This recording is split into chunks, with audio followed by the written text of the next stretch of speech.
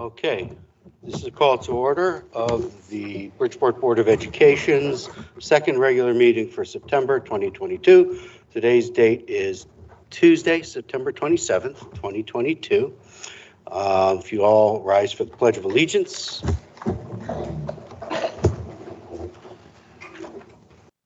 I pledge allegiance to the flag of the United States of America and to the republic for which it stands, one nation, under God, indivisible, with liberty and justice for all. Mr. Secretary, would you call the roll? Sybil Allen, Here. Thank you. Christine Baptiste Perez, Present. Albert Benahan, Present. Bobby Brown, Present. Erica Castillo, Michael Macaron, Present. Joseph Sokolovic, Present. John Weldon, Present. and myself, Joseph Lombard, present. Okay, before we get into it, there's a couple of procedural items I'd like to go through. First, our first new business item, discussion and possible approval of thermal energy supply agreement for new Bassick High School. We have some outside presenters for this, so I'd ask that we just relocate this to immediately following the superintendent's report.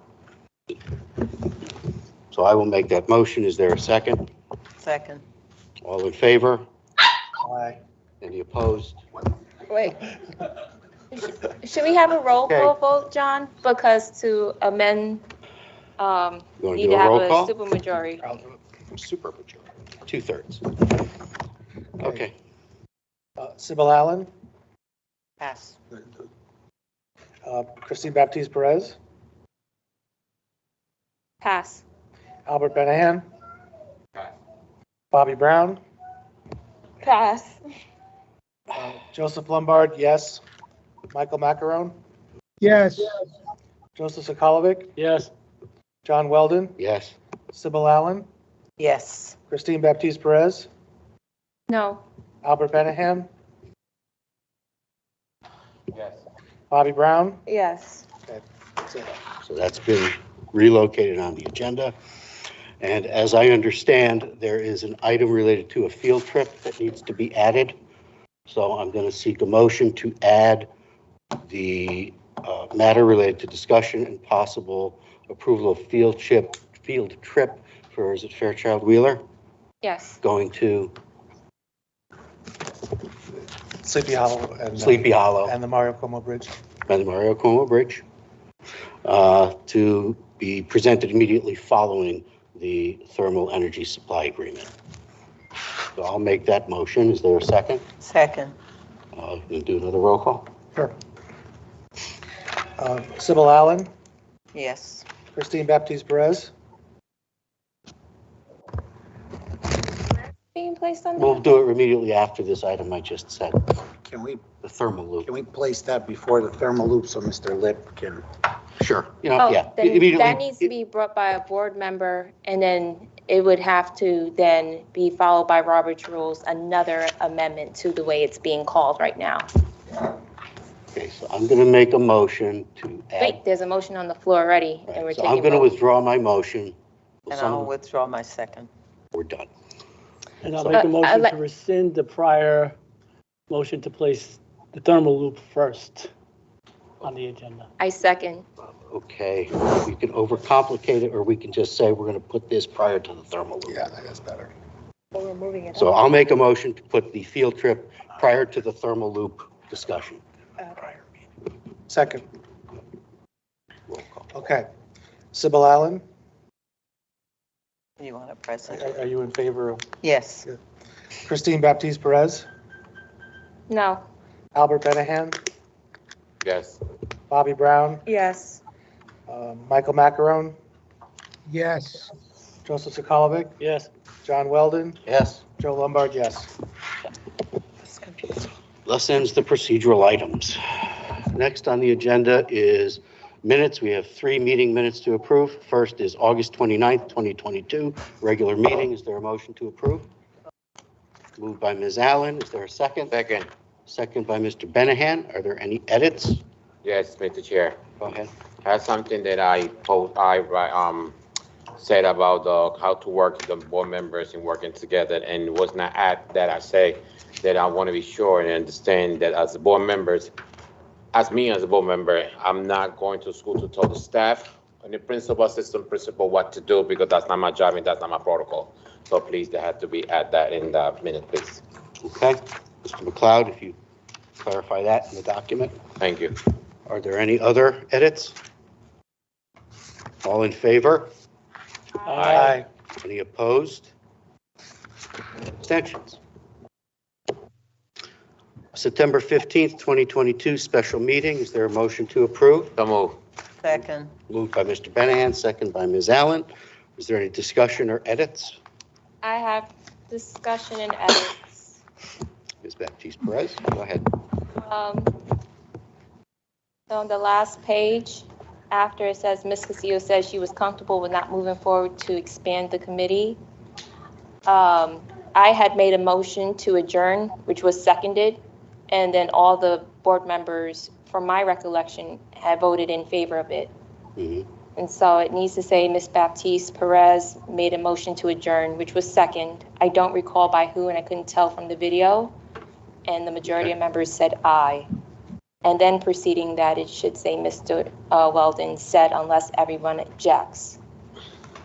And so the adjourn time should actually be earlier, but I didn't get the timestamp.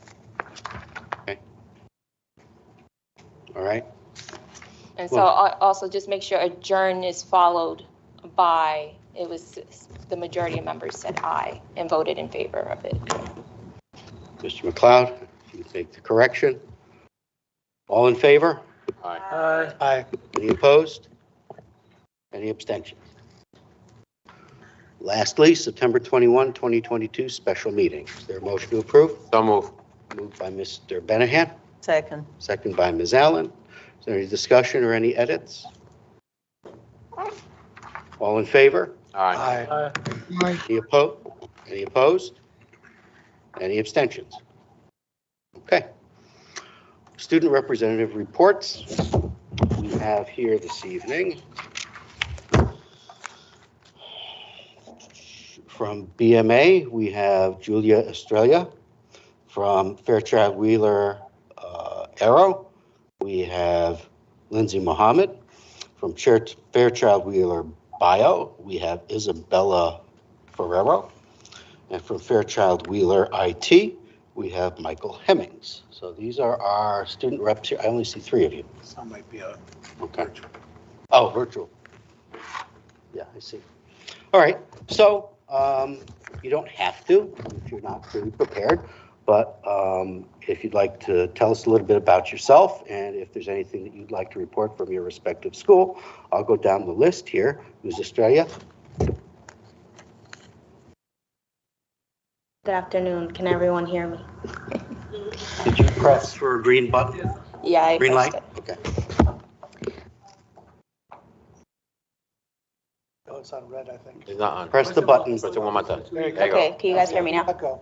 Then let it go. Oh, okay, I got it. Thank you. So my name is Julia Estrella. I'm the representative for Bridgeport Military Academy.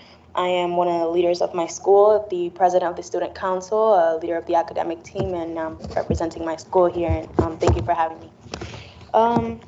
So things have been going well for my school. You know, the year started off great. We had our annual reform of the battalion. We engage in physical activities like exercise and things like that to begin the school year, as well as boot camp. For 9/11, we did a remembrance walk around Seaside Park. We began our after-school clubs like Color Guard, Drill Team, Academic Team, especially for the new freshman students that want to be more involved in school extracurricular activities as such. We held our open house on September 14th. A lot of new parents came and were able to meet a lot of teachers, and a lot of parents had very good feedback about that.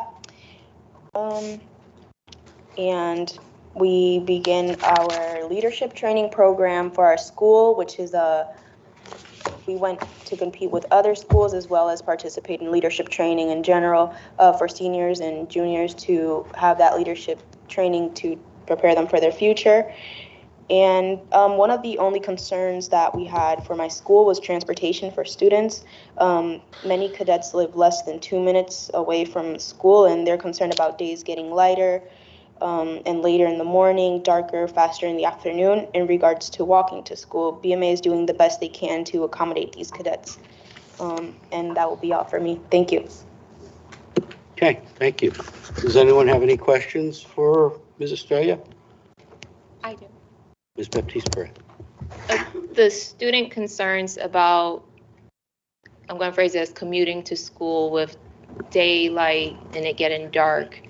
Are you saying students would probably want a later start time so that way they don't have to commute, let's say like when it's still dark, like 6:30 in the morning? Yes, that's what was mentioned previously, just because parents were a little concerned about, sometimes when it's starting to get cold, it's a little darker out and it can be dangerous. Maybe they're just concerned about their child's safety. Was that a parent issue or a student issue? A student issue. Brought by the parents or by the students? No, a parent told their child and the child brought it up. So it was a parent concern, but yeah, students as well. Okay, thank you. Thank you. Lindsay Mohammed? Good evening. My name is Lindsay Mohammed, and I'm representing the Fairchild Wheeler Aerospace School. I'm president of NHS, and now I'm here. Thank you for having me. So basically, students have been issued all of their laptops in school already, and we began clubs again.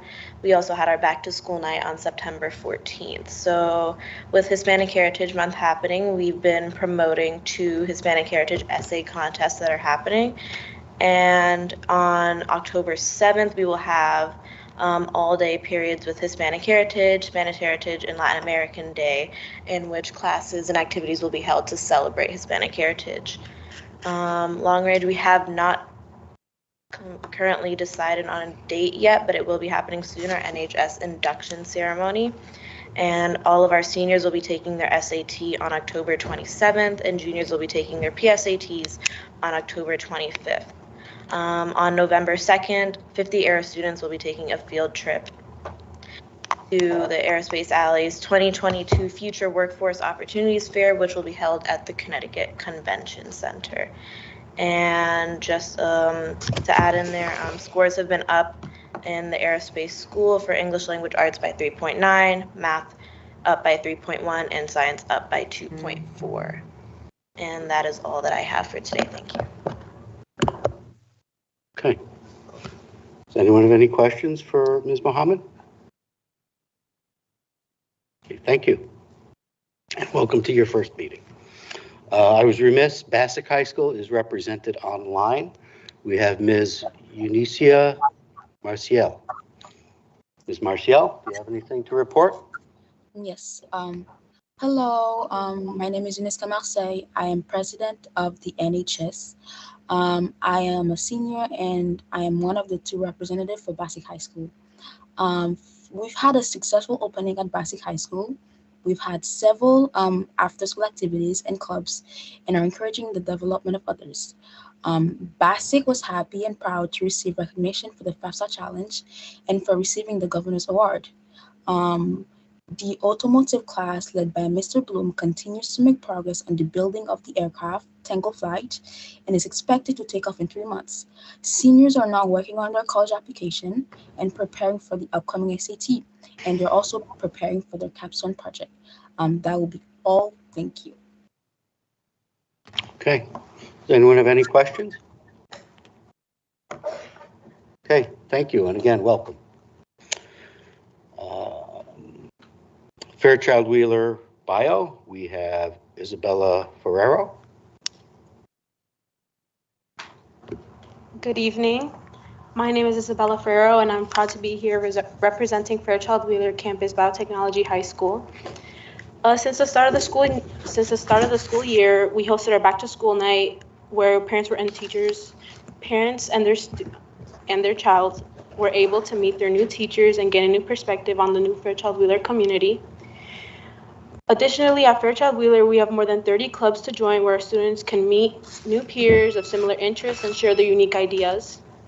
And finally, our upperclassmen provide extra support through a program called Linked Up Crew for our new freshmen to accommodate themselves and get a feel for our high school environment. Thank you. Thank you. And last, we have from Fairchild Wheeler IT, Michael Hemmings. Hi, my name is Michael Hemmings. I'm a senior IT. So far we had 25 clubs that are up and running. STEM camp recently passed. It was very successful. We had our senior volunteers work with teachers and incoming freshmen to help kids get accustomed to the school. Students completed mini projects each day, paper bridges and Lego coding, etc. Laptop distribution was successful, and so was our open house, which was September 14th. And we also have a field trip to University of New Haven coming up on October 13th. And that is all. Okay. Does anyone have any questions for Mr. Hemmings? Okay. Thank you and welcome. There are other. Yes. You got a question? No, I don't have a question, but I would like to please everybody give a big hand to all the student representatives. They always come to bring Before we did information. that, I want to just make sure I read them all. So they're all stated, and then we'll do that. So all the representatives are Bassick High School, Ms. Marseille, and then we have Nikki Ann Thomas. At Bridgeport Military Academy, in addition to Ms. Estrella, we have Evan Arroyo. Central High School, we have LaTanya Ferguson and Brianna Broderick. Fairchild Wheeler Arrow, in addition to Ms. Mohammed, we have Annalise Ovalle. And Fairchild Wheeler Bio, in addition to Ms. Ferrero, we have Chanel Morgan. And at Fairchild Wheeler IT, in addition to Mr. Hemmings, we have Jose Narcisse. And at Harding High School, we have Jaleel Stewart and Vasti Gifford. So, as you said, I just want to give a big hand to a student. Let's everybody give a hand.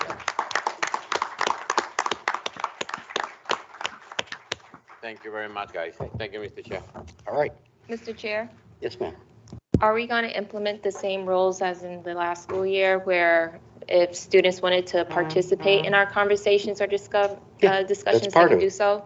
That's part of So it. That's really the reason you're here, is to participate in our deliberations. I'm sure it's been explained to all of you that while you're not able to vote, we want to hear what you have to say about the different things that we're talking about, so we can hear from the student point of view what your thoughts are. So please actively participate. Raise your hand. Okay? Okay. Next on the agenda is public comment. We have 6 speakers this evening. The first is, I apologize, I'm going to butcher this, Chinadum Nuodum. Please correct me. Go ahead. There should be a button. There we go. Yes, my name is Chinadu Nodum, for the record. Longtime resident of Bridgeport, member of FaithX, member of Gen Now, on the board for Partners. And I wanted to go onto record to just say that speaking to the board, especially looking at the agenda for today, first wanted to commend the board. The items I see in new business seem to be basically responding to the public comment that has started at the beginning of the school year, for coming out from the outcry from the community, asking to be thorough in this process for selecting a superintendent, and also making space to include the community. So wanted to start off by commending the board, and my comment is really just to encourage that as you go into these discussions and possible actions, that again, continue to consider the community's input, consider how voices have responded, and how we want to set the precedent going forward for how our district wants to be a collaborative space, a space in which our entire community feels included. And that as we go on this journey collectively, that we are very, very intentional in making a situation in which we are setting up not only just our students for success, but whoever it is that comes into this role is in a space where they feel that they're able to succeed, and they feel that despite any contention we can all have, that this is a community that is dedicated to uplifting them in their role and looking forward to their success in that position. Thank you. Thank you, sir. Joanne Kennedy. Good evening. For those of you that may not have been here at the last public comments, I'm going to read this into the record again. The scripture says, "Suffer the little children to come unto me and forbid them not, for such is the kingdom of heaven." We have to take care of our children. This was dated September 14, 2022. The members of the Bridgeport Board of Education, the Greater Bridgeport NAACP, and its Education Committee recently wrote a letter to the Bridgeport Board of Education Chair and its members on the BOE's failure to be transparent and inclusive in the Bridgeport Superintendent selection process. Given the political climate in this nation and significant efforts being made by special interests seeking to control and manipulate public education, it's imperative that local boards of educations, public school educations be not only transparent, but inclusive and reflective of its community. On September 8th, the Bridgeport Board of Education held an exclusive meeting hiding in plain sight at our largest high school, Central High School, sequestering themselves in an upstairs classroom guarded by Bridgeport police officer on scarce public finance overtime dollars. 4 Board of Education members, thank you guys very much, opt to remain instead with the public who were denied access and entry into the staircase leading up to the second floor location of the secret meeting. The attending public remained strong and united, while more participated via Facebook Live to witness the actions of the Bridgeport Board of Education Chair John Weldon, who arbitrarily and unilaterally refused public entry and access to the most important work the Bridgeport Board of Education is charged with doing. The selection of the new superintendent, including an interim or acting superintendent, greatly impacts 20,000 students, 20,000 plus students, and their families who attend Bridgeport Public Schools.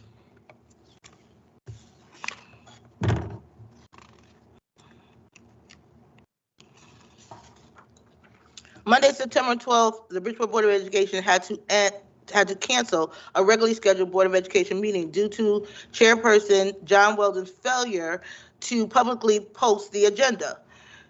Chairperson John Weldon's express duty is to ensure that the BBOE agenda is posted within requirements of the Connecticut Freedom of Information Act. Yet he continues to fail to uphold this basic and express duty.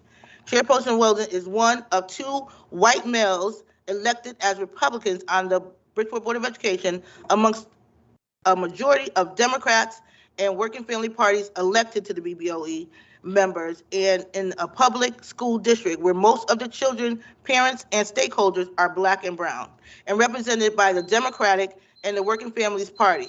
Yet Chairperson John Weldon is using the tactics lauded by the National Republican Gang of Dilettantes who are attempting to hijack the public education system, i.e. Florida, Texas, Georgia, through manipulation and control. We must demand the Bridgeport Board of Education work on behalf of the families and children attending Bridgeport Public Schools. We must demand transparency and inclusion. We must demand equity and accountability. We, the people, are the power. For without the people who are the parents, there are no children. For without the children, who are the students, scholars, there are no schools and therefore no local boards of education. Be strong and powerful. We have to continue to demand, not to only have a seat at the table, demand to have our voices heard and acted upon.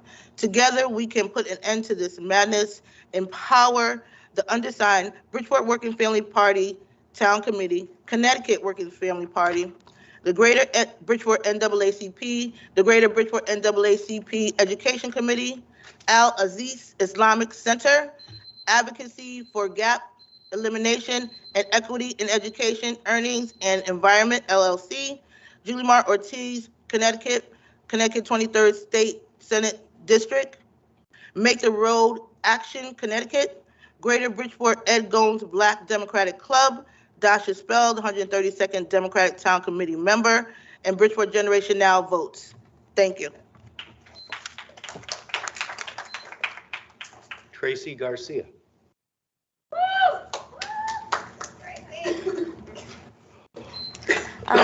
Hi, my name is Tracy, and I'm here today with the group Make the Road to express my demands as a Bridgeport youth regarding the new superintendent. I am a member of the community, and as a member of the community, I demand a transparent and respectful process when selecting the new superintendent. As a member of Make the Road Youth Power Committee, we demand the following things from our new superintendent. And remember this, I'm 13.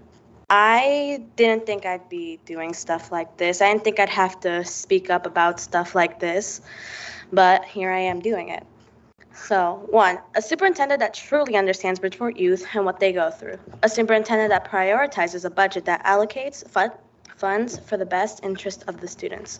A superintendent that will commit to working on getting teachers and counselors paid adequately. A superintendent that will invest in infrastructure of the schools. A superintendent that will commit to investing in more quality meals. One that actually implements restorative justice practices in schools, and a superintendent that cares about students having a seat at the table. I'd also like to expand a little more on why I think that the teachers and counselors should be paid a little more adequately. I'm taking this from personal experience, okay? I had a teacher who would come to school. One would come happy because he loved to teach. Another one was just absolutely sick and tired of the way he was paid. He loved his students, but he just didn't like the pay. He was this close to quitting, but he kept staying. And I don't think that's right. People should be paid to do what they're doing what they love or what they think they need to do. And the money that goes to them helps them with stuff that goes on in their life. And they're just more stressed about teaching the kids, well stressed about stuff at home, the things they need money for. And I don't think they should have to stress. And I think that the narrative here is that we do not care. But I'm here to prove otherwise. Thank you for listening, and please take in consideration our demands. Thank you, Ms. Garcia. Annalyn Juarez.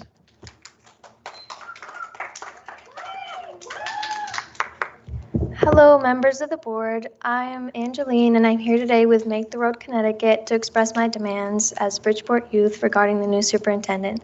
As a member of the community, I demand transparent and respectful process when selecting the new superintendent. As a member of Make the Road Youth Power Committee, we demand the following things from the superintendent. A superintendent that truly understands Bridgeport youth and what they go through. A superintendent that prioritizes a budget that allocates funds in the best interest for the students. A superintendent that will commit to working on getting teachers and counselors paid adequately. A superintendent that will invest in the infrastructure of the schools. A superintendent that will commit to investing in more quality meals. Implement restorative justice practices in the schools. A superintendent that cares about the students having a seat at the table. I would like to add a bit of emphasis on the superintendent being understanding and letting students have a seat and be able to talk here in these meetings, transparent meetings, because we students are the future. We are going to be good. We're just generally going to be the future. If we get good education, if we want to learn in schools, if we learn, we want to learn, we'll do good, and then we'll become good people. And the narrative is that we do not care, but we're here to prove otherwise because we want a better education for ourselves. We want to study. Thank you for listening, and please take our consideration into demands. Thank you for your time. Thank you, Ms. Juarez. Giselle Juarez.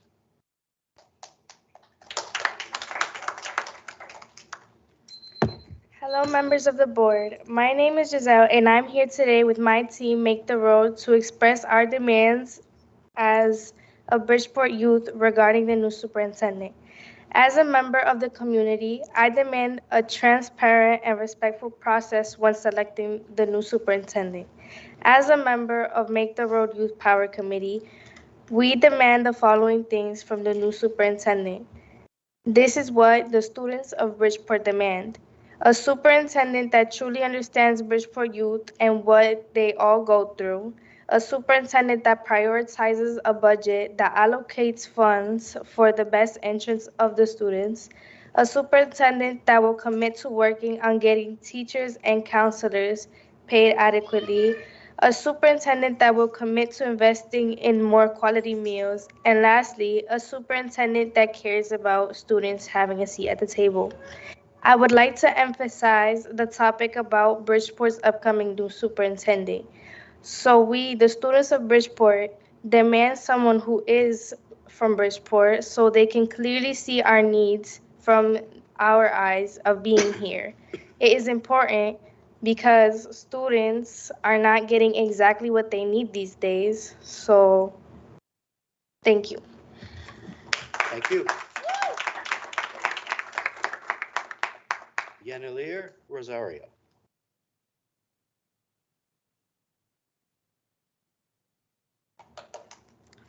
Hello, everyone. I'm Yanilis Rosario from Make the Road. I'm going to keep this short. I'm just here to emphasize what the youth have said and what they are demanding. And I hope everything that they have said today is heard, respected, and is acted upon. It is important to have a transparent process with the new superintendent because this will really shape our youth in Bridgeport. Bridgeport's education system is in critical condition, and we need to do better to invest in our students and their future.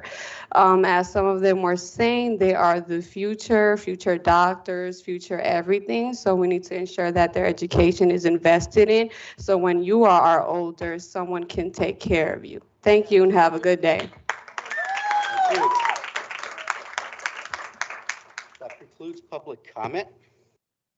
Next is the chairman's report, and I'm actually going to turn it over to Mr. Testani because he has a recognition to make.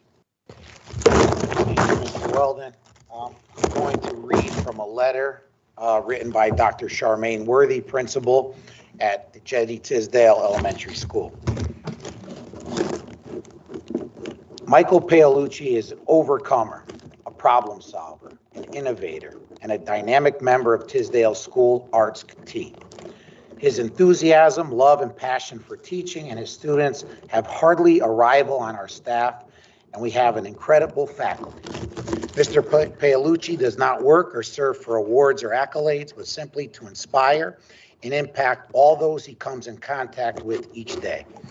He has mastered the elusive art of being firm but fair, having rules yet maintaining relationships, and keenly remembering that he is really teaching children whom he freely offers love, acceptance, and grace. One walks into his classroom and finds the environment alive with excitement from the students, passion from the teacher, and a wow factor from his choice of delivery methods. While remaining current with the latest instructional strategies and technologies, he can still reach a troubled or struggling student with simple yet profound words and empathy coupled with complete professionalism. Likewise, he can accelerate and challenge his brightest students because of professional development experiences and innovations he has pursued and mastered. Mr. Paolucci has a calling in his life, and that calling is teaching. He teaches his students to strive for excellence, to love music, and to respect each other.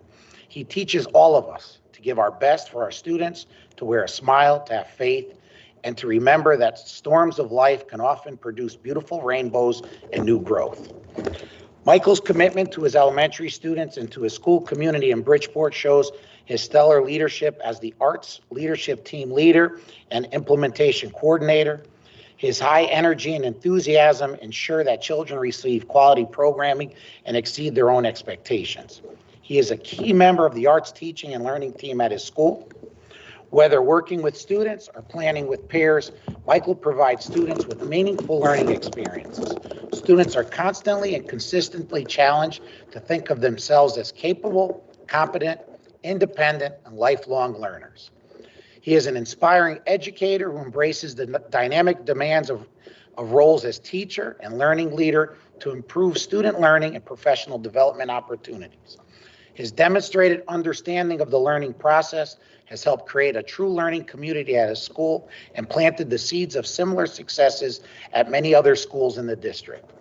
His peers recognize him as a leader, actively involved in professional development. He openly shares his techniques for classroom successes and student achievement with his peers. He is the ideal champion for bringing innovation into the classroom or aiding others in developing or modifying existing strategies to assist in student learning. His quiet, confident demeanor helps support his peers to better understanding of teacher practices, which leads to greater student learning. It is with admiration and support and without reservation that I introduce Michael Paolucci as the Bridgeport Public Schools 2022 Teacher of the Year.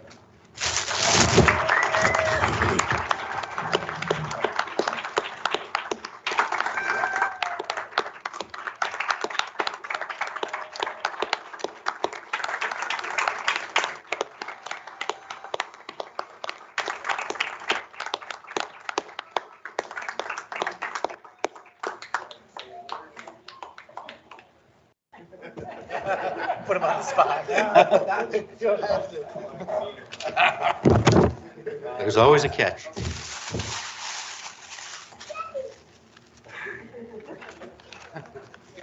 Mama, come over here.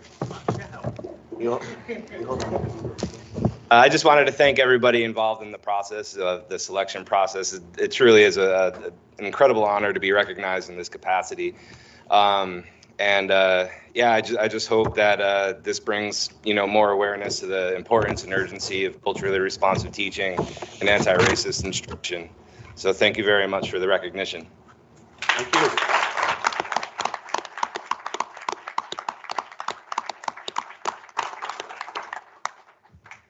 Okay, we're going to move on to committee reports and referrals.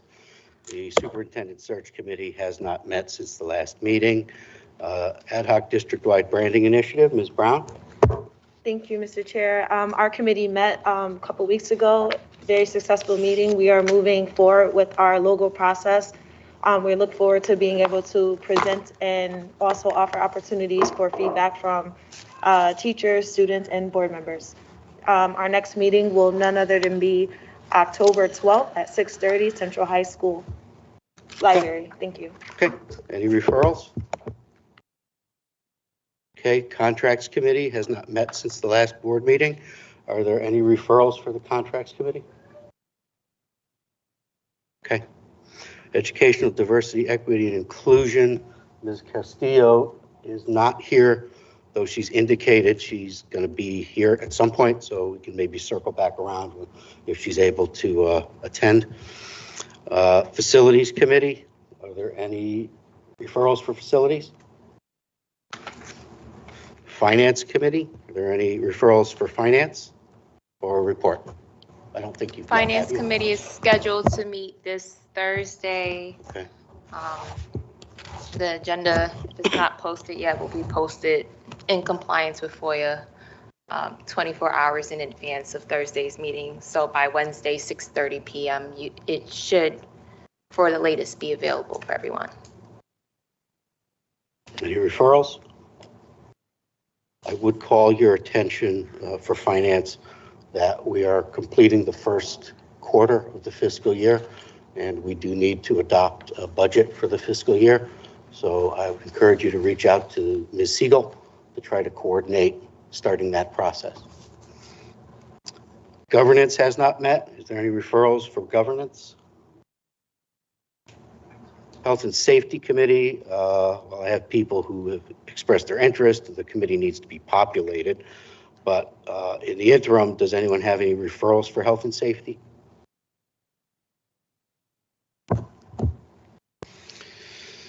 Personnel, are there any referrals for personnel? We were hoping to have some referrals to personnel. However, candidates from outside of the district that were moved forward in the process and within the district, I'm sorry, in the process for the selection of principal at Black Rock School Fairchild Wheeler IT and Fairchild Wheeler Bio have all since withdrawn their candidacy. So they were not the top candidates. The current employees at serving as interim were all the top candidates. So we will move forward in the process. Okay, thank you. Students and families? Student family, we're gonna meet October 20, 2022 at Central High School. But Mr. Chair, I just want to put on the record, I already sent an email that starting the next month, I'm gonna change the time because as I'm a part-time, I leave at 6 o'clock, Ms. Brown leave at 6 o'clock, so we want to have a great successful, meeting, so we're gonna start at 6:30. Just wanting to know for the record. Fine, yeah. Thank you. Ms. Valier know, she'll update. Yeah, the I already list. sent an email to let them know. Okay. Thank you. Any referrals? Teaching and learning. Teaching and learning, we met today at 5:30 prior to this meeting. One item is actually going to come up, so I won't bother to discuss it regarding the field trip that the board will decide on for Fairchild. The board did review the district's performance in the SBAC is the short term for it, but it's pretty much the end of year examination for grades 3 through 8 and grade 11. Part of the discussion was the tough pill of reality with the state of our schools. According to the SBAC scores district-wide, we are somewhat on par with our neighboring, or I forgot what's the terminology, so similar kind of school, DIRT schools. DIRT doesn't sound much optimistic. So that would include like Hartford and New Haven. However, for being comparative for those apples, it means that only 20% of our students are proficient in ELA. So that means 80% of our students are not proficient in reading and math. For math, 90% of our students are not proficient. And for science, 17% of our students are proficient. So 83% are not. And being able as a district, Mr. Testani did explain that there is a plan being implemented that's not from the top down to move our students forward.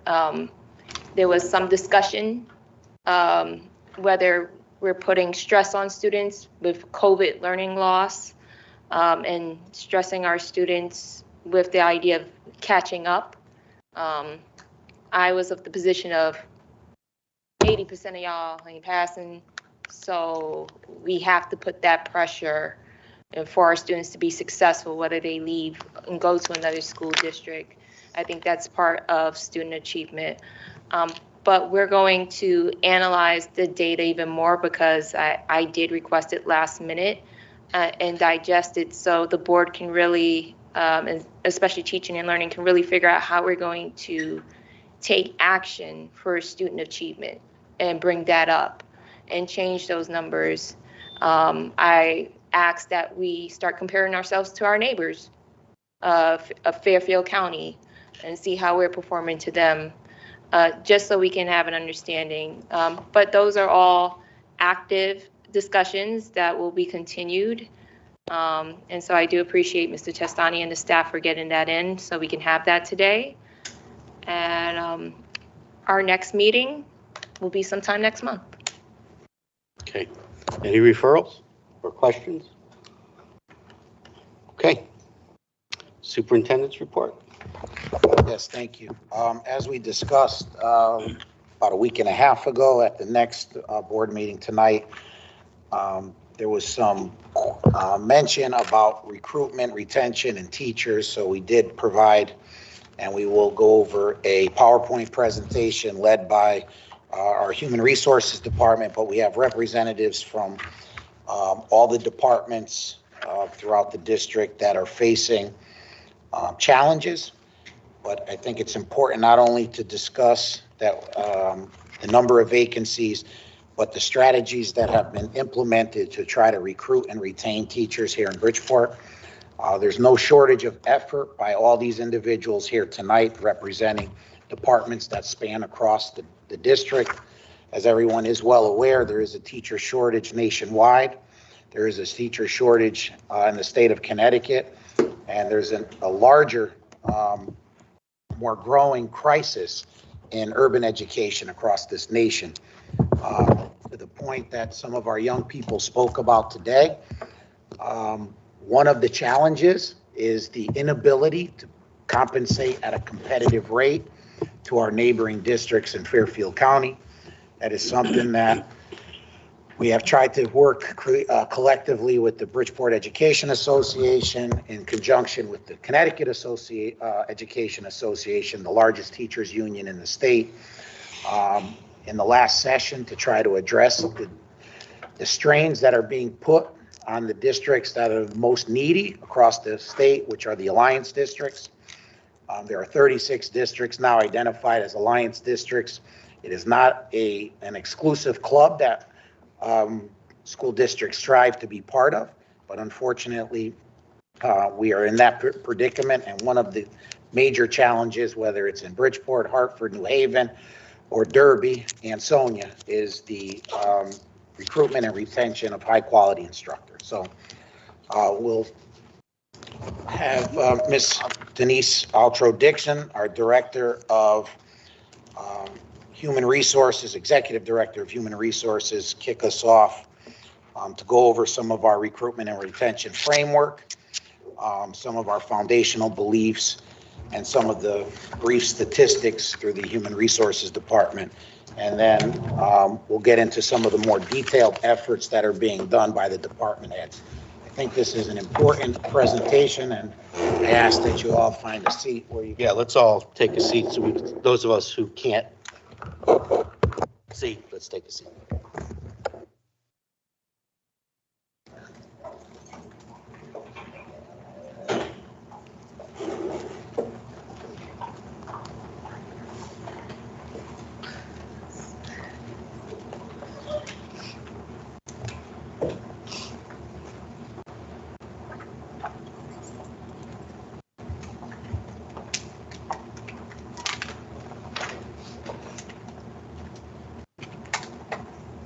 Ready?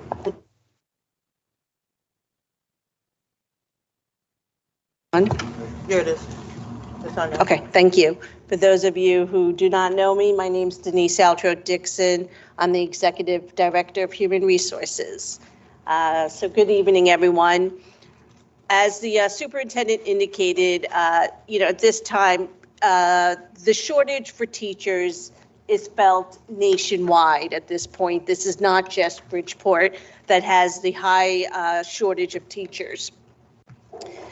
In addition to, is every district competing for teachers that are out there, less and less people are enrolling in schools to become teachers. We've had conversations with local universities about their enrollments, and we have been told repeatedly that enrollment for educational programs has decreased tremendously over the last few years, whether it's COVID related or just people are no longer seeking out the teaching careers. It is something that is being felt throughout the nation. So at this point in time, let's see. One of the things we are focusing on doing, first let's go to statistics. At this point in time, there are about 80 vacancies for certified staff in the city of Bridgeport's public schools. Now, when I say 80 vacancies, that may sound like a lot to you. It is a lot, but when you look at our fill rate percentage, at this point, 95.3% is our current fill rate for teachers. So that means 95% of our teaching positions are filled. So, but 80 vacancies is a lot. At this time, there are 75 vacancies that are in the classroom setting. There are some vacancies such as the speech and language pathologists, school psychologists, social workers that are not in the classroom. So that's why we say there are 75 of these vacancies. When each of the department heads speak, they could talk to you specifically about their departments. This number 80 also reflects other areas such as elementary. We have 1 pre-K vacancy, physical ed and health vacancies, ELA and English vacancies, tech ed, and social studies.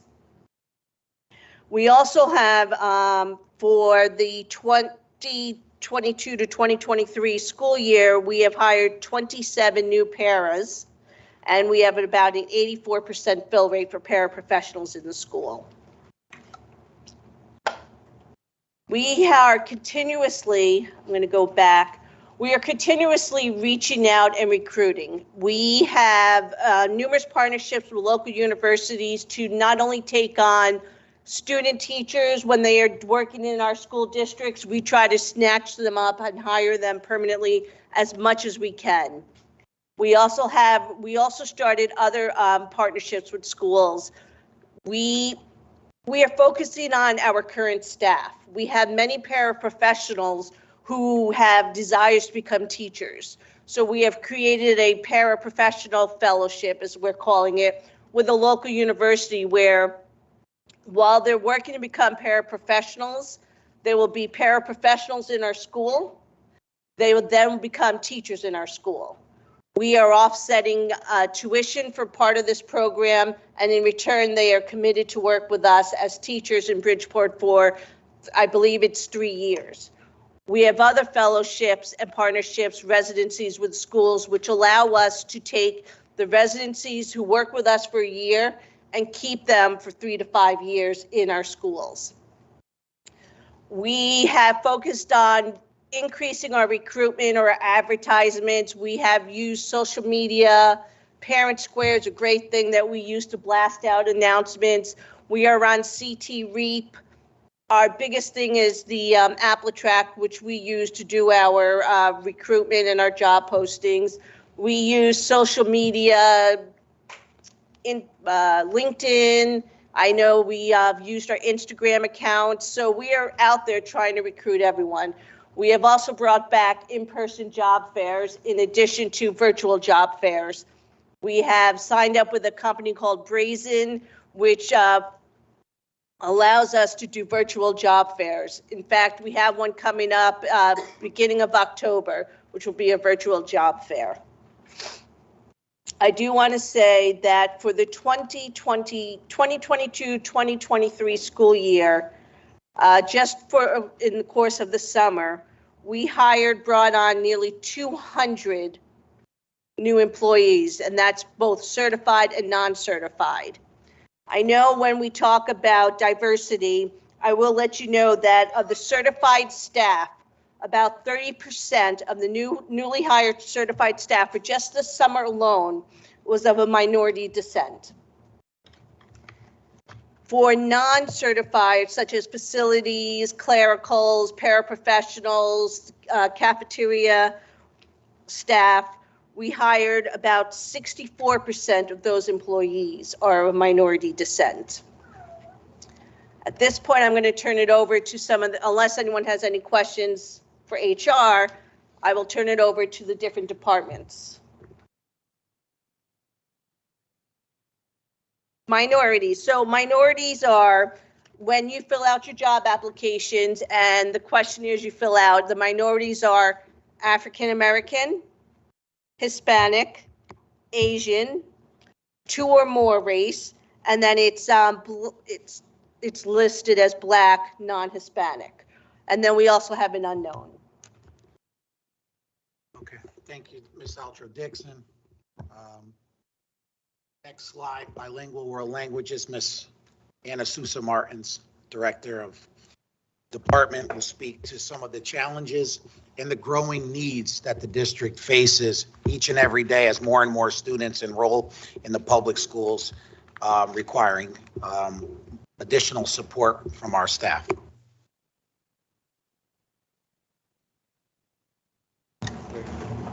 Good evening, everyone. Anna Souza Martins, Director of Bilingual Education and World Languages, K-12. So to give you some perspective, from June until late August, we had about 24 vacancies.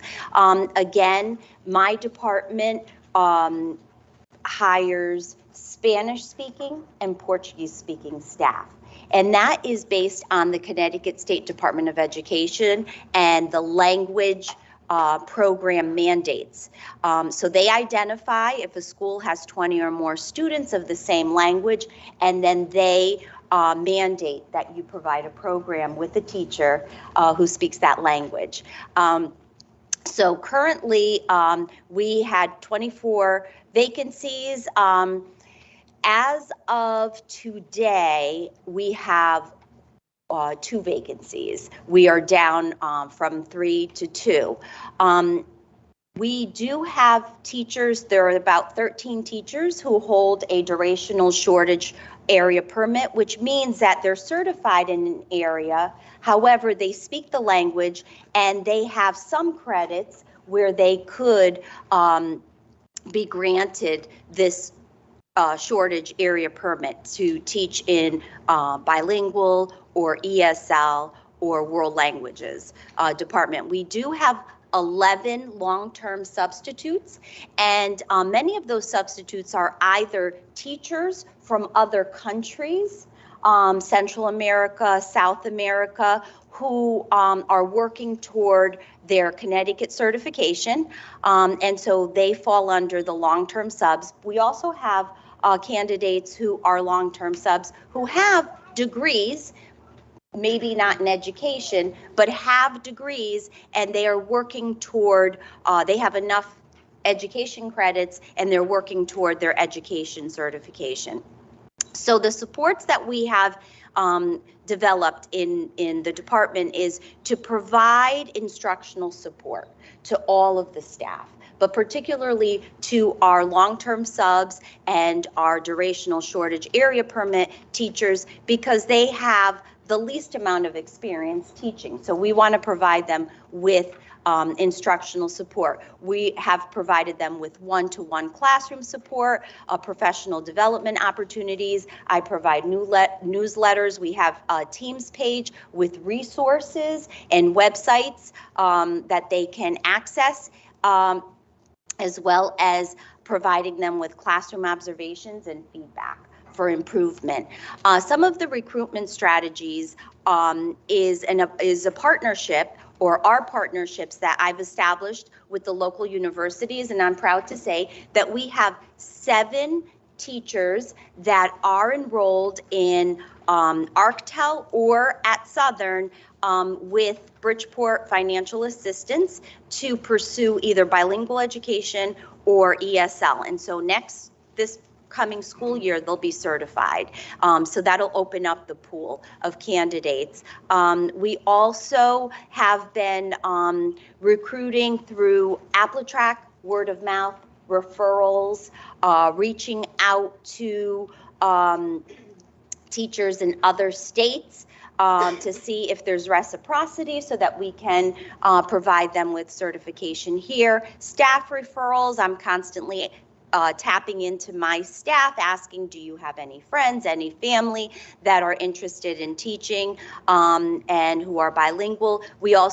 I collaborate regularly with the Connecticut State Department of Education, their certification specialist. So that is all for my department. Thank you. Thank you. Other questions? Go ahead. Yes, as far as the people we helped out get the certification, are they obligated to stay for a certain amount of time? Yes. So depending on the cross endorsement initiative or the fellowship, it could be 3 years, it could be 5 years. So they all sign a promissory note that if they leave and before that, there'll be some financial obligation to give back to the district. This is Tanya. I have a question for Ms. Susan. Ms. Susan, I have a question. When you say Spanish and Portuguese, but they can be another language, another person if they come, right? Yes. All right. Yes. So Right now, Bridgeport is only mandated to provide Portuguese, Spanish and Portuguese language programs, but we have families and students from many different cultures and languages, and those students receive ESL, English as a second language. Thank you. And you said current vacancy, the 3, they go 2 now, right? Pardon? The vacancy, you said it from 3, now it's 2. And then what is the titles? And they're Spanish high school. And my last question, how did registration go to in your department? You know, parents come, you have a lot of Yes. people. Okay. So we've been providing registrations, and as a result, we've been connecting with parents who know teachers from other countries who have help too. So, and we've worked with Make the Road at the Newcomer Arrival Center to provide training for parents. So we're providing lots of community-based resources. All right. Thank you, Mr. Simpson. No more question, Mr. San. Mr. Garcia, before you go with facilities, we'll come back to facilities. I want to talk a little bit about the math teachers because that's been an area that is a struggle. Mr. Planas is at a workshop. Some of the same supports have been put in place to help students, help teachers be retained in the area of mathematics. Many of the same recruitment strategies, connecting with universities, participating in district recruitment fairs. Mr. Planas also reached out and participated in a virtual job fair back home in his neighboring town of Ponce, Puerto Rico. We forward all our postings through social media, but in the math area, we also forward them to math agencies throughout the area and the country. We work with CES to provide workshops to help folks get their 4.8 certification and pass the assessment. We've also provided information to teachers to try to do cross endorsements and incentives as well. And we've also purchased licenses to practice for folks to practice for the high school exam, state exam, which is the praxis test. So there is no shortage of efforts from our math department. Equally as challenging as the science department, and Mr. Henry's here, he can speak on the science department.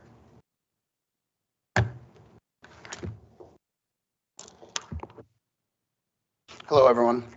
I appreciate your time. I am Dave Henry. I'm the science director as well as the director of the aquaculture program here.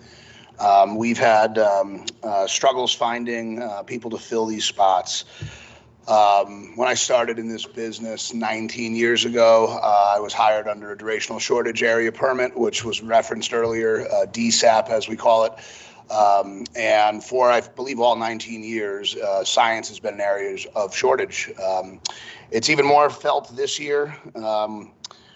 We have 4 recent applicants in our system that have applied for jobs in Bridgeport Public Schools. 2 are from the Philippines, one's from Bangladesh, and the other one's from Connecticut, and she's been hired. Those 3 have responded. They are looking for visas to come to our country and work. So it shows, I guess, how dire the situation is. With the help of Portia Scott, who I believe is here, Ms. Scott's been a great addition to us as Assistant Science Director.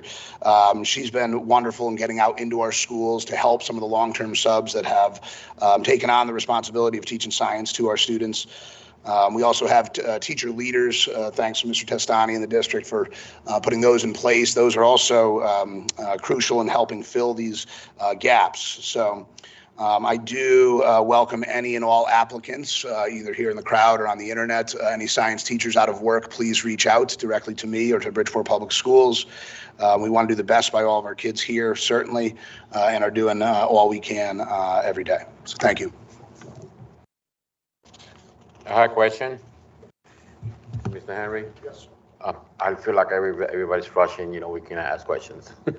Mr. Henry, when you say the number of vacancies 14, they always have this high number, or we was low before, so Mr. Henry? This has decreased over the last 2 weeks, or pardon me, over the last 4 weeks. But we are currently facing this number of vacancies. So whatever teachers we have now, they working like a double hard with the students because you short Oh, science. Oh, unfortunately, those classrooms are covered by substitutes. They're not covered by, we don't have the teachers. So in a middle school, for example, there's one science teacher for middle school. So if there's a vacancy, there are no science. There's a sub, and as Mr. Henry mentioned, maybe a lead teacher there to provide support so that there's some teaching going on in the science area. In terms of, is this a low number? We've had years where it's worse. Many years ago, some people in the room will remember, the district went to India and brought over math and science teachers to fill vacancies. That was a 2-year commitment, and those folks had to go back. And we've struggled ever since to continue to try to find certified science teachers. It's a small pool. It's very specific in terms of certification to teach the science disciplines. So you have to be certified in biology to teach biology. You have to be certified in chemistry to teach chemistry, which means you have to pass the praxis exam in that content area. And most of those folks work in private industry where they can make a lot of money. That's what we're talking about, teachers or sub? Teachers. Subs have to meet the sub are certified? No. So you cannot, one question. Hold on 1 second. I'm not finished yet. Hold on. I'm not finished yet. Give me 1 second. So you want to tell me that the students are not receiving the education complete 100% because the sub is not certified? Correct. If the sub was certified, we'd hire. Okay. All right. Thank you. Portia, you want to add to that, Portia? Yeah, I wanted to add to that because that's one of the reasons why I've been going to those schools that have new teachers and long-term subs to ensure that they're getting the curriculum, they're getting the rigor, and they're getting instructional practices that they can implement even though they're not a certified. All right. Thank you for your information. And I can share as well as her supervisor and evaluator, she does have an office here at Aquaculture, but it's often not occupied because she is on the road and with, filling me in with all she does. So again, I'm appreciative. Thank you, Portia, for all that you've done for our kids. Thank you, Mr. Henry. Thank you, Mr. Zatani. Well, we'll stick with the Henry theme and call up Dr. Henry, who is our Director of Performing and Visual Arts. And again, no shortage of efforts from Dr. Henry and her department in trying to recruit certified teachers in this area. Hi, good evening, everyone. I'm Sarah Jane Henry. It's rare that art and music are areas of shortage, and it is right now. And we're not the only district struggling. Our surrounding districts are certainly trying to poach our people, so I am doing the best I can to keep our wonderful staff where they are. And it helps when we have a Teacher of the Year, so thank you for that. So we do have 6 unfilled classrooms right now, but what I'm doing with principals is we're working to expand performing arts into including theater, so that opens up a skill set for teachers so that we have a broader pool to pull from. Like the other departments, our long-term subs are all invited to all our professional development and meetings. They have access to all our online resources. I am working to pair them up with veteran teachers so that they have somebody to ask questions. If it's not me, it can always be me, but they can always reach out to a colleague to share lesson plans and that sort of thing. I'm setting up study groups for my non-certified staff who are looking to take the praxis so that they can work together to pass the test together. I've got one teacher on a strict schedule that she has to follow until December so that she can take the praxis. She said that she needed that, so we have meetings set up so that I can keep her on task so that she can be ready for the praxis. I'm working with local universities to get some of their students. I've said to them, if you've got classes in the evening, send them to us during the day for the practical experience. And we're just trying to fill all the classrooms. So we're 6 short right now, but we're trying to beg, borrow, and steal from wherever we can. I have a question for Ms. Henry. Sure. Ms. Henry, thank you for your information. You always do a great, Ms. Henry too. What's going on with this 6 classrooms not covered? Why are they exactly what are happening? What is?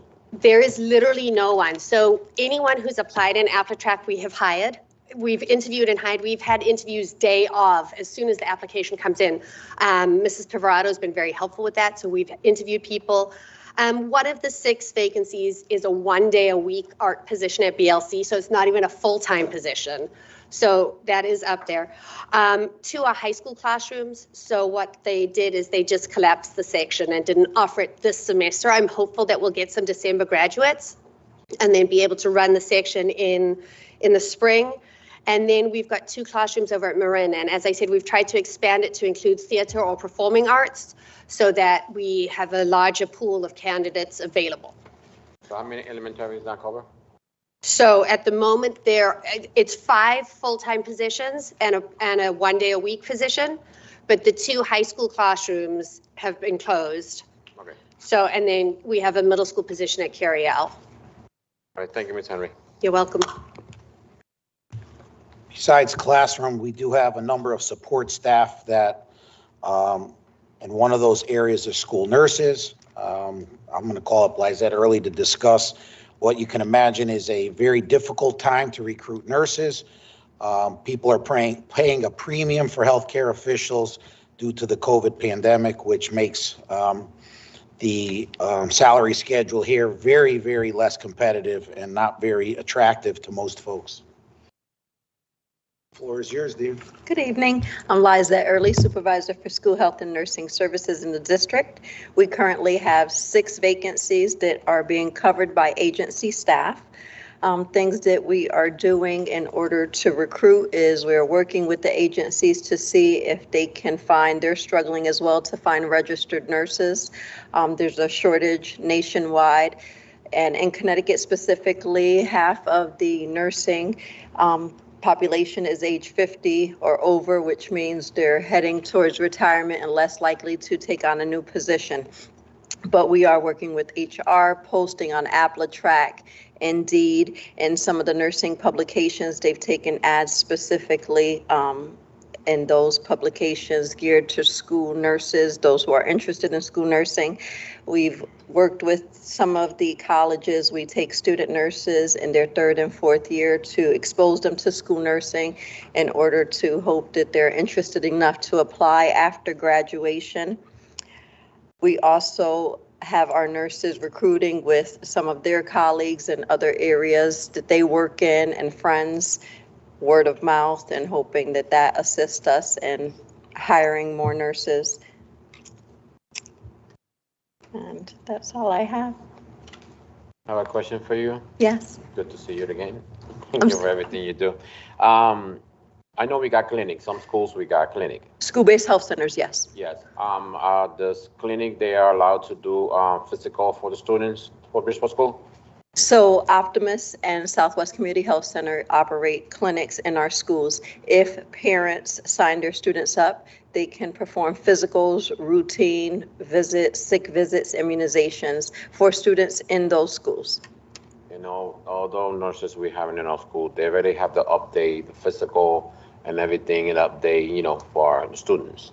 No, so we have students who may not be up to date at this time. Southwest and Optimus did undergo a transition to their system this summer, and that pushed a lot of their physicals back.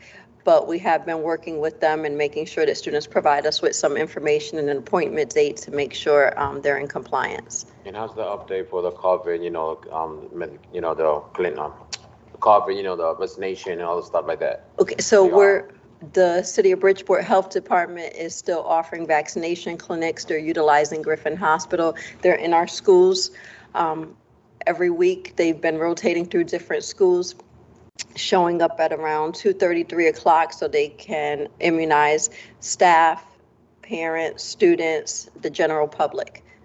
All right, thank you. No more question. Thank you You're so welcome. much. Thank you. Oh, I have a question. I'll stick on the topic of school nurses. Do we have any kind of similar program, like with the paraprofessionals for recent graduates or maybe students from a community college with an RN or a degree in nursing, but to encourage them to go into a bachelor's in nursing? Is that the requirement? No, that's not a requirement. And the City of Bridgeport will accept nurses who also have an associate's in science of nursing.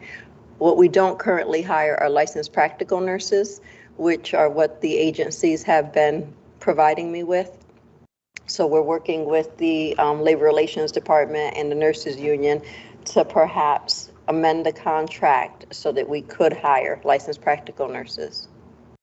And from your expertise, what's the big difference between the RN and the practical nurses? Is it the LPN you're talking about? Yes. I'm sorry, I'm used to the acronyms. Yes, Oh, LPN never mind. Well, and then I know what the difference is. Okay. Regarding the two different kinds.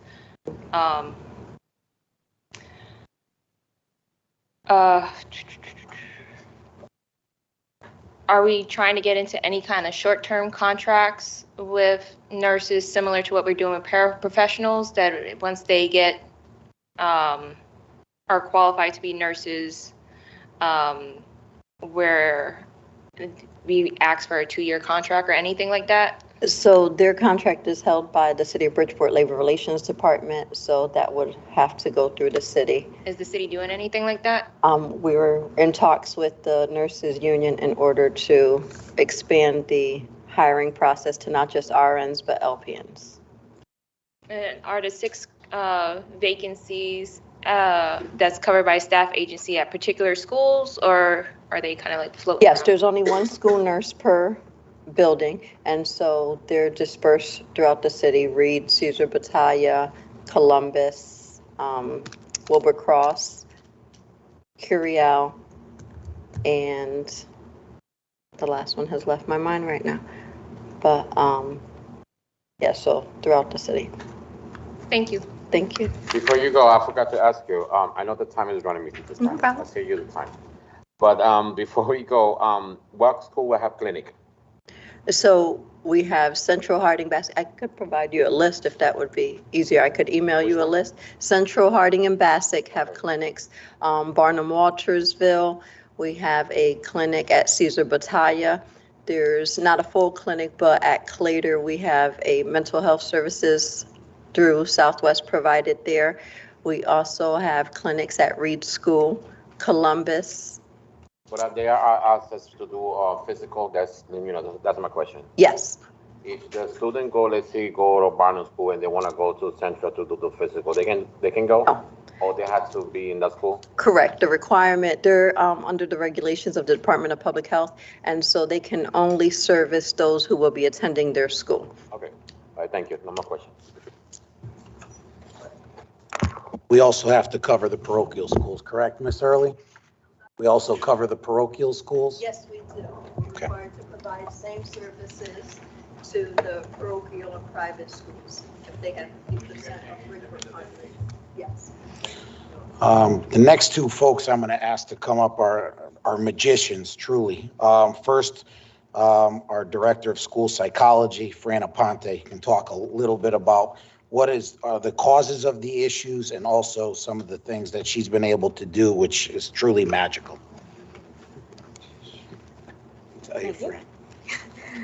Thank you. I'm Frances Aponte, the Director of Psychological Services for the district. So just to preface everything, school psychology is a national shortage area. It has finally hit the Northeast and it's hit the urban areas. So currently we have 1 BOE contract vacancy, 3 agency vacancies, and 1 part-time agency position. They're all school psychologists. It's just how we break them down. And unfortunately, we cannot hire long-term substitutes for school psychology. You have to be a certified school psychologist in order to practice as a school psychologist. Currently, we have 2 agency psychologists who are helping to provide coverage. And my number is actually 3 part-time retired school psychologists who have come back out of retirement to help support the district. We have reached out to contract agencies, the Capital Region Educational Council Staffing Solutions, which we're in the process of having them support us in getting more school psychologists. The Connecticut Special Education Employment System, we've used social media. I reached out to former interns, including my former interns, to see if they're willing to come back into the district or if they know anyone who's moving into the state from out of state, so that we can try to fill our vacancies to support our children. I have a question. Sure. Thank you for your information. Do we have speech therapy? I'm a school psychology, the director of speech language pathology will be speaking to you next. Oh, okay. The other. That's okay. I have a question. Sure. Does each school get a school psychologist? We try to provide as much coverage as possible. Not every school has a full-time school psychologist because of the shortage area. But So, is it just for shortage, so one position is the bilingual school psychologist position at Cesar Batalla. We have split assignments. So school psychologists sometimes cover multiple schools in the district. So we have a couple of schools right now who are not covered, but will be getting covered within the next week or so. Can you talk before Mr. Sokolovic Yes. asks a little bit about what the ideal caseload is for a school psychologist and what the actual caseload here is in Bridgeport? So ideally, based on our national standards, the caseload is one psychologist to 500 students. The average in the state of Connecticut is one psychologist to 350 students. And that's for all students, regardless whether they are general education students or receiving special education services. Right now, about on the average, the school psychologist, the way the district has to cover not only Bridgeport public school students, but the charter school students, private and parochial students, and any of our students placed out of district, it's about one psychologist to 700 students. Yeah, I knew that was the question coming. And one of the issues is, one of the big issues with that is the travel to these outside areas takes up time, which then takes away from time dealing and working with students. So that's why I say Fran's a magician, which she's been able to do. I have a question. Sure. So I know that a lot of the community partners had ARPA dollars to help, take that burden off of the school. Has there been either a better response to our students being that they're outside or I don't even know if this is your question. I think that the difference between what a community psychologist or someone that provides counseling support is different than what a school psychologist does. In basically evaluating and assessing students when they're referred for special education, their annual reviews, their triennial reviews. It's a lot more involved than just counseling. They do very little, if any, counseling, unfortunately. It's what school psychologists do is very educationally focused. Question, do you have around total, like how many kids do they really see at school psychology, how many kids exactly in total, I'll report.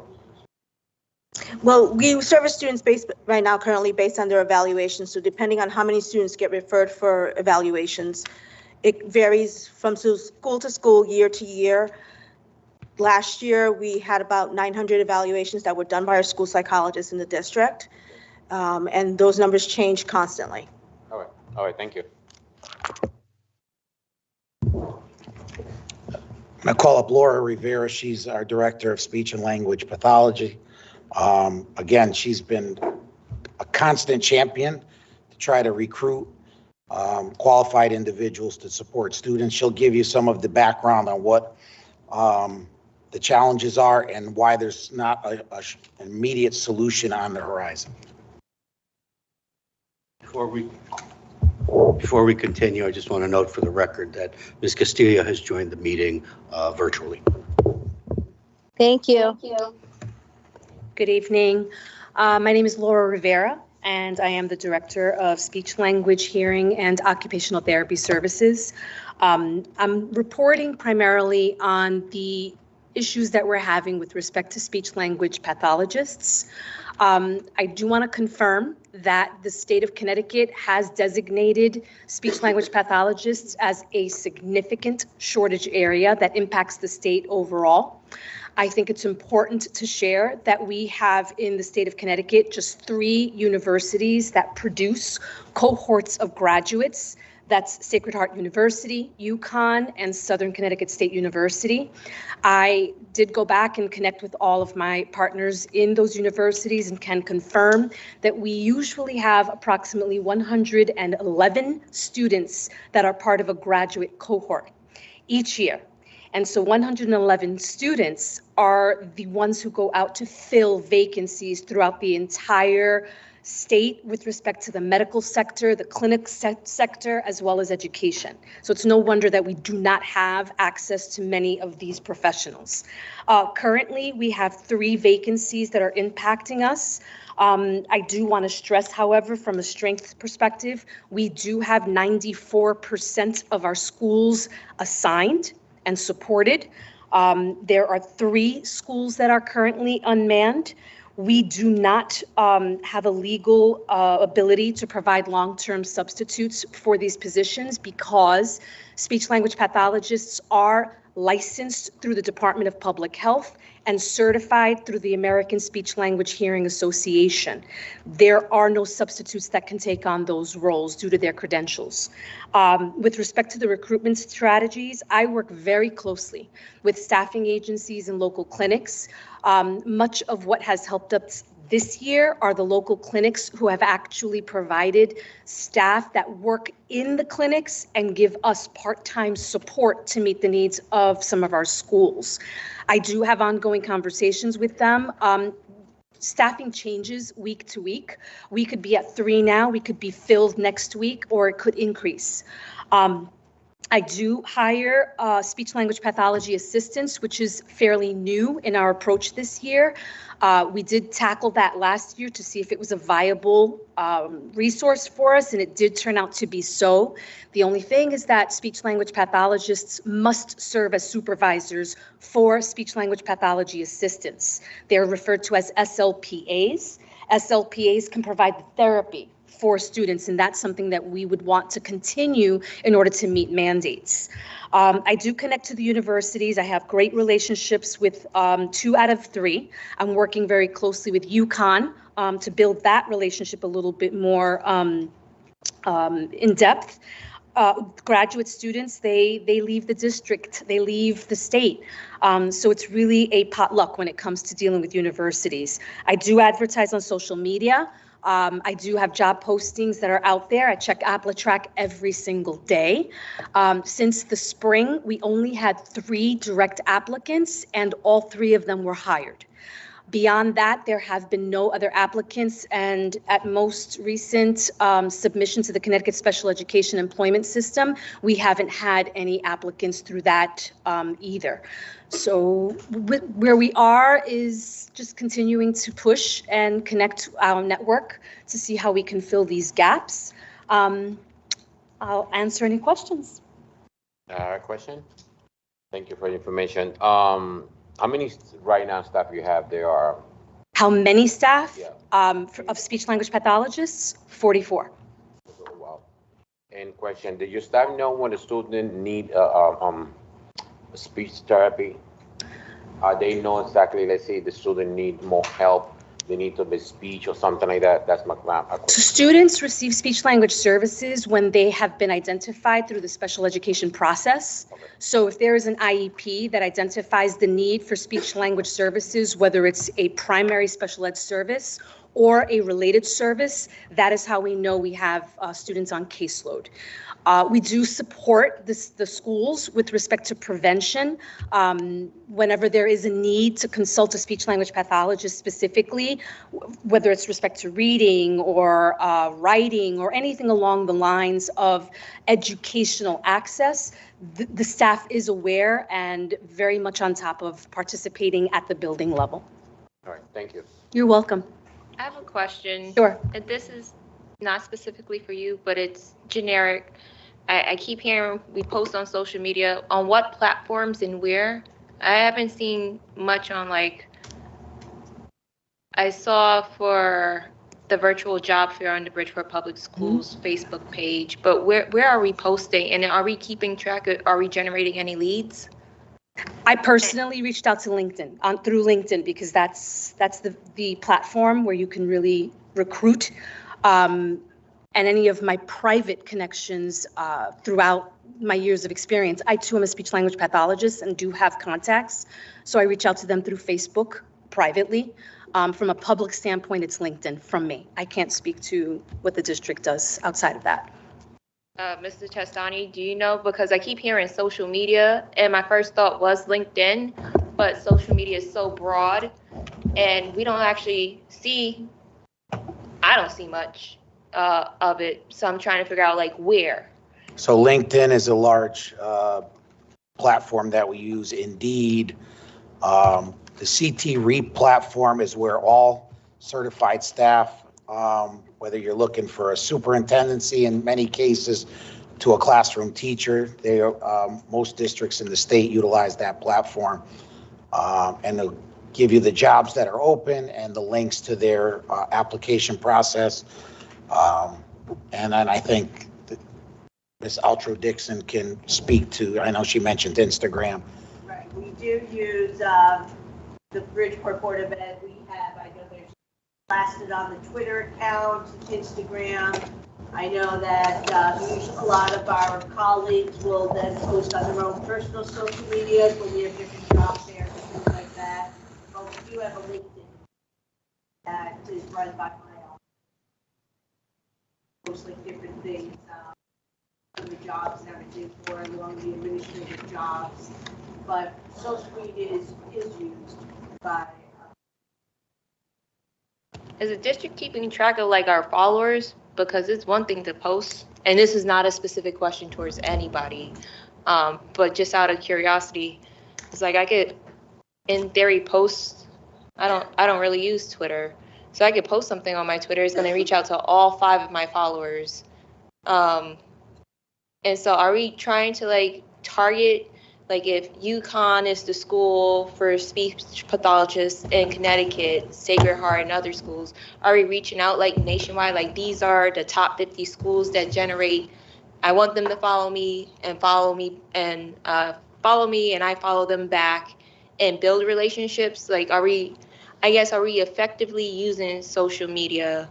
And how does it work across departments? Because if one department's using Twitter, maybe there should be something like uniform of like all the accounts, because there seems to be openings in every department, so probably working together. What I'm going to say is that we've talked about multiple times is that our district does not have a communications director at all for the Bridgeport. So I know we've talked about this multiple times, but this is just one of those moments, Mr. Weldon and the rest of the team, that we may need to think forward at looking at hiring someone for that position to maintain that type of outreach. That's what a director of communication. They would identify the different areas, the different needs of the district, and make sure that that message is out, like direct press release the whole time. But if there isn't any that to combine the message together, this is probably one of those why people may or may not see the may not see the job opportunity, because there's no direct. So everything that you're saying, there's no one here in our district to do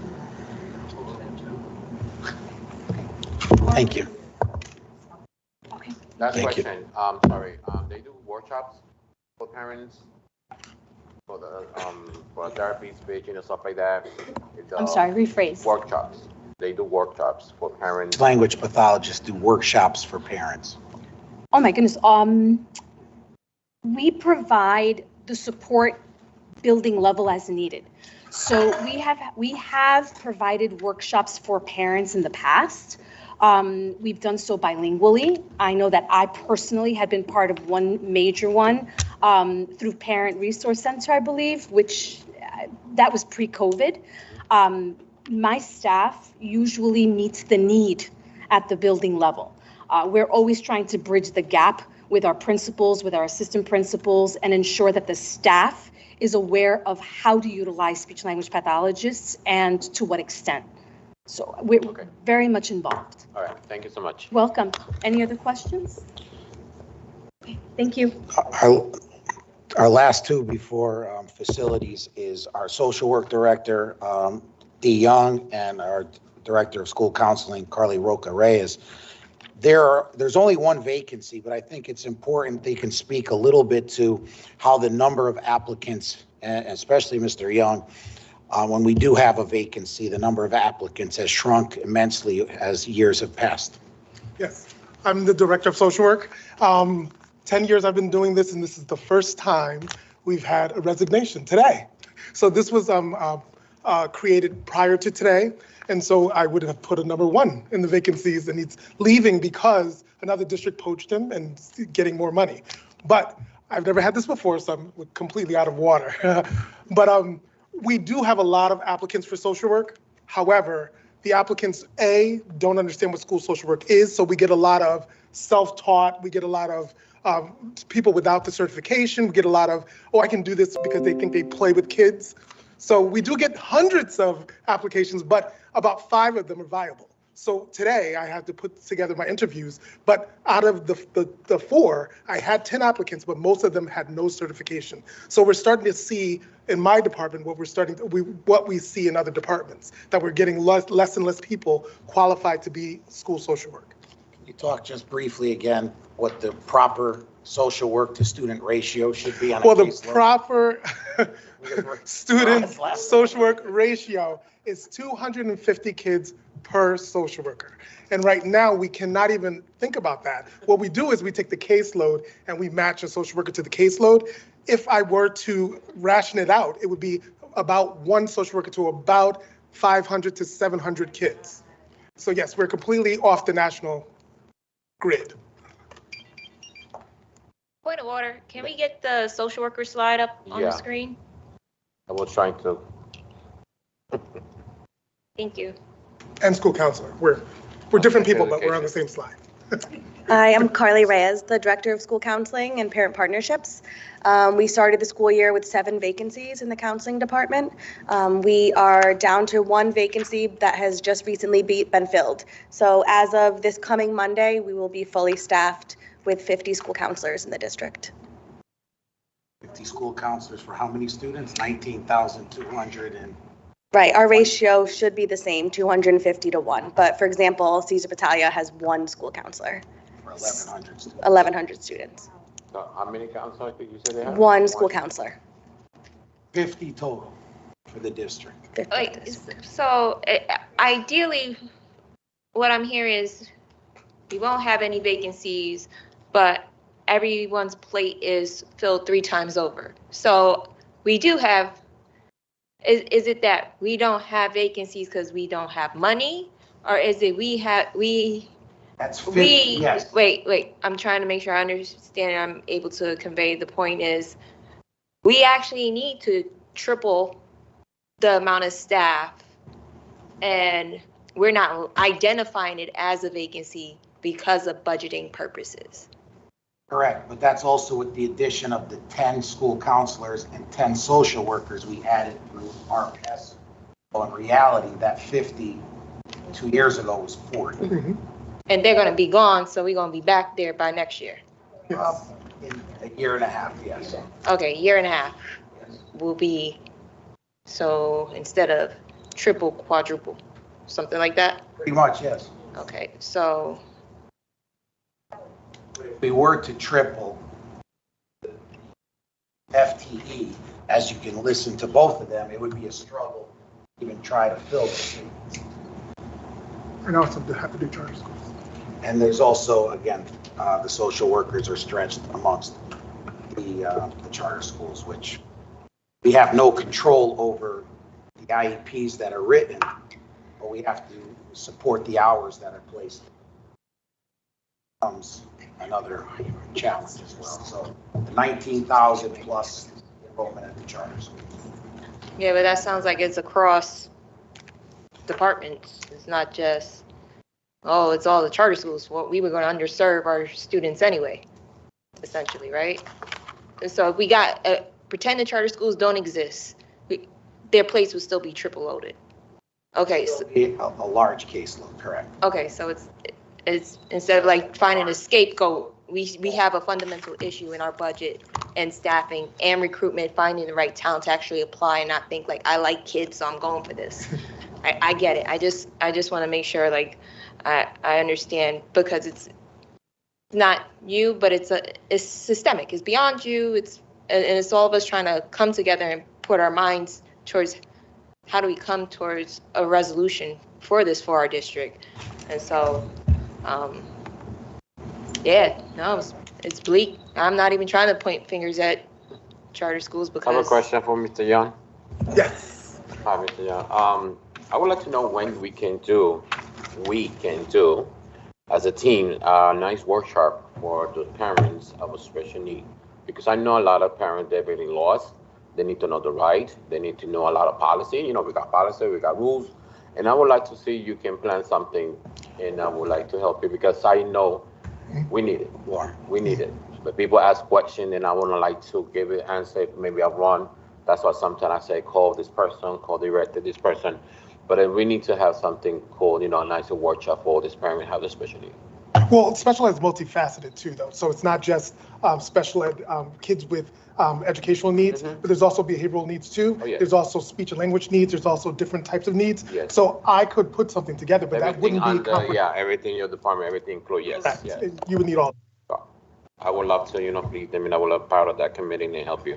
Thank you. You're welcome. And I'd like to just call up our interim director of special education, Lauren Lucas, to speak to the special education teachers and the growing concern as the year continues to move forward. Thank you.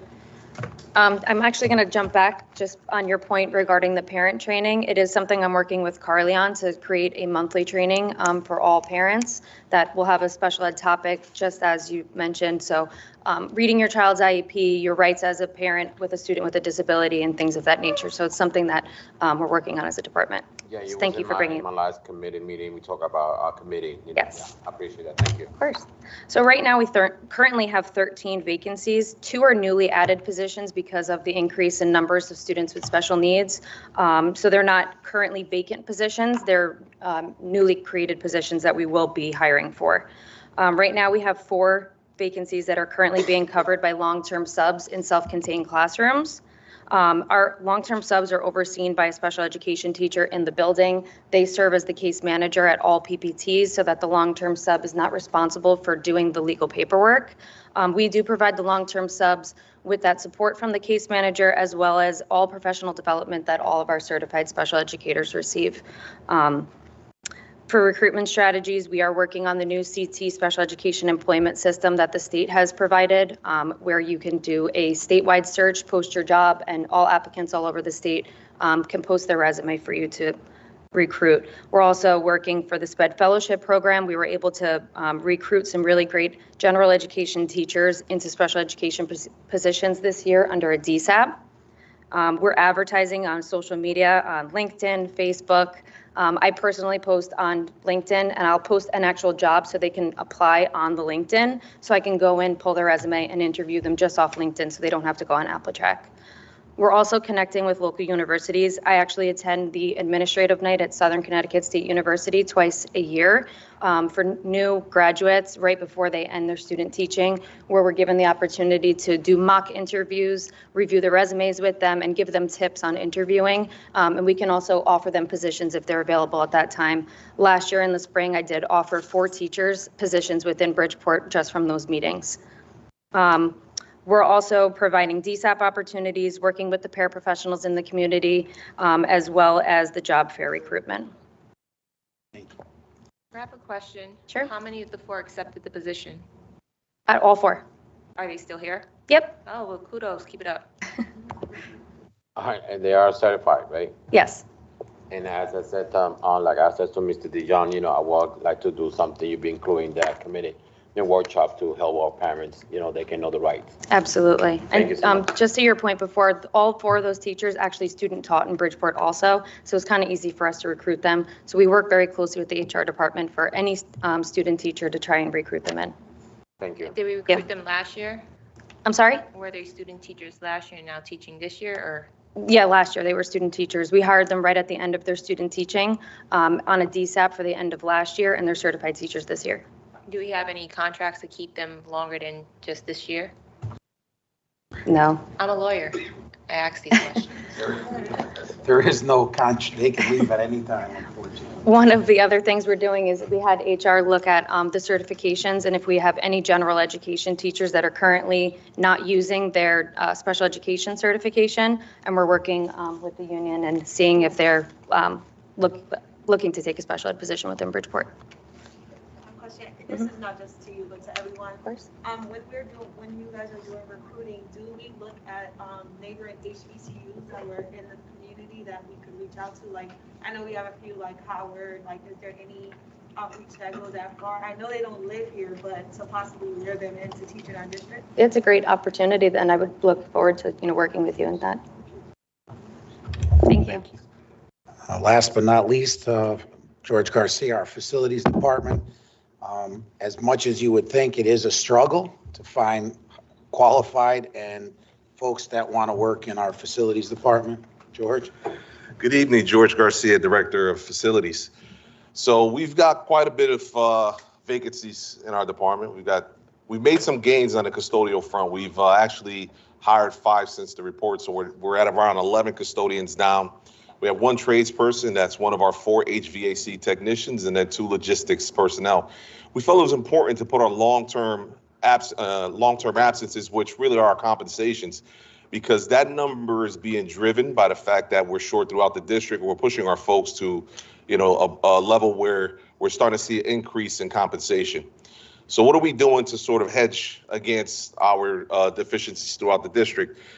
We've decided that we needed to invest in our staff. We wanted to make sure that, we invested in the folks that are here and we made them as efficient as possible. We've had certifications for all of our head custodians. They're all certified in SIMS, which is the best practices in the industry. And all of our custodians were trained all on the same platform, all the best practices in the industry this summer. So, we're taking 2 parallel paths as we try to fill out our roster. We're interviewing 10 candidates a week. We're not going to settle on who we hire. We want to make sure we get the best quality possible.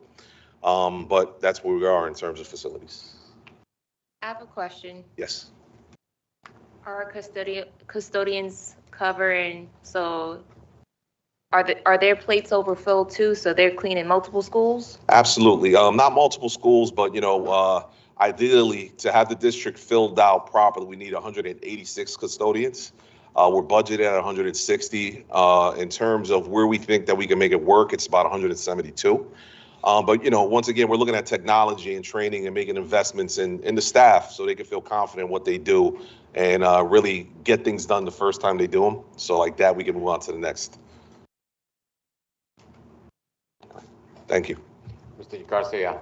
Yes. Try to run. Only thing I can say for the record, thank you for everything you do.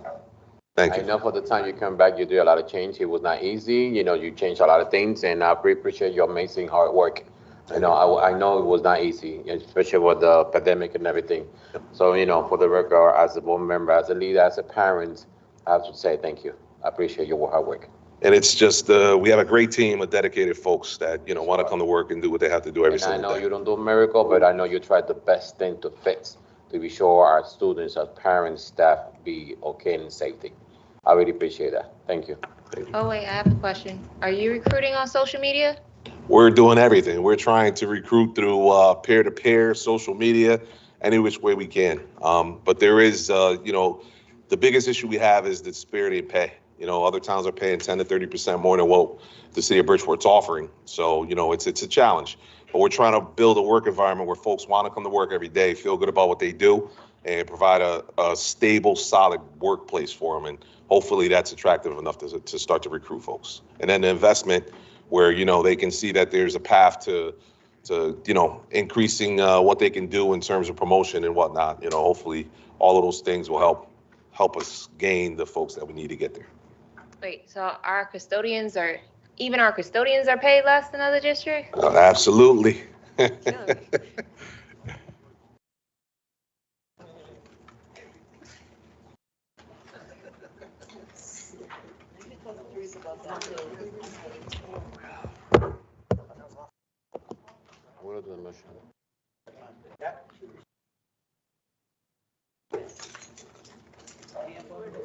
Can we do that? Take the 5 minutes? Can we take the 5 minutes? Finance meeting was posted. 5 minutes here. Okay, let's.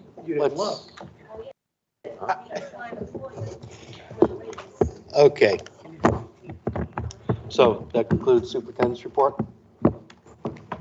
Yeah, I guess. Thank you. All right. We have a motion for like Would you like a a 5-minute 5-minute recess? recess. Yes. A second. Moved by Ms. Baptiste Perez, second by Mr. Benahan for a 5-minute recess. All in favor? Aye. Any opposed? All right.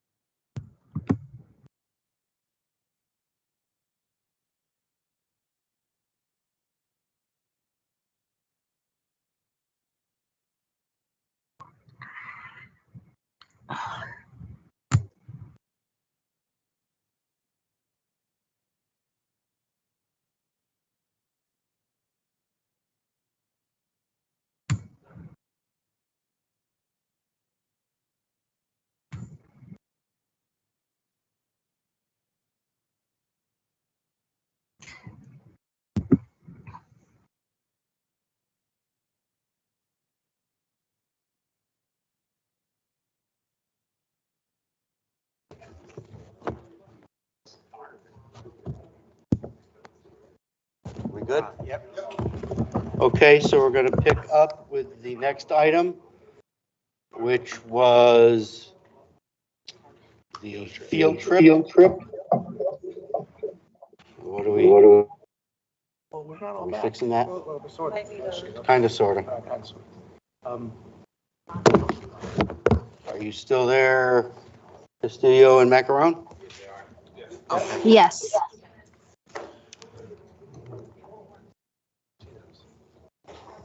Yes, sir. Okay. So the next item is discussion and possible approval of field trip for, was it Fairchild Wheeler? To Sleepy Hollow. Sleepy Hollow, New York, and And the the former Tappan Zee Bridge. Mario Cuomo Bridge. So this came out of your committee, Ms. Baptiste Perez. Oh, Mr. Dr. Lip Lip is here, yes. Okay, Mr. Lip, go ahead. Yeah, I can speak to it if you want. Our early college experience course, the UConn course, we have a course in American Studies. Prior to COVID, they've gone on these trips and we're building a portfolio. So they've gone to the Notch up in Massachusetts, Connecticut border where the old Notch is out, went to the Seaport and other places. So this trip is going to be going to Sleepy Hollow and also to the Tappan Zee Bridge or the old Tappan Zee Bridge. And they're going to incorporate that. So we have our school student transport bus that's going to take the students on the 11th of October to Sleepy Hollow, look at some of the architecture as they're studying the early Dutch experience, and then go to the Mario Cuomo Bridge and go on that just to see what the engineering feat is. That's a pretty interesting engineering feat. They're going to incorporate that in the day. Okay. As a side local note, our former mayor, William Finch, was the executive director of the New York Thruway Authority when they built and finished that bridge. So, are there any questions for Mr. Lip?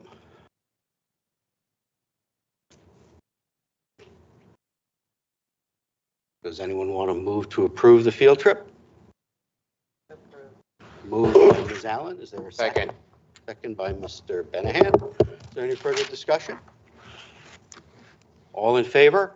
Aye. Aye. Any opposed? Any opposed? And any abstentions? Okay, the trip is passed. All right, thank you. I want to thank the board for adding this to the agenda. I appreciate all the support. Thank you. Good night. Thank you. Next is Discussion and someone needs to mute online.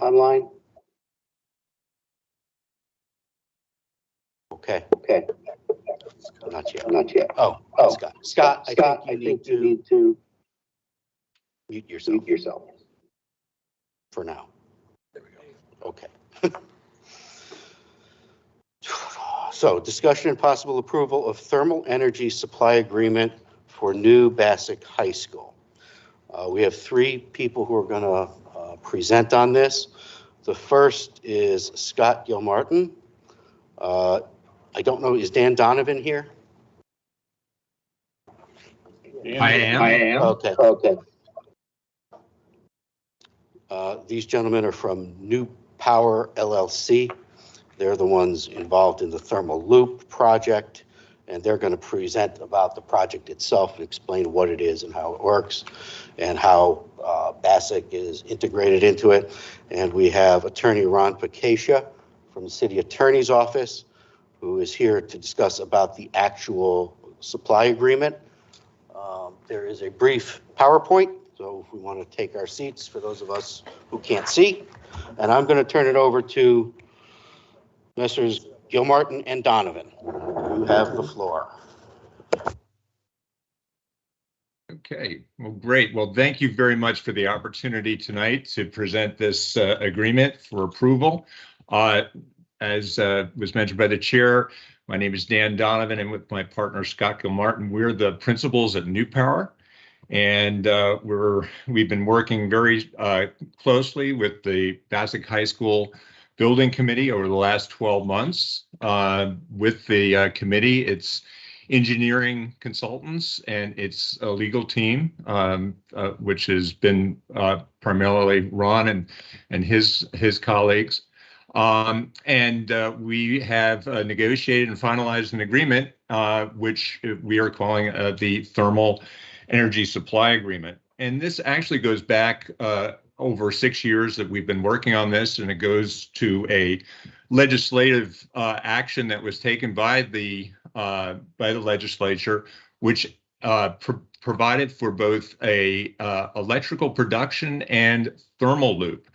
And this electrical production and thermal loop was a key concept of actually providing low emission electricity using fuel cells and taking the heat and putting that into a thermal loop.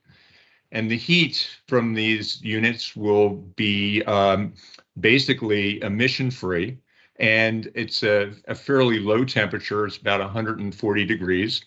So it's really hot water that's going to be circulating as part of the thermal loop.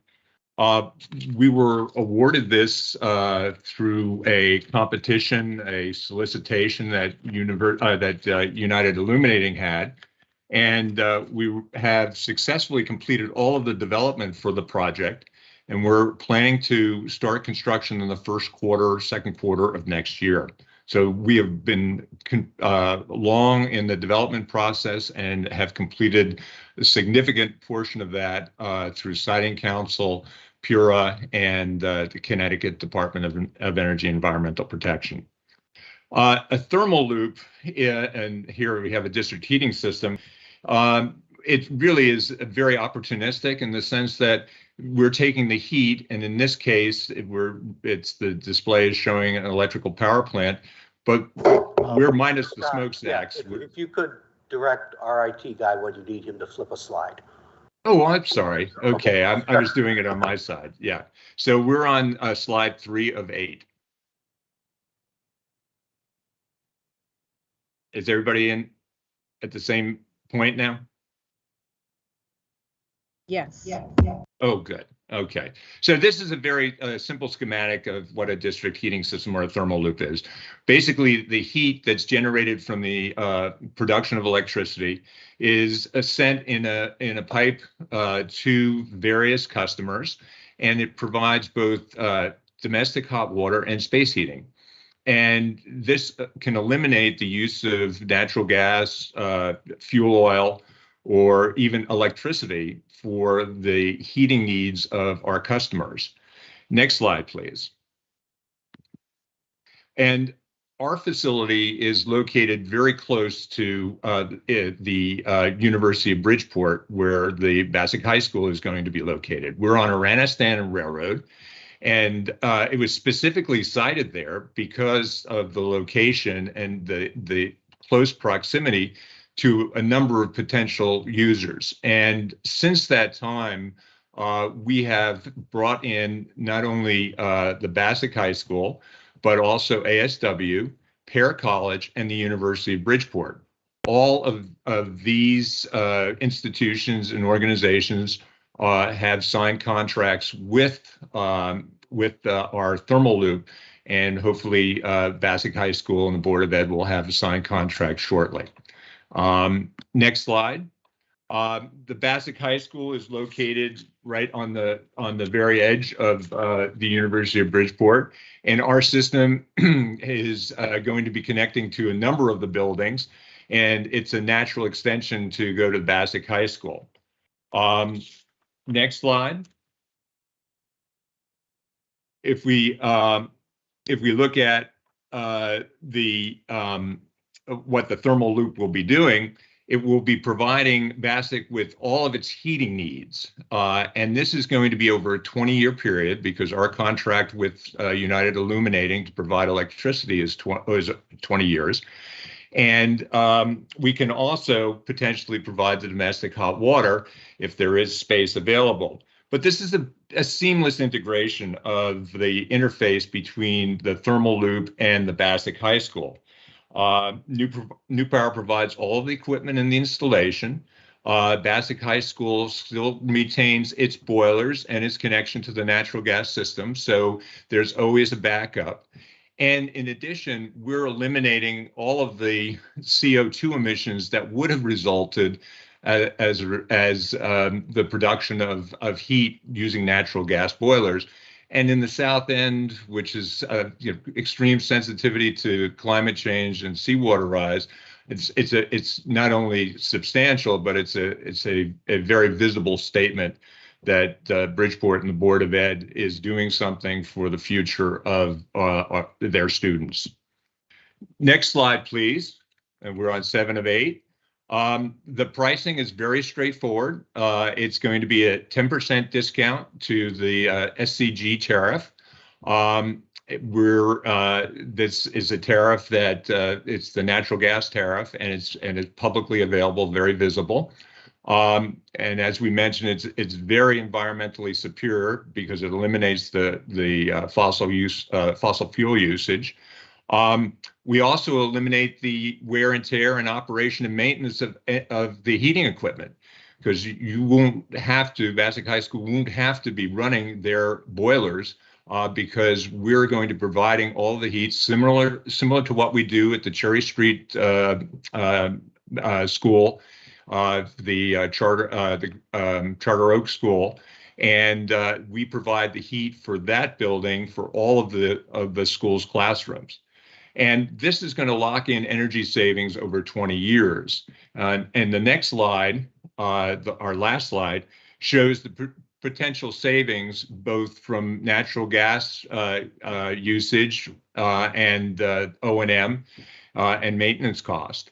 And I just want to take a moment to mention that I think everybody who uses natural gas is aware of the escalation that has been occurring recently. These figures were done earlier, so it doesn't include some of the larger jumps. The year-to-year change in natural gas has been over 51%. So that trend is a continuing trend. And to be able to reduce the overall cost of heating the school and having that on a constant basis with a 10% discount is just going to add significant benefits both to the operation and maintenance costs for the school. So that's a very quick summary of our project and our agreement. And we're looking forward to answering any questions you may have. But I just want to mention that this has been a project that we've worked very closely with all of the members of the building committee, and we're very happy with the outcome and the relationship that we've built. Thank you.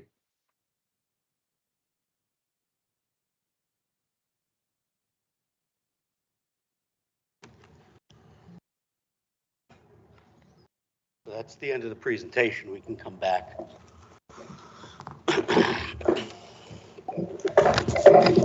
So whoever online needs to mute themselves. Okay. Does anyone have any questions about this? I got a question, Mr. Chair. Mr. Benahan. Now, first, I'm going to say we're talking about how this works at this point, and then we're going to segue to the agreement with Attorney Picascia. So go ahead, Mr. Benahan. Thank you, Mr. Warden. Seeing the information and all the map and everything, there's not going to be no issues, no problem, you know, the pipes with the neighborhood or something like that, because now everything looks nice. I don't want after 5, 10, 15 years, they say something's wrong, they're connected with the neighbor, you know, we get sued, stuff like that. So everything is like a fresh the line, everything goes straight to for Bassett High School? Yes, it's a good question.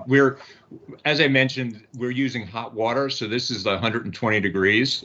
This is not your grandfather's old steam types project.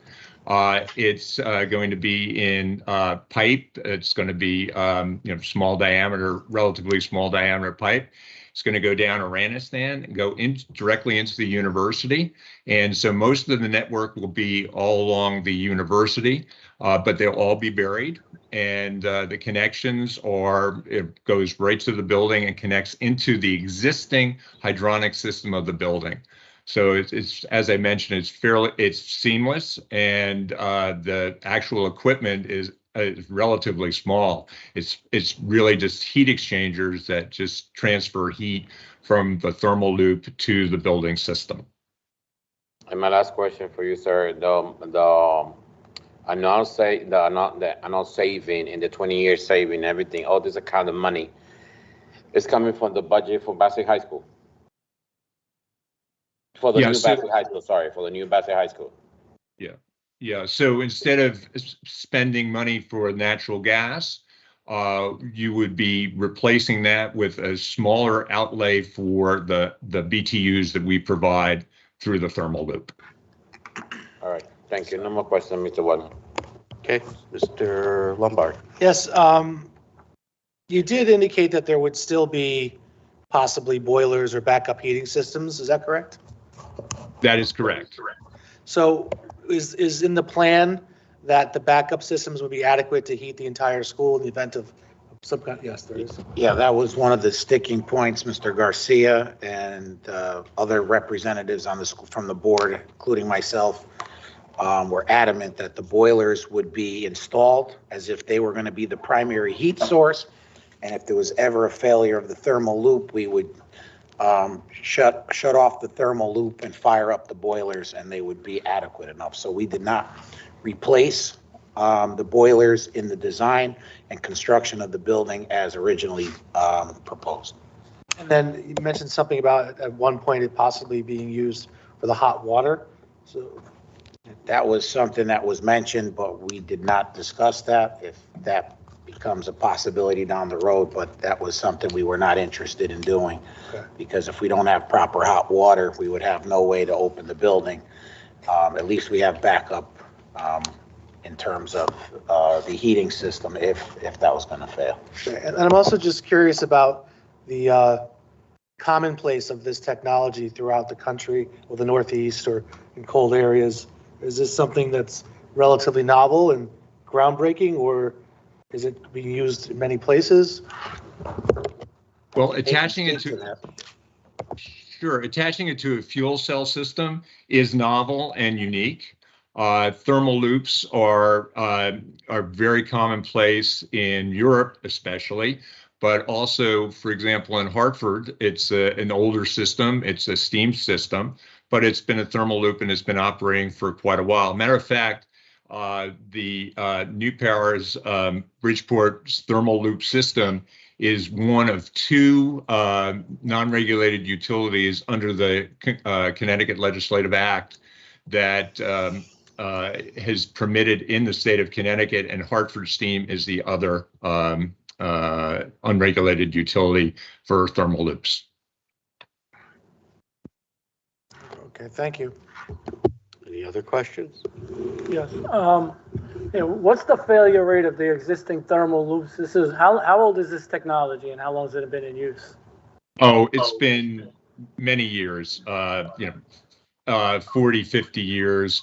It's actually been improved over time because of the use of lower temperatures. And the technology is actually very straightforward. It's just hot water being pumped throughout the loop. And then, as I mentioned earlier, in the building, there's a small heat exchanger. It's tube and frame. There's nothing that is a moving part in that heat exchanger. And it's non-contact. So the heat just goes from the loop itself into the building's existing system. So there's no moving parts. As I mentioned, we have this at Cherry Street. It's very straightforward. It fits into a very small space. So there's very few opportunities for this to have a failure. Another question. Somebody needs to mute. Another question. As far as you mentioned fuel cells, where are the fuel cells located, and how are they maintained? Yes, so they are located at Aranistan and Railroad. This is a small triangle between 95 and the railroad itself. And the fuel cells are maintained by Hyaxium, which is the new name for Doosan, under a 20-year agreement. And we have a corporate guarantee from the parent. Hyaxium Doosan is one of the largest companies, international companies, and they've been making these fuel cells for over 20 plus years. And this technology is actually getting additional effort and a push because it uses hydrogen. And right now, there isn't any hydrogen available in large quantities in the United States, but we use natural gas, but the natural gas is actually separated into hydrogen and oxygen, and the hydrogen is what is used in the fuel cell. So as we turn to a greater hydrogen economy, these fuel cells will be able to operate 100% on hydrogen. So they are actually the technology of the future. You say hydrogen and nitrogen. What happens to the nitrogen? No, hydrogen and oxygen. Oxygen. Hydrogen okay. and oxygen. Apologies. Okay. Yeah, okay, and it combines to form H2O. Yes, oxygen's fine. I understand there was a lot of community uproar over the location of the fuel cells being. There's some residences over there concerns about noise and some emissions because it's not exactly totally 100% carbon neutral, is it? As far as emissions, it's and I have to report this to NEPOOL for our existing facilities on a quarterly basis, and the emissions are 0.0002 pounds per year, just negligible. And on the CO2, the only reason there's CO2 is because we're using natural gas, and it's a small emissions of CO2 relative to other forms like fossil fuel units, and that would be totally eliminated once we convert over to hydrogen, which it's something that I think there's a big push in the United States to do, and we're going to be ready for it, and then we'll be 100% zero emissions. Okay, final question. I just lost it. I'm sorry. Need a minute? No. I got a question. Be that this project is going to be 20 years if it is approved, Are there any health concerns that we should be aware of or look to make sure it doesn't happen within our district with this project being, something that we want, well, you guys are looking to do? Any health concerns that we should be addressing? Well, as far as health concerns, I think this is, this technology is zero emissions. It's hot water. And it is, as I mentioned, non-contact. So basically you're having hot water at 140 degrees going in a loop that heats a heat exchanger and then heats the hot water associated. And this is the hot water in the building. Again, it's not the domestic hot water per se, a water supply. It's just the hot water that goes throughout the building to heat. So in reality, this is much better than having a natural gas boiler in the basement of a school with all of the issues associated with natural gas and emissions, and is a tremendous step up as far as environmental and health. Matt, point of order. Like, what is that? Do we have a cricket here? Yes. Hey, cricket is distracting. Not you. Expel it from the meeting. All right. Point of order. We don't have enough custodians to smash it, though. All right. All right. Do we have any more questions for Yeah, these guys? I remember. I'm sorry. I remember my last question. There was a concern about some sort of community concerns around noise and stuff around the fuel cell in the area. With those, I know there's a lot of community opposition in the beginning when it was first proposed. Has the community's concerns been met? Yes, before we could move forward, we have to get approval from the Connecticut Siting Council. And we did get approval from the Connecticut Siting Council, which, if you're familiar with the process, the Connecticut Siting Council permits all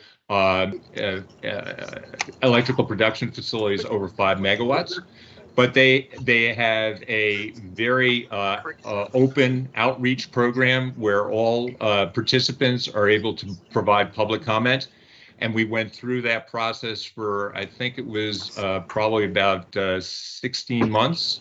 And the Siting Council ultimately gave approval based on all of the information that was provided, and addressed the issues that were brought up by both the community and other interested participants.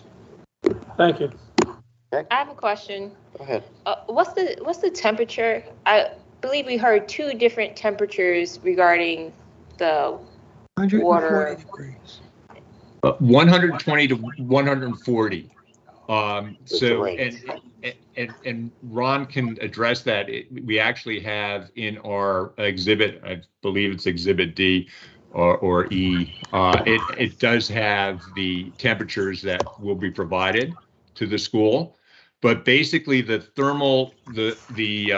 temperature in the thermal loop is a slightly higher temperature.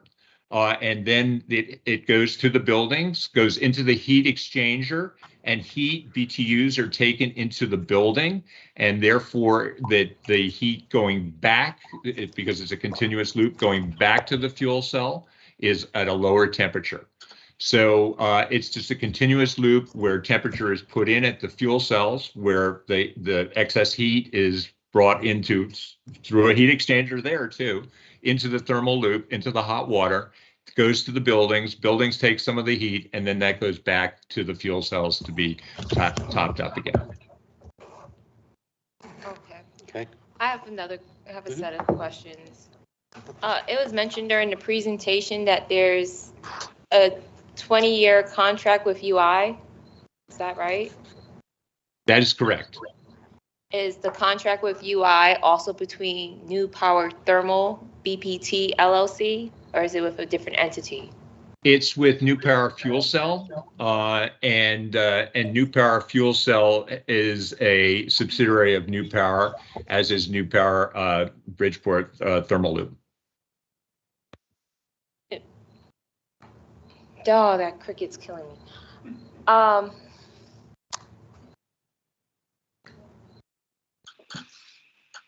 So, but the 20-year contract is with a different entity in the parent subsidiary kind of relationship, right?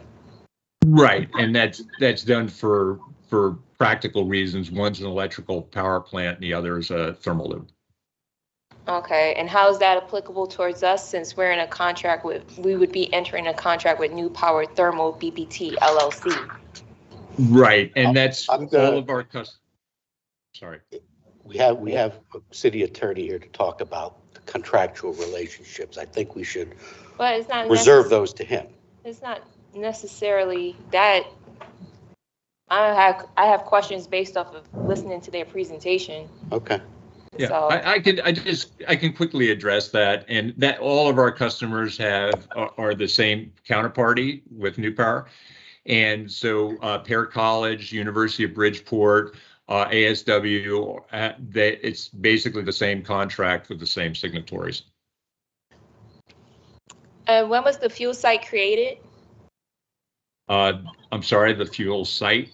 Yeah, the one you kept mentioning, like on Iranistan, that's not too far away from the location of the school. Yeah, so that is a parcel of land that the fuel cells will be built on. And that is a facility that will be the location for 21 fuel cells. So the facility's not there yet? Make sure no, it's not there.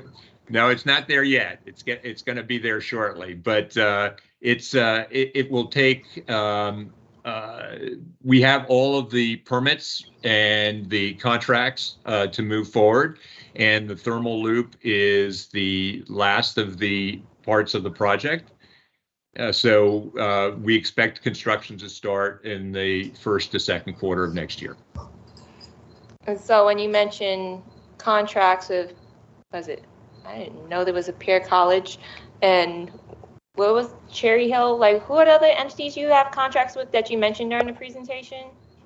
So the thermal loop has contracts that are signed with ASW, which is the medical recycling facility that's adjacent to our site. Pear College, which is part of Goodwin, and the University of Bridgeport, which is part of Goodwin. So the University of Bridgeport and Pear College are actually, our largest customers, will be our largest customers. But the Bassick High School is located at the University of Bridgeport campus, and it fits nicely into the thermal loops location. Okay, and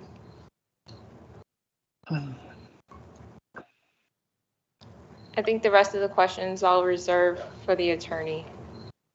Okay, so why don't we segue into the issue of the agreement itself, which is the meat of our discussion here. This was just to give everybody an understanding of what the whole thermal loop project was. So we'll turn this over to Attorney Ronald Picascia, who's from the City Attorney's Office. Are you there, Attorney Picascia? Yes, I am. Okay, would you care to present? Yes, I'm glad to. Thank you. I've been involved with the school building committee for probably over 20 years, probably 25 years now. And this is the first time we've used a system like this.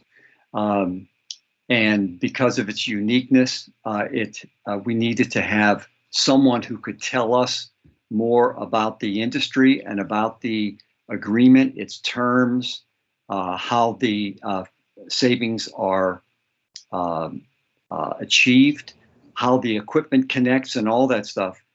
So the Board of Ed hired a specific consultant knowledgeable in the area. The man's name is Fred Fastigi, and he advised us about the agreement, about the terms of the agreement, about the business aspects of the agreement, the savings that would be achieved. And one of the things I wanted to mention is that the agreement also guarantees that New Power is going to deliver this hot water. So if the system ever were to go out of operation and our backup boilers would have to be used, they would owe us a credit back for the hot water that hadn't been delivered. So there are protections in this contract. The contract was presented to the school building committee. School building committee has approved it. You should understand that there is no cost to the city for the installation of the thermal loop connecting equipment. In fact, the agreement, because we had to hire a consultant, then we'll have to do some design work to interface the thermal equipment with the actual building system, the heating system itself. We're getting monetary credits back or payments from New Power in that regard. I think in one case, we're getting up to $10,000 for a consultant that we have to pay, and we're getting another $30,000 payment upon the execution of either the execution of the agreement or when the fuel cell connection is made. So there are some additional payments to us in addition to the savings that will be achieved. We have a lot of provisions in this commercial agreement that are somewhat standard. We have indemnification insurance. We have an obligation for that New Power has to remove its equipment if there's a default or at the end of the term of the agreement. We have, if New Power has financing, we have discussions about lender rights, when lenders would be able to cure default or get rights of notice of default, things like that. We have a section on defaults and remedies, whether the Board of Ed defaults or the New Power defaults, and the remedies that would be available. We have a section on dispute resolution. We give New Power certain access rights to their thermal equipment, which we didn't want to be a permanent easement over Bassick School property. So we have the access rights embedded in the contract as a contract right. What else can I? So it's a mutually agreed upon negotiated agreement with New Power and with the advice of George Garcia, our outside consultant, Larry Schilling from the school building committee, that brought this agreement together over time. And if you have any questions.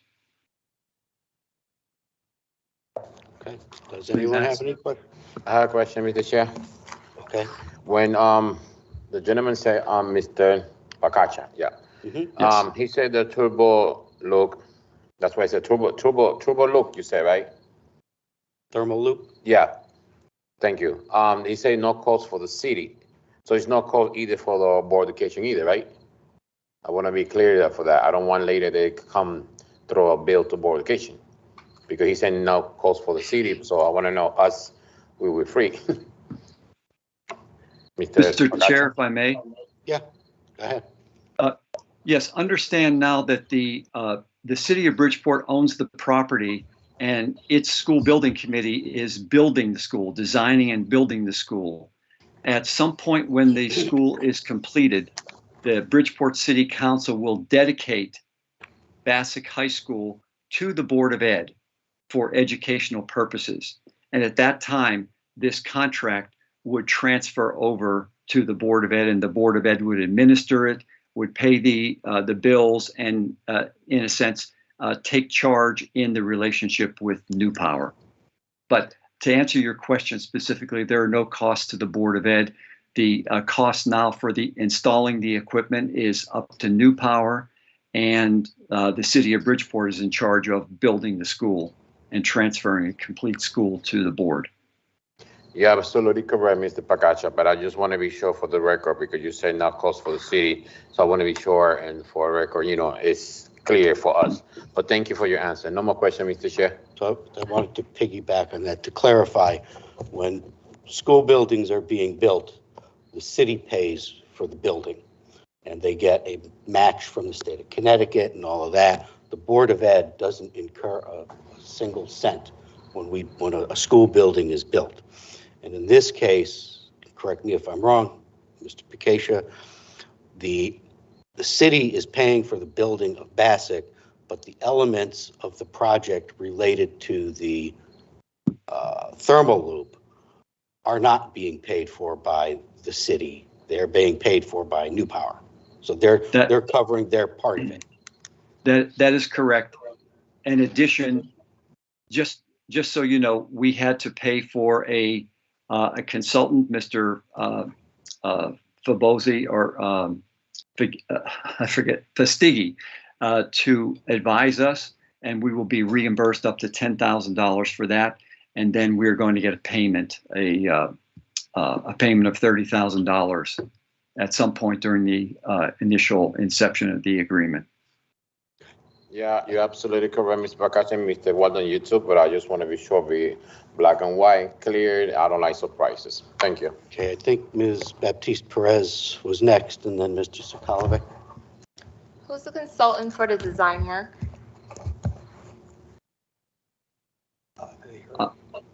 Who's the consultant for this design work? Or your question is to New Power?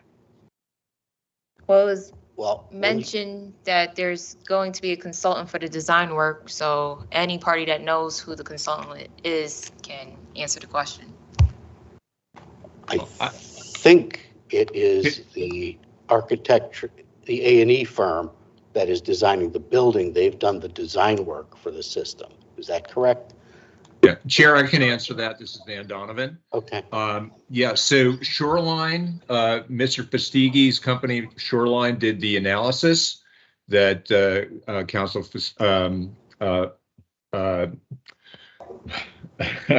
Vacation. Vacation, thank you. Ron, Council Vacation has alluded to. The actual design is on our side is done by Waldron Engineering, which is a major contractor who is very familiar with thermal loops. And matter of fact, they will be our project manager for the thermal loop and also for the interconnection that we're doing with United Illuminating and also will be the owner's engineer for our fuel cell project. Thank you. Attorney Picacia, can you walk us through the remedies that are available to the Board of Education if New Power defaults?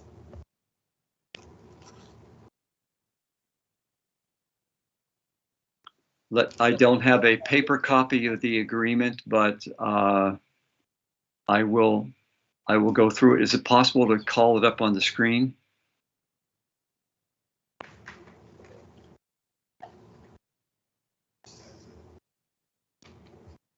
It's in the board package.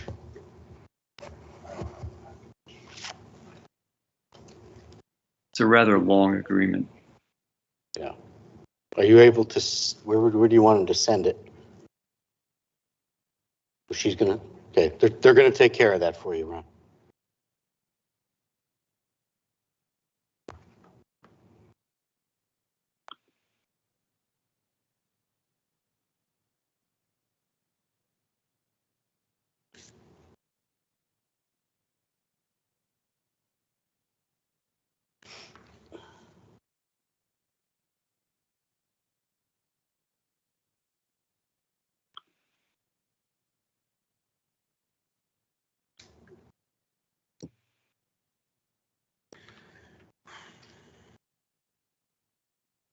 It's not reading in Sarasota yet.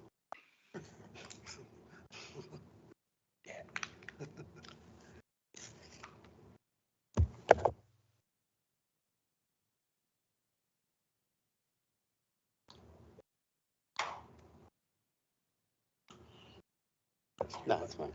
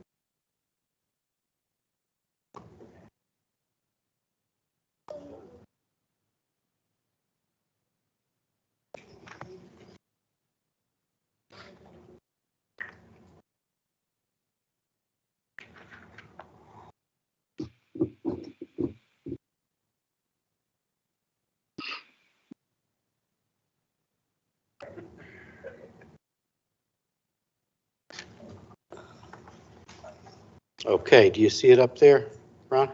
Yes, I see. If you can advance to, I think it's page 29.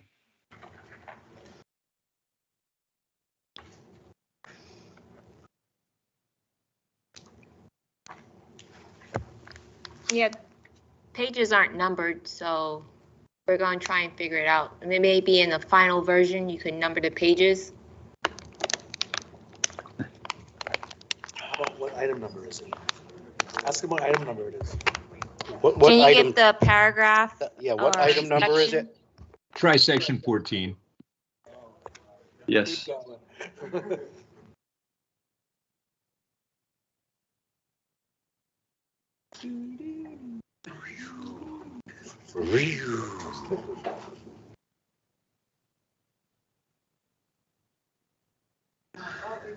Uh-oh. There is no 14. Oh, yeah, there's just a reason. Past it. All right, Right there, right there, 14 point. right here. Next page, right here. Go a little higher. Up, Go up higher. No, down, No, down, no, down. 14.1. Down, down. That was 14.2. Keep going. Which way Keep do you going want to down. go? Next page. 14.2. There it is. Default and providers Defaults and remedies, providers. 14. Oh, Mike, good eye. You saw it. I go.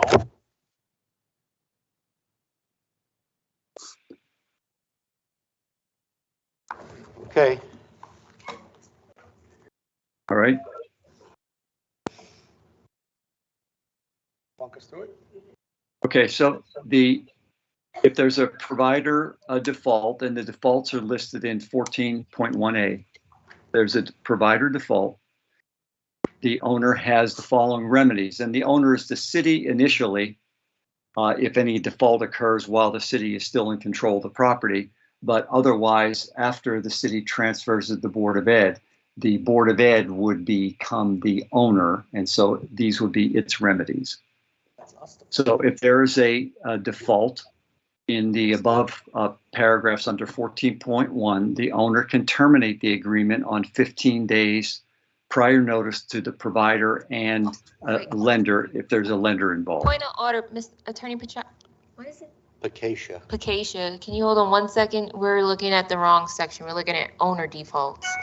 So we need we need to be looking at provider defaults. Oh, I thought you wanted owner remedies. Right. Yeah, oh, you mean Owner remedy. owner remedies, yes. We're the owner, New Power is the provider. Right, we were in the wrong section. There we go. Okay. That stopped. All right, take it back, Mike.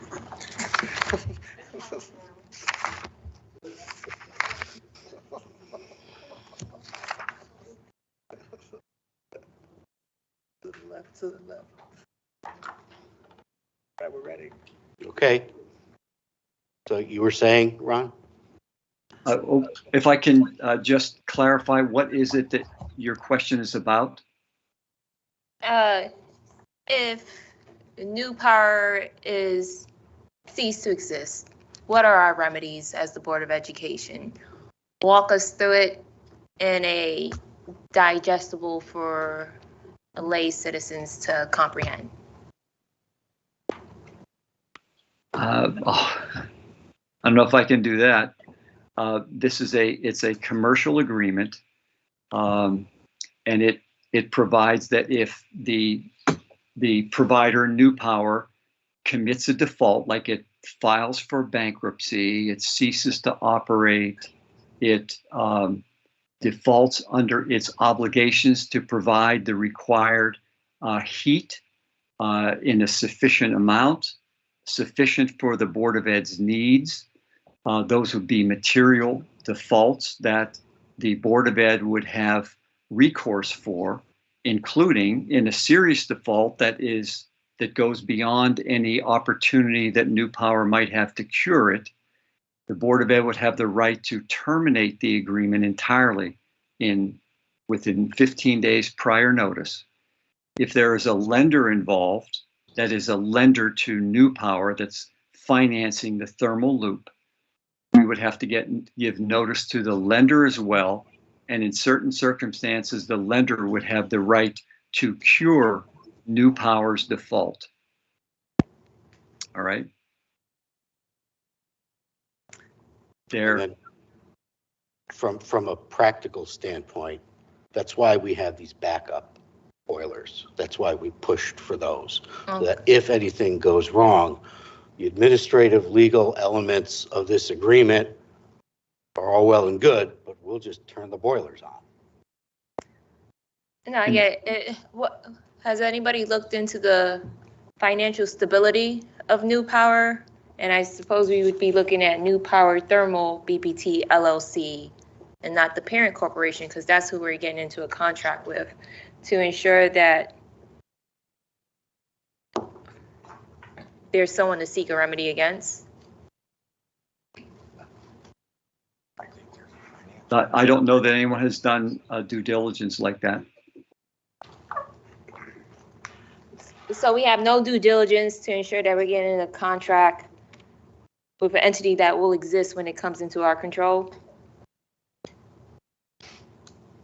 Okay, that's not good. It says owner may terminate this agreement upon 15 days prior written notice to provider and lender. How are we supposed to know if they bankrupt? What if we learn on the 16th day? Who's going to provide notice to us if they become bankrupt or if something shall happen to their financial stability or dissolve? Well, typically, they would file, New Power would give us a notice that they have filed for bankruptcy, because we would be trying to enforce our agreement if the water turned off or something else happened and New Power wasn't responding to a problem. We would be making demand on New Power, and New Power would have an obligation to tell us if they had filed for bankruptcy. And then the bankruptcy laws take over after that. Have we any kind of provision in here for priority? So that way on the bankruptcy totem pole, we're not the last one to try and recover? There's no discussion in the agreement of whether we have a priority under the bankruptcy code. The bankruptcy code would determine if we have priority and what kind of priority, based on whether we're a secured lender or an secured creditor or unsecured creditor. So wait, what kind of creditor are we? We don't know yet? Say that again. I'm not familiar with bankruptcy law. I don't practice in that area.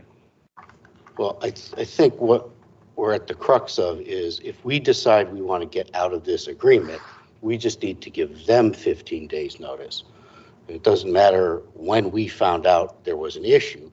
Once we found out there was an issue and we wanted to pull the plug, we would just give them 15 days notice and again, turn on the boiler. Can I also, this is Dan Donovan, can I make a point, Chairman? This is a $90 million project, and the actual amount of heat that's going to Bassick High School is relatively small. There are going to be a lot of people, as Ron mentions, Attorney Pakasha mentions that we will have lenders involved with significant funding associated with the project. So there is a substantial outlay of funds in this project, and the thermal loop fuel cell is going to be providing a significant amount of electricity to UI. So there is a substantial amount of diligence that will be done on this project by all lenders, and the amount of time and effort and funding is going to be substantial in this project.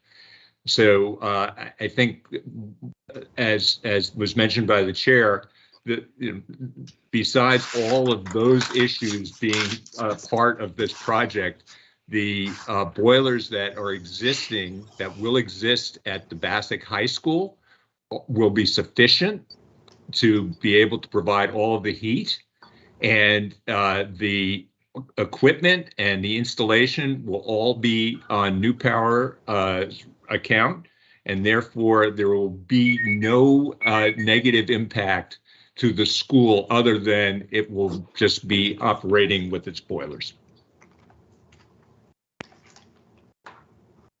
Okay. Anyone else have a question? Yes, I have a couple of questions.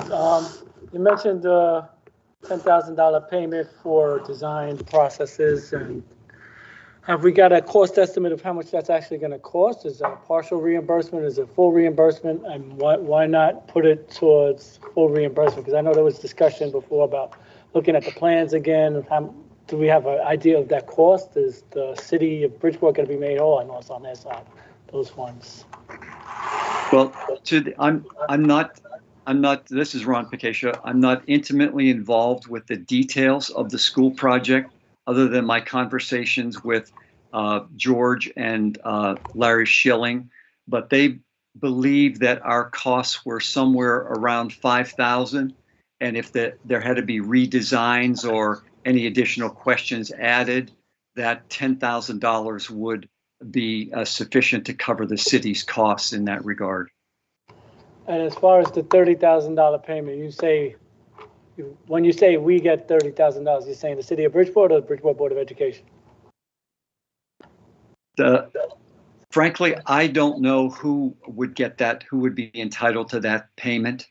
The city of Bridgeport is contributing its share to the construction of Bassick High School. It may go to reduce the city's costs for the high school, but no one has really said who that $30,000 payment would be made to. Presumably, I think it would be to defray the city's costs. I think as a member of the board, and when these things come before us, it should be made explicitly clear who that money's going to, because if it's coming to us, I want to make sure we have a leg to stand on. And if it's not coming to us, I think we should be aware of it.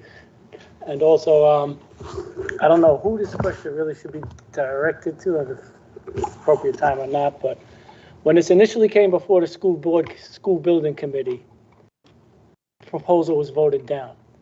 There was a lot of concerns about maintenance and the viability of the process being in our buildings. And the feelings of the school building committee at the time was, it's not really a Board of Education say, but we are the end user of this project. We do have to purchase the gas, and they do need us to purchase the gas. Now, at that meeting, Superintendent Testani and our Director of Facilities each voted no on that. May I ask what changed your minds to bring this before us now? The only thing that changed was the fact that we weren't going to have boilers, and Mr. Garcia and I were adamant that we would go forward with the continuation of installing the equipment so that we can bypass the thermal loop if there was a failure and just operate as usual. So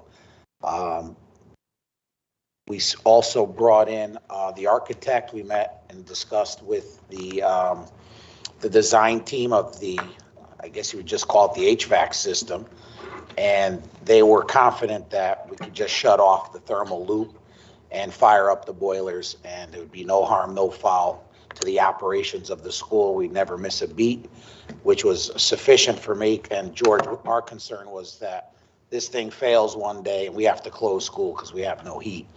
That would not be the case. So both boilers are being installed as the original design.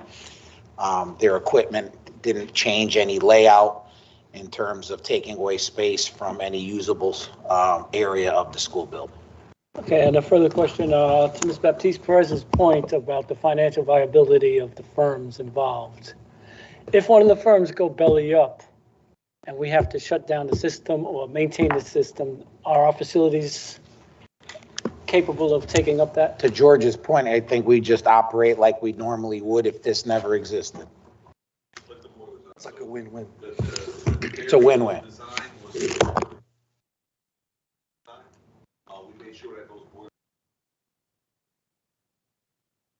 I think the issue always was about using this in lieu of boilers. And once you kept the boilers in as a fail-safe, all the issues went away. So. And also, Back to a contractual question. It's saying we're saving $1.3 million over the 20 years, and there's a section of the contract that mentions that we're responsible for certain taxes and fees as the user. Has that been accounted into the savings? Mr. Chair, as far as I know, that's some general language that's put in there, but the city and the Board of Ed are not subject to taxes in general. There are certain things that we have to pay taxes on. So, okay, thank you. Other questions? I have a question.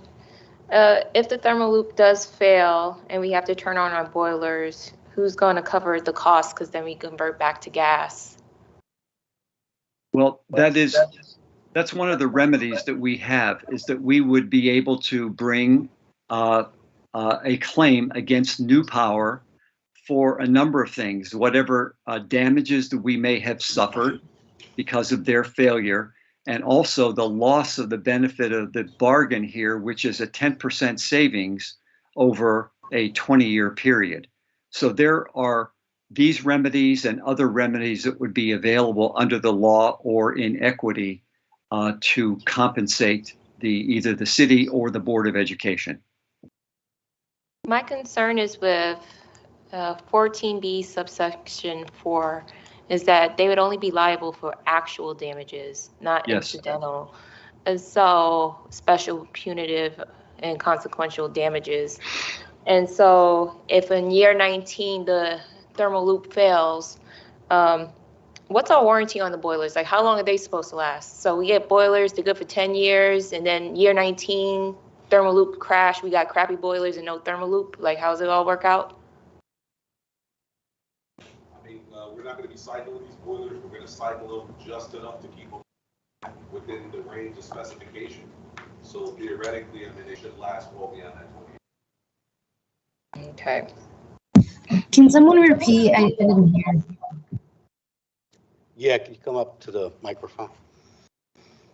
In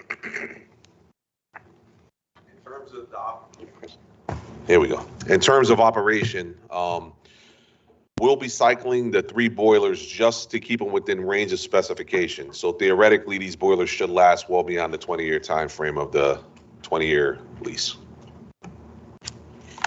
What's the warranty on the boilers to begin? I'd have to get that information. It's not 20 years. Not 20 years, probably 5-10 years. I mean, different components, different warranties. So burner one, boiler another. So if for some reason, going on the 10-year number, right? Thermal loop fails, something's wrong with our boiler, it just so happens to be the 10-year part. That's arguably an indirect damage. Oh, who negotiated this part for the types of damages? I can understand punitive damages, but like, why wouldn't we get indirect or incidental? Because we're running the risk that our boiler systems won't work. And if thermal loop is supposed to work the way it is, I don't see why they wouldn't cover incidental or indirect damages. But I think my answer to that question would be that it is our obligation to maintain our boilers. And if our boilers aren't maintained properly, or the warranty doesn't cover them and they break, that's not a fault of New Powers. That's our but we're relying on them for 20 years at least. We're to provide hot water, not to fix our boilers or maintain our boilers.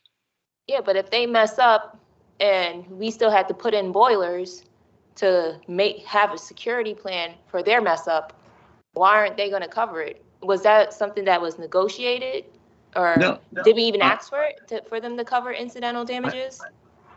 No, the paragraph you're talking about is it's intended to limit huge damages to either party. They can't come after the Board of Ed for punitive damages. They can only come after us for actual damages. And the same thing with us. We can only go after the actual damages that we suffer.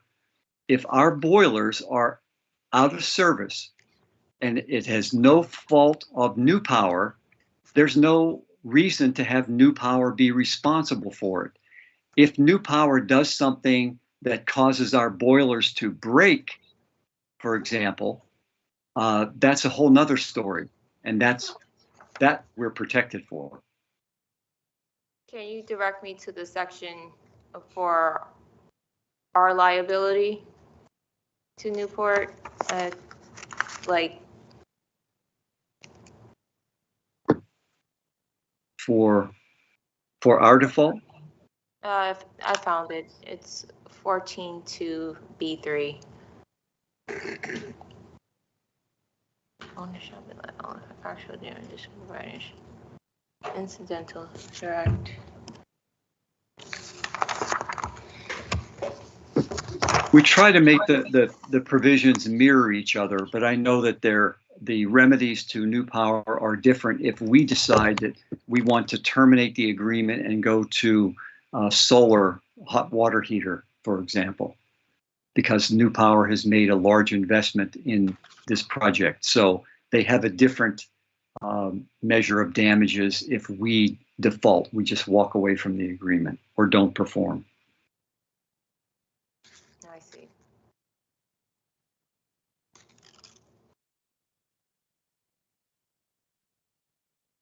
We try to negotiate in this agreement the broadest protections that we can have that are reasonable, and we try to mirror the same obligations and remedies that New Power would have against us, so that it's a fair back and forth kind of arrangement. And we have dispute resolution provisions in here that allow us to resolve disputes, which is very good. We have a force majeure provision which says what happens if something totally out of a party's control happens and they can't perform their obligations. There's a process for that to put the other party on notice and give all kinds of information as to how the default or how that situation might be corrected. So we try to make sure that we don't just default each other and terminate the agreement. We try to work out interim steps that can resolve the problem in the meantime, short of, just all-out war. Got it. Thank you. My next question is, do you know for the exhibits when they would be supplied? There's several exhibits in the last few pages that just says to be supplied.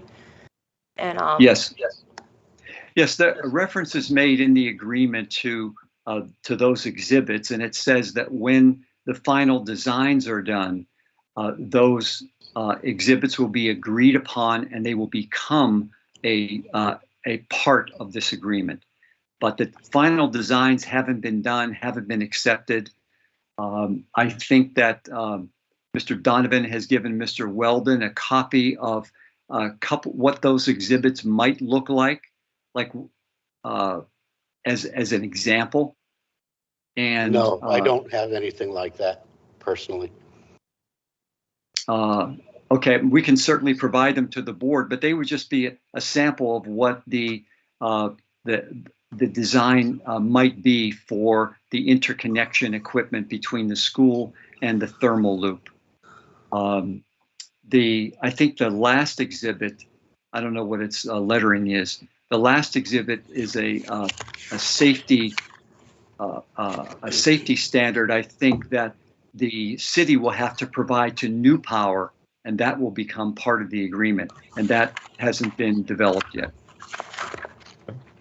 And if I may, Chair, this is Dan Donovan, to Council Bagash's point, we did provide to Council examples of the Exhibit B, engineering construction drawings, and also Exhibit F, which is the description of interconnection equipment and thermal exchange equipment. And as the council has stated, we haven't finalized those designs, obviously, because we're not in the This will be done when the design goes out for construction. But we did provide the preliminary design that was developed by Waldron for Exhibit B. And we also provide the process flow diagram for Exhibit F, again, provided by Waldron Engineering. So they have we are able to provide copies of what would be provided in those two exhibits. And to Council's point, Exhibit C, Published Standard Safety Program, is a safety program that either the Board of Ed or the city has that would be included into this agreement if and when available. And typically, we allow the technical people that are involved in the construction process, whether it's our architect with Larry Schilling, who's involved in the construction process, and then New Powers engineers or technical people, we would let them resolve these exhibits, and we would accept the exhibits based on their technical expertise and add them to the contract.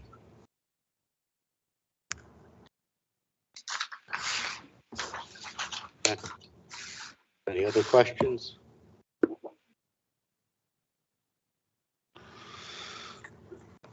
Gotta get people back. We got People missing? We have 6 still. Okay. All right. So to be clear, we're not approving the thermal loop. We are only approving this agreement for Bassick High School. So I'll seek a motion to approve the thermal energy supply agreement for new Bassick High School. Roll call, please. Second. Yeah. Okay. So I will move it. Is there a second? Second. Second by Ms. Castillo. Okay. Roll call vote. Mr. Yes. Lombard. Sorry. Sybil Allen. Pass. Christine Baptiste Perez. Pass. Albert stepped out. Bobby Brown. No. Erica Castillo. She's here, right? Yeah, yes, aye. Okay. Is Michael Macaron still here? Yes, I am. And what is your vote? Yes. Okay.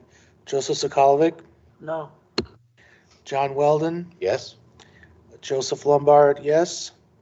Did I miss anybody? Yes, me. Oh, sorry, you passed. Sybil Allen? Yes. Yes. So I'm just. Oh, Mr. Benahan's back. Can we repeat the motion for him? There's a motion to approve this agreement with the thermal loop. Mr. Lombard's taking a roll call vote. The motion is what? To approve the agreement. To approve the energy supply agreement for the new Bassick High School. We're not approving the thermal loop. That's already been done at the city, but this is just the agreement. No. Okay, so no. All right. I passed. And she passed. I'm sorry. It's 10 o'clock at night. I apologize. It's 9:47. Christine Baptiste Perez. I'm abstaining. Same. Okay. It's 5. That's everybody. 5 yes. 5 yes, 3 no. No, 1 abstention. So agreement passes. Thank you, gents, for being here. You're welcome. Thank you. Thank you. Okay. So somebody needs to use themselves. Scott, I think. There you got it. Okay. In the interest of fairness, I neglected to notice this, but we have Anna Batista and Sahana Smith. So I'll seek a motion to next hear item 11B, which is discussion and approval to extend the 2021-2022 flexibilities for implementing the Connecticut Guidelines for Education Evaluation for the 2022-2023 school year. So I will make that motion. Is there a second? Second by Mr. Benahan. Do you want to do a roll call vote? Yes. Okay. Can I see it again? Repeat the wording of it. 11B. Discussion and possible approval to extend the flexibility for implementing. Just to consider that next. Okay. Roll call vote. Sybil Allen. Christine Baptiste Perez. Pass. Albert Benahan. Bobby Brown. I just want these guys to be able to go home. Yes. Erica Castillo.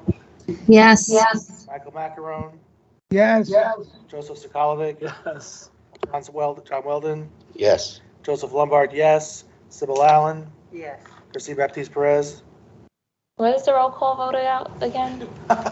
We're considering item 11B next on the agenda. So they can go home. Moved in front much earlier, Because yes, of it course. just wasn't. That's why we're doing it now. Thank you. Okay, that's it. Yes. Go ahead. That's it. That's it. All right. Good night. Thank you so much. I hope you all have a great night. Thank you. See you tomorrow. Thank you. Yeah. No, we moved you to be next. You still need to hear from you. They were not next. They Follow- were next. Stop. They already were next. That's what I'm No. confused about. But we didn't put them in the proper order. So now please make your presentation. And now they're Okay. making their presentation. They were already. Okay, let me go ahead. Please. I'm sorry. No, Thank you. Go ahead. Thank you. So, I'm Ana Batista, president of the Teachers Union, and I'm here tonight to co-present our presentation on the educator. Do we have it up? Oh, who has it up? Okay, there you go. Thank you. The Educator Evaluation and Support Plan for 2022. If you could advance to the next page, You please. want to watch this? There's only 3 slides. You don't have to move. It's a little late for you all. So basically, PDAC members met in the spring of 22 and agreed to implement the flexibilities within the Connecticut guidelines for educators' evaluation. So keeping this in mind, the plan was accepted by the Board of Ed last year, and we are presenting the plan for acceptance for this year. So basically, we're still recovering from COVID-19 pandemic, and what this provides is a balanced approach to supporting educators, staff, and students while maintaining an emphasis on teaching, learning, and professional growth. Next slide, please. So all teachers develop one I'm sorry, all teachers will develop, I've been up since 5, I'm sorry. All teachers will develop one student learning goal with a minimum of 2 indicators.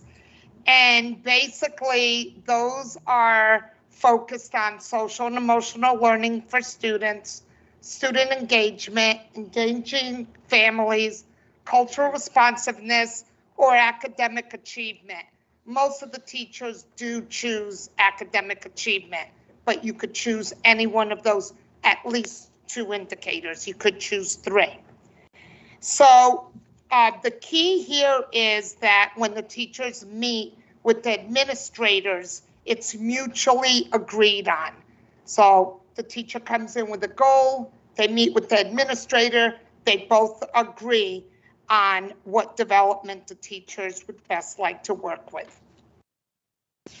Next slide, please.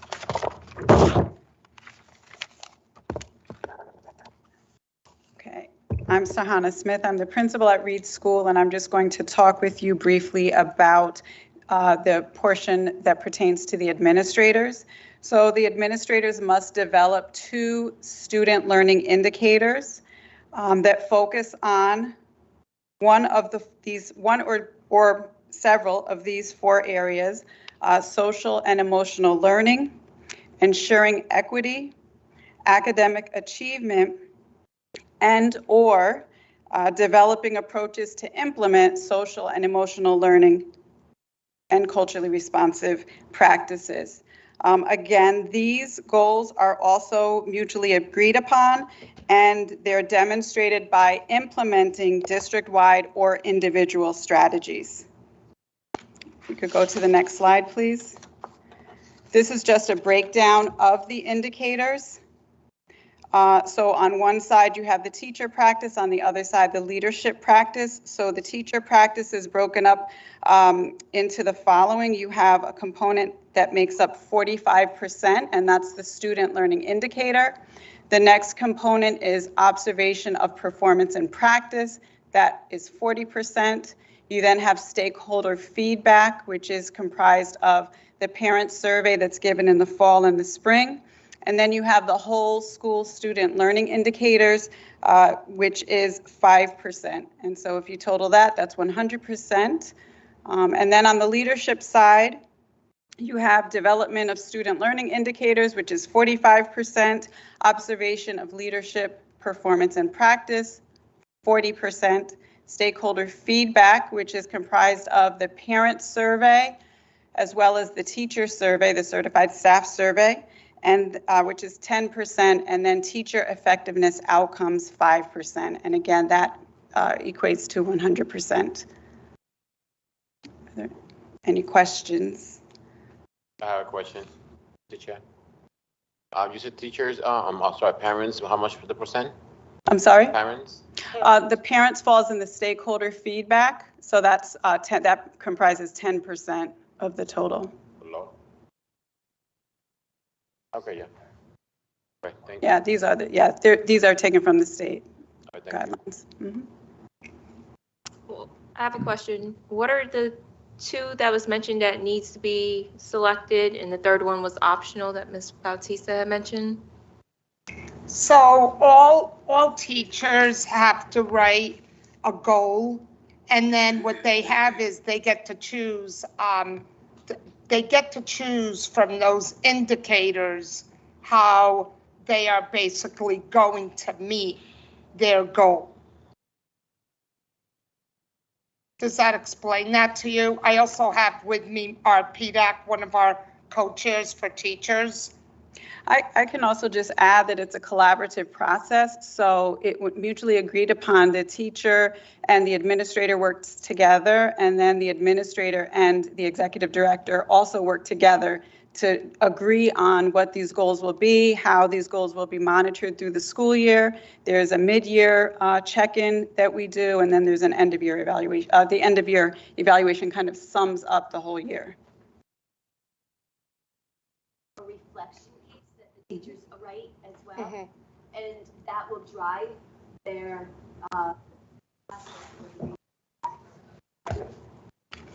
and the teacher will collect evidence in the form of documents, and it could be student work samples, it could be observations.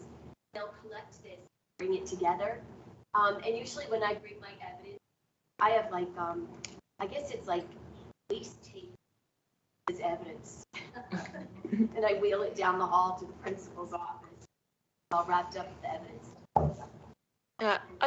I guess my confusion is just like with the indicators, why wouldn't a teacher just choose the stakeholder feedback, and what was the last one for like 5%?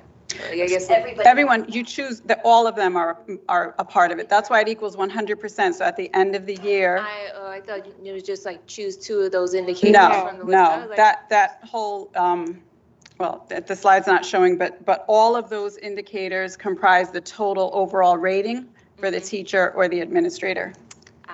The SLO piece is 45%. So if you go back in the slide, you would see that. That's just one component of the whole 100%. So this always reminds me of when I did it, of like taking a college class. You have the year to do it. You have to gather evidence. It's a rigorous process, and it's the same process used throughout the state of Connecticut. It's just been modified. Prior to this, it was 2 SLOs. Now there's 1, but it's nothing easy. And like, again, teachers in Stratford are doing the same type of evaluation as we are. And prior to this, it was focused on academic achievement, and now social and emotional learning is a part of it, equity, culturally responsiveness, as well as academic achievement. Okay, thank you. Anyone else? So is there a motion to approve extending the 21-22 flexibilities for implementing the Connecticut? Second. Thank you. Moved by Ms. Brown, second by Ms. Castillo. Roll call vote.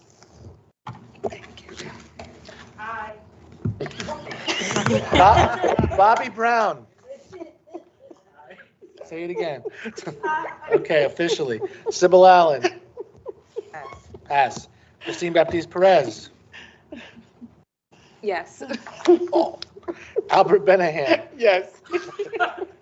Erica Castillo. Absolutely, yes. Michael Macaron. Oh, my God. Oh, yes.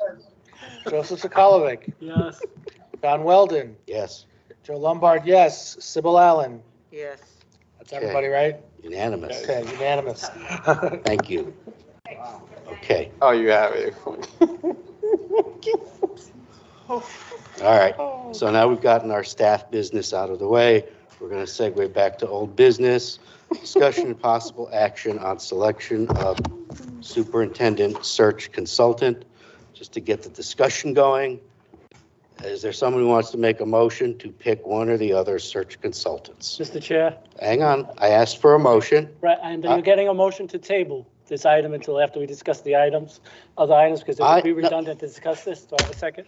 All right, I am going to make a motion that we select CES search consultants. Is there a second by Ms. Allen?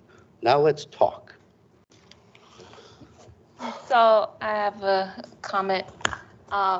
Greater City Schools had a very similar what to do when searching for a superintendent, and they had indicated about 5 urban-related search firms that do nationwide searches that cater to demographics.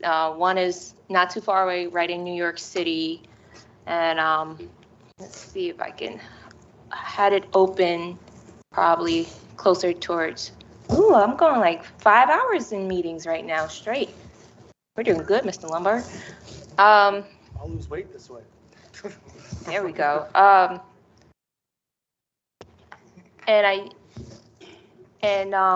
The same packet had also introduced, I think, what we should consider as clearer strategies before selecting. I'd like to share that with all the board members before going forward to select one. But I know it was mentioned in the last meeting that if there are other search options, that we do our due diligence to look into them and whether they exist. Like, I have some written down, but like one that was used in Chicago that was also mentioned in the Greater City Schools study was HYA, which is like Hazard, Young, and Thea and Associates. There was another, there were actually a bunch, but I haven't had a chance to share it, and I'll be happy to share it because part of it is just to consider what else is available aside from the typical Connecticut, so we could find someone that's going to cater to our particular needs in our district. So I think that's more of a discussion for if this discussion falls apart and we don't pick from one of these two, and then we will by default be forced into an RFP situation. This is about the merits of CES over CABE.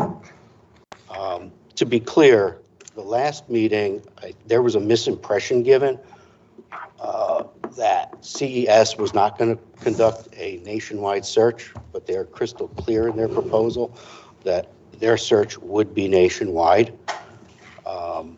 For my own part, I like that they're in our backyard and they know our local needs. We'll still talk with them about them to clarify them, but they're not coming into this cold being completely unaware of what our local needs are and that have clearly been articulated by the public. This is not a phenomenal amount of money. And picking one will allow us to move forward and commence this process as opposed to, for lack of a better term, stagnating it. There was talk of scheduling, and in reality, we don't want a superintendent to be starting in September. The superintendent's school year starts at the end of June. It's winding down the old year and doing all the startup work that needs to be done over the summer so that kids and teachers can show up on September 1st. And I think CES is ideally positioned to be able to do that with us. They will move at our own pace. I understand there's a concern about moving too fast, but they will only move as fast as we want them to. I think we do our district a disservice if, you know, Mr. Testani turned in his resignation 4 weeks ago, and we haven't taken any substantive action to move forward finding his replacement. And we're a third of the way through his 90-day period. And we owe it to our staff and the public to get the process started. That doesn't mean we need to be like a bull in a china shop with CES, but we can sit with them if they're reasonably priced, and they will guide us. And that's another thing, you know, we need to be able to trust in the process that they provide us with. And we really need, I feel, to move this forward. Mr. Psychologic? Yes, Mr. Chair. This is an emergency of your own creation. 4 weeks ago, I put in a notice for a special meeting with the following agenda items that we could have been moving forward with forward progress. Okay. You chose Joe, not to, I'm speaking, I have the floor. you're not talking about a search firm. I am talking You're about on the a search total firm other and why subject. we should not choose the search firm, because this was tabled at the last meeting, and we were supposed to have a special meeting in the interim that you did not call with the other agenda items that would. And I couldn't call it. Which would make this moot. We could have went on to C, discussion of possible action on solicitation of an interim superintendent. We would have choices open to us by hiring an internal candidate, give it 21 days for the internal candidate to come out. We would also have a choice of going for a retired superintendent and then doing an RFP for the permanent superintendent, which is not a time-sensitive pressure thing. I am not happy with CES. CES has no experience placing urban superintendents. They got some experience in taking an urban superintendent and placing him in Fairfield. They placed New Britain. And yeah, New Britain is a little difficult. But what's the problem with selecting an interim superintendent from either within or from the retirees? There's no time. Mr. Chair? Ms. Castillo? I think if I could just express what I think to be a point of hesitation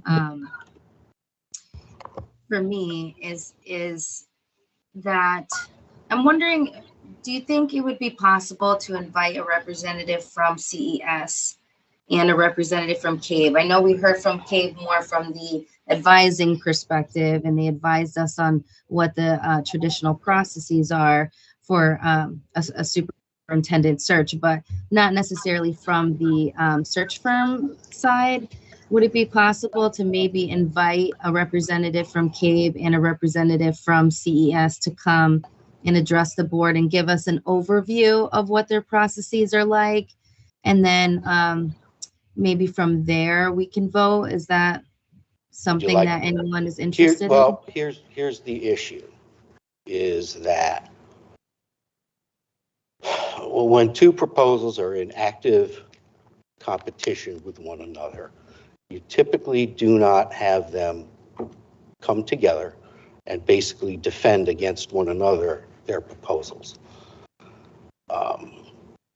We had the search committee meet a few weeks ago for the purpose of being able to review the proposals and to talk to either of the proposers individually. And only CES was the only one that anyone had any questions on. So they were called into the meeting. Those of you who attended the meeting heard what CES had to say and the questions they answered. So it would be inappropriate for them to be making competing presentations in the open like that. We have their proposals. We talked with one of them because one of them is who we had questions about. So. Right, and Joe, you weren't present for that meeting, correct? Correct, but I did read the proposals, page to page. But you didn't hear answers to questions. Right, neither did the public, and the public was upset, and that's which is why. And that's okay, the excuse issue. me, you cut me off when Mr. Castillo had a question. I'm explaining to you, that, that's the conflict. Right, You can't have two competing proposals going like this. And we shouldn't only have two competing proposals on the table right here and now. May I be recognized? We could just vote no now. We could always pick it back up. We could always vote yes tomorrow. All I'm asking is that we vote no for this. Get through the rest of this. Maybe we find common ground on the rest of this. Because right now we're just using one option chosen by Mr. Chair John Weldon, not a 9-member Board of Education. We were elected by the city to represent their interest. And even though I did not go upstairs, you did come downstairs and you heard the people loud and clear what they were looking for. So let's give it to them. And if you don't want to vote for CES, you can vote no. Ms. Baptiste Perez. Mr. Chair, I share the same kind of frustration that Mr. Sokolovic has, because it was ignored by procedure that after 10 days or 14 days for a request for a special meeting regarding topics that are on here. It was not ignored. I sent him an email and he acknowledged that was acceptable. It was 4 of us that submitted that request. Well, then your issue is with him, because no. My issue is presumed with the to speak for the 4 of you that this was acceptable. And I'm clarifying because you're speaking an untruth.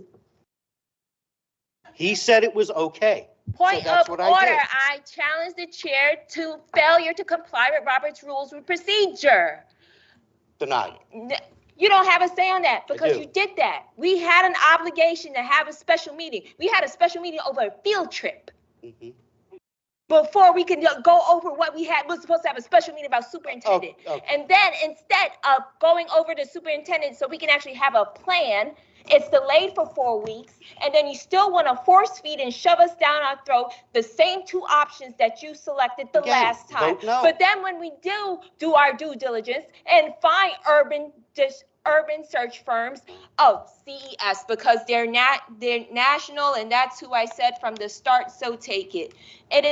You're wasting our time, and this was a tactical diversion because I could already see that this meeting was going to be extremely late. So then the 3 organizations that we still have here still waiting, the parents could leave. The parents are not watching this live. Their children are asleep. The children that came in that cared about the superintendent search firm had to leave and go to sleep. So they can be here live to watch us fail if we rubber stamp a decision tonight. And this is why I'm getting frustrated, because we could have discussed this. At this point, Ms. Kennedy has come during public comment and said the same speech 3 times, and I forgot the date at this point. But 10 days after that special meeting, we should have addressed the points below that was moved below possible action. Call to question to vote. Huh? Call the question. I call the question. This is vote on this. This is vote. Roll call vote. Okay. So. Well, it wasn't seconded, so. It was seconded. Roll call vote. So. Okay, what's the vote again, please? The vote to clarify. I have a question before we vote. Go ahead. If this is voted down right now, are we forced into an RFP? Is that what I understood earlier? No. But that's the next logical discussion. But right now we're calling the question, so everybody has to be quiet, which takes 2/3 of us. So this discussion could potentially go on all night. Well, we can. So do you want to call the question? I did. Okay. So this is voting yes is voting to use CES as the search firm. Voting no is not to. Wait. When you We're voting on call the question, not the motion. No, you got to vote to call the question, So and then if it's I passed, skipped that whole step. All right, so we're calling the question to see if we're going to take the vote now. Right? correct. So to take the vote now. So Sybil Allen, Pass. Christine Baptiste Perez, pass. Albert Benahan, Bobby Brown, No. Erica Castillo, Abstain. Michael Macaron, Yes. Joseph Sokolovic, No. John Weldon, Yes. Joseph Lombard, yes. Sybil Allen, Yes. Christine Baptiste Perez, No. Albert Benahan. No. Was that, did everybody want to? Motion fails. Okay, Let's keep talking. keep talking. I So- suggest we move on. We'll have a And quick so I'm going resolution. to reclaim my time. I don't know, Maxine said it. So, the point is, we could have had a game plan 2 weeks ago. We could have had a clear discussion 2 weeks ago. We could have vented through the options and moved forward. The way this agenda was put together and scheduled, it was designed for us to be here all night. And not only was it designed, it puts us in a point of, I feel sorry, I should ask for 2 cups of coffee. For those of us that was here during a committee meeting, just before this one, to be here about 5 hours, and to feel tired and forced into making a decision. And instead of allowing us, Please don't do that. instead of allowing us to have that meeting 2 weeks ago, we're forced back into where we were that last meeting. And that's what's frustrating, because I heard Ms. Castillo when she was like, where's the due diligence? So I put in the due diligence because I know we're associated with Greater City Schools. And so I feel like we're ignored again, and we're presented with your 2 options again, because a special meeting that was agreed by 4 of us was ignored. Thank you. You can read my mind. That's pretty good.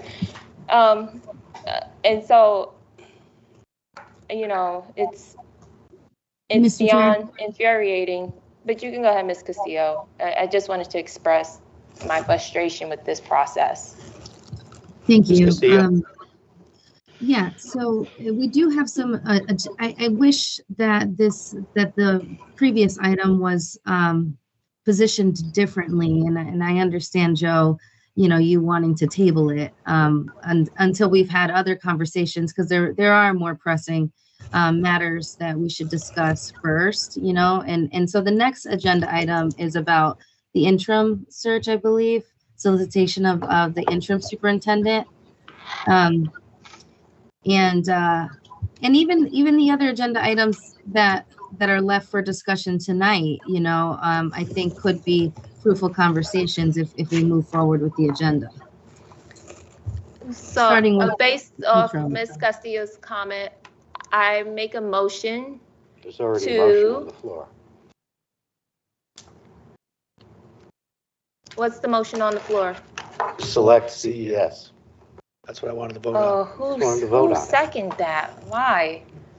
Mr. Chair, just as far as discussion purposes, we could vote no on this and pick it up later by making a motion to reconsider. So just voting no right now doesn't automatically toss this out, because one of the people who vote no, if they are not happy with the next procedures, they could always make a motion to reconsider.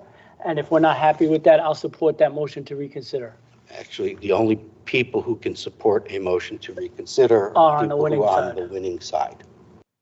Which is, the winning side should be no. So are you saying now you'd like to take a vote? Yeah. The motion on the floor. If the motion is on the floor. Motion we is on voted the no, floor currently. We could always pick it back up later by a motion. The to motion reconsider. on the floor currently is to select CES.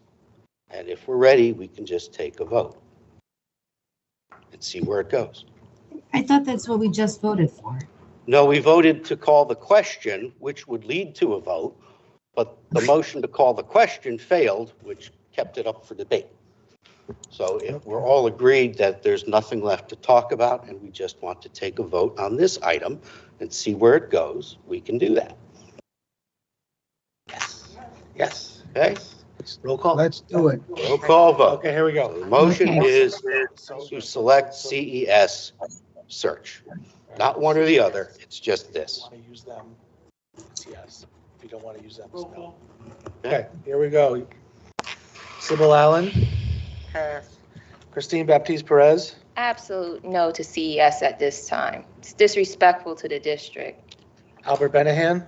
Pass. Bobby Brown. Erica Castillo. Abstain. Michael Macaron. Is he still here? There? Yes. Yes, okay. Joseph Kolovic. No. John Weldon. Yes. Joe Lombard, no. Sybil Allen. Yes. Who was out? Me. Albert. No. No. And is there anyone left? Oh, Erica abstains, that's right. All right, abstains. Motion fails. So now the next item on the agenda is discussion and possible action for solicitation of interim superintendent. How would you like to go about doing that? I posed the question last week. We can reach out to the state association and have them contact the list of retired superintendents and see who comes back saying they're interested. We can interview them. The benefit I see to doing that is if you do at the very least pick a retired superintendent, you know they're not going to be in the mix for the permanent job. And everybody else is going to know that too. And they're not going to be afraid that, why bother applying? You've already got, someone who's an internal candidate or someone who is eligible to be in the pool of applicants. So why bother? He must already have the job lined up. So that's the benefit I see. You can see what comes back. If nobody's interested, that's a whole other conversation. But before we go looking at other pools potentially, I think we should see who comes back from the state association. Yes, Mr. Chair.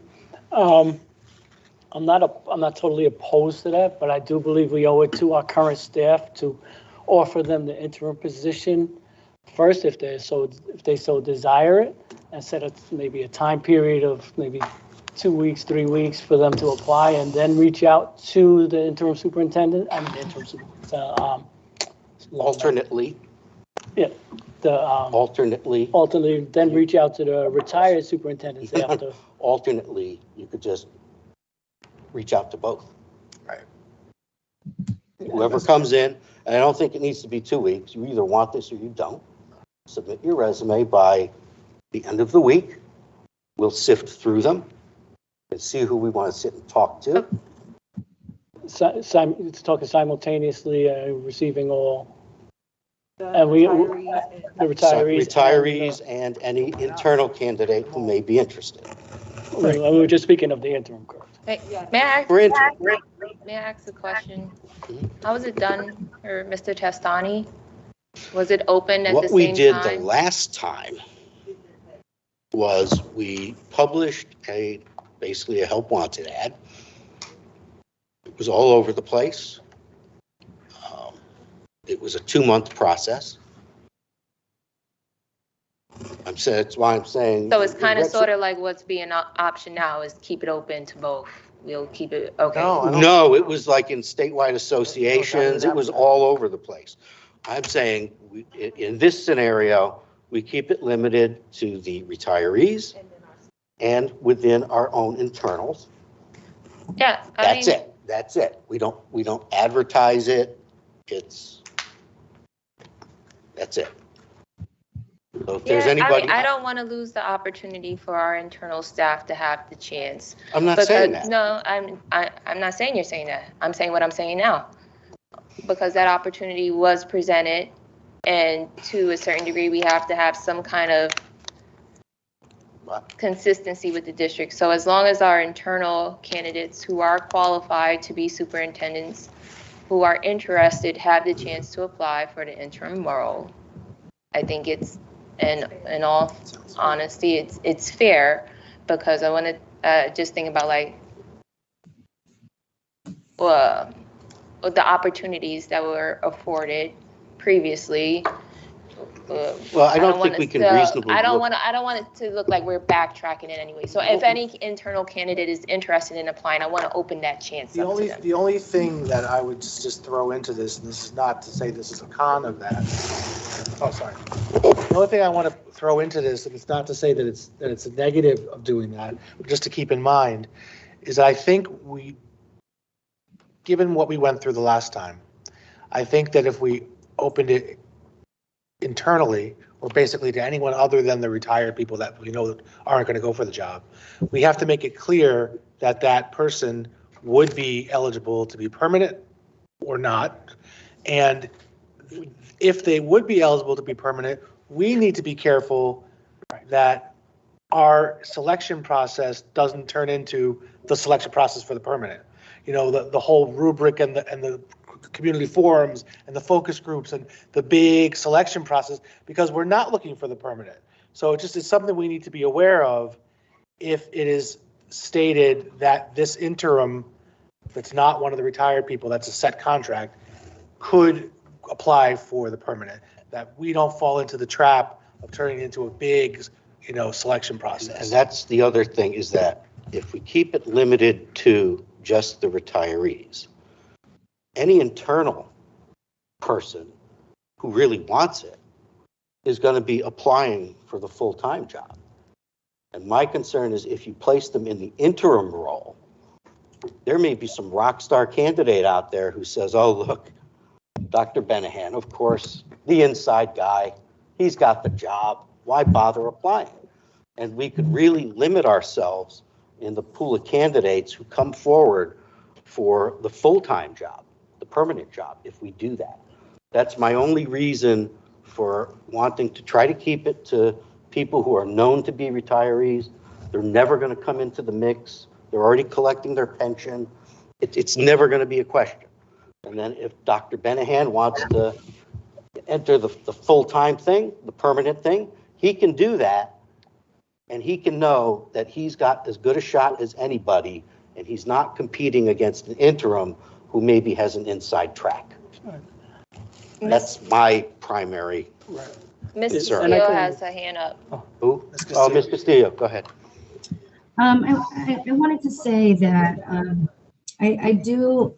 my inclination is more towards leaving it open for 2 weeks. This is an interim superintendent role. I imagine there's a great deal of preparation. If it's somebody that is currently in the district, chances are they probably have a 9 to 5. Maybe they have a family. You might want to give them a reasonable amount of time to prepare their resume for such a position. So I feel like 1 week is too tight a timeline. Well, I think I'm only suggesting 1 week if we're only going to the retiree pool, because they've got their resume on file with CAPS, so they'll just flip it over. But if you are considering other people who haven't given this a thought and need time to update resumes, that's a whole other story. Yeah. So I am inclined to open the pool up to current people in the district that might be interested in applying for the interim spot. And I do also agree that we should probably stipulate that the interim cannot apply for the permanent position. I don't know that you can, in retrospect now, I don't know that you can legally do that. I don't think that's a good thing. That starts to, I don't know. No. Mr. Chair. You may want to get a legal opinion on that. I don't think Yeah. we should. But Yeah, Mr. Chair. May I? I like what Mr. Lombard had said, just open it up to both. That's pretty much what you said, right? It is, and I was just also pointing out that we need to not fall into a trap of turning the interview and selection process for the interim into a full-blown process that we would do for the permanent. Correct. Got it. Yep, I like that. Yes, thank you. Yeah, I got a couple of caveats I think we should look at with actually both sides. With the staff, we of course want to, 093 to apply. And with the interim, I think we want to limit any interim candidate to serving till year end, whether we find a permanent superintendent or not, because it's past situation when we selected and interim who was from the retirees. They ended up here 2 years plus, and they're getting a pension and a basically almost a full superintendent salary, which is basically a disincentive to leave. So it creates the possibility of leaving on. And if by chance we do not select one by year's end, we go back to CAPS and get a second one. This way we don't create incentive to hold on. So, Joe, are you saying if it's someone from CAPS, or are you saying any interim? From CAPS, because the only restriction I would put on ours is that an internal candidate have an 093. Yeah. Already certified, okay. Interim has to have an 093, acting does not. That you would have to apply to the Connecticut State Department of Ed. The commissioner would have to grant permission. And that's a much more difficult process. So interim has to have an 092. Interim is 093 only. Acting is somebody with an 092. That you would solicit the State Department of Ed for permission from the commissioner, and you don't have time for that because that's not going to happen in a quick process. Okay. Got it, understood. And I think maybe we should have at least just one community forum where we can listen to the people in the meanwhile while we're waiting for people to put their resumes in, just so we can hear them out, what they're looking for in the interim. In the interim? In the interim or for the interim? For the interim? No, not for the interim, just so we can hear the community out. I mean, not a long drawn out process, one process. What we want to see in the interim is, well, we would rather have somebody internal, we'd rather have somebody external, we would want somebody with urban experience, with blah, blah, blah. And we just so they're heard. So are we saying interim superintendent or just the interim process? Just the interim superintendent, just one community forum. I don't want to lock them out totally. I understand what Mr. Lombard said about making the process long and drawn out. But I think just community forum, just to hear people out on the process. And then it's not going to slow the process down any while we're waiting for the resumes. Yes, for the interim. That's why we're elected. Just one. I don't know if that makes sense to anybody else but me. It makes sense. I hear what you're saying, Mr. Sokolovic. I am kind of heeding the warning from Mr. Lombard regarding convoluting the process. The interim is interim. The idea is to get them out before, I think the last time we had talked about the timeline and the worst case scenario with the RFP was still by the end of the school year, we should have someone signing a contract, moving to Bridgeport by July, so then they could start the process or start as our full-time superintendent. I think having a community forum for the interim is not necessary, especially if we're entertaining candidates that already work in our community. I think the community forum and the real guts of the community forum, they want to be involved with who's going to be the head honcho. And it may give off the impression that the interim may be the head honcho. And I don't think that's necessary. I think if we just listen closely to what's been echoed in public comment, as well as reaching out to community stakeholders, whether it's parent groups that want to talk to board members, or if they write to us, actually read their letters as to what they want. Well, they've been talking about what they want in a superintendent, not even an interim. They're like, just find an interim because we need to put our time and effort into a regular. And so it's like the thought of a community forum for interim. I feel like if I'm listening to the community, they want to be involved with the superintendent search, not the interim superintendent search. I can concede on that point. And so I think the point just goes back to, I agree with what you say, and I'm heeding your warning with convoluting the process. That's what I'm thinking. So I would present a motion to the board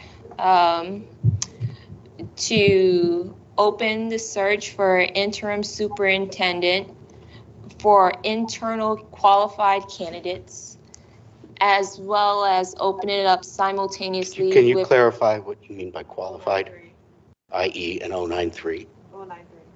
i.e. 093 superintendent certification. superintendent certification You with a won't- gold star on it. The legal requirements to be an interim superintendent to all internal candidates that are qualified to legally meet the requirements simultaneously with the retired superintendent list for the board. Okay, further discussion? Yeah, quick point. I don't know if it needs to be amended or not, but it needs to be clear that no applicant should reach out to any board member in reference to the posting.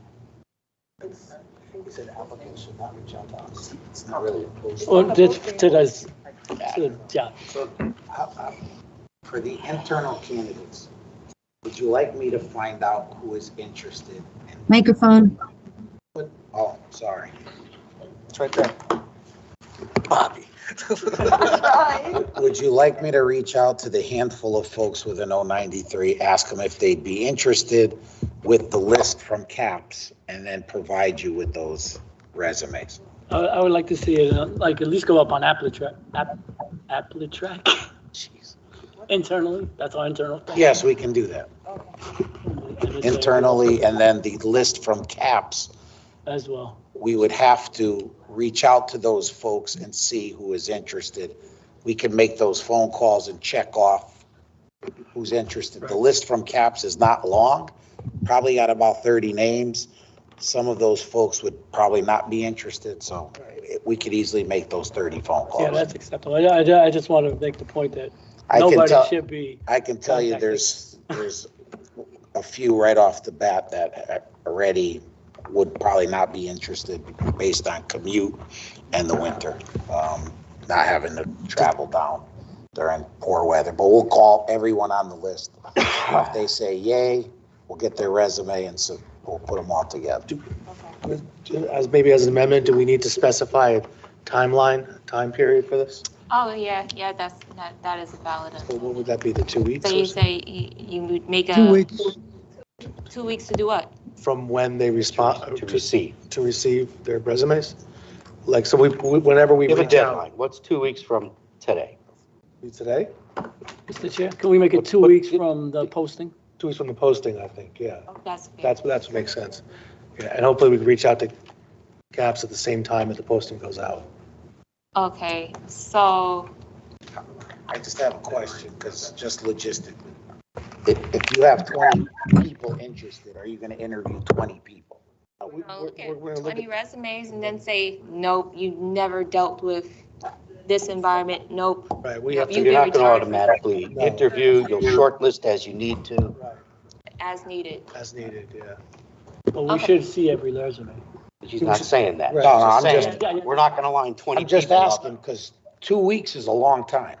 I don't think you need 2 weeks. And your time, it go 2 weeks, then it's, say you do have 20 people you want to interview. That's going to take you a while. All right, Mr. Chair. Yeah, go ahead. Thank you. I understand, Mr. Destani, and you say we're not gonna have the 2 weeks, but what is the rush? We need to try to find somebody. What is the rush? The rush I'll tell you is- the rush. He has a Time is finite date. time is, yeah, right, time's ticking. There's a rush. Okay, Mr. Destani, let me tell you this, and please. I will be honest with you and everyone. I know you say it's the rush, but look at what we're going through because your resignation. So, like I say, and I'm going to repeat it again, we're trying to find somebody, they were qualified the way it's supposed to be. We're not going back and forth.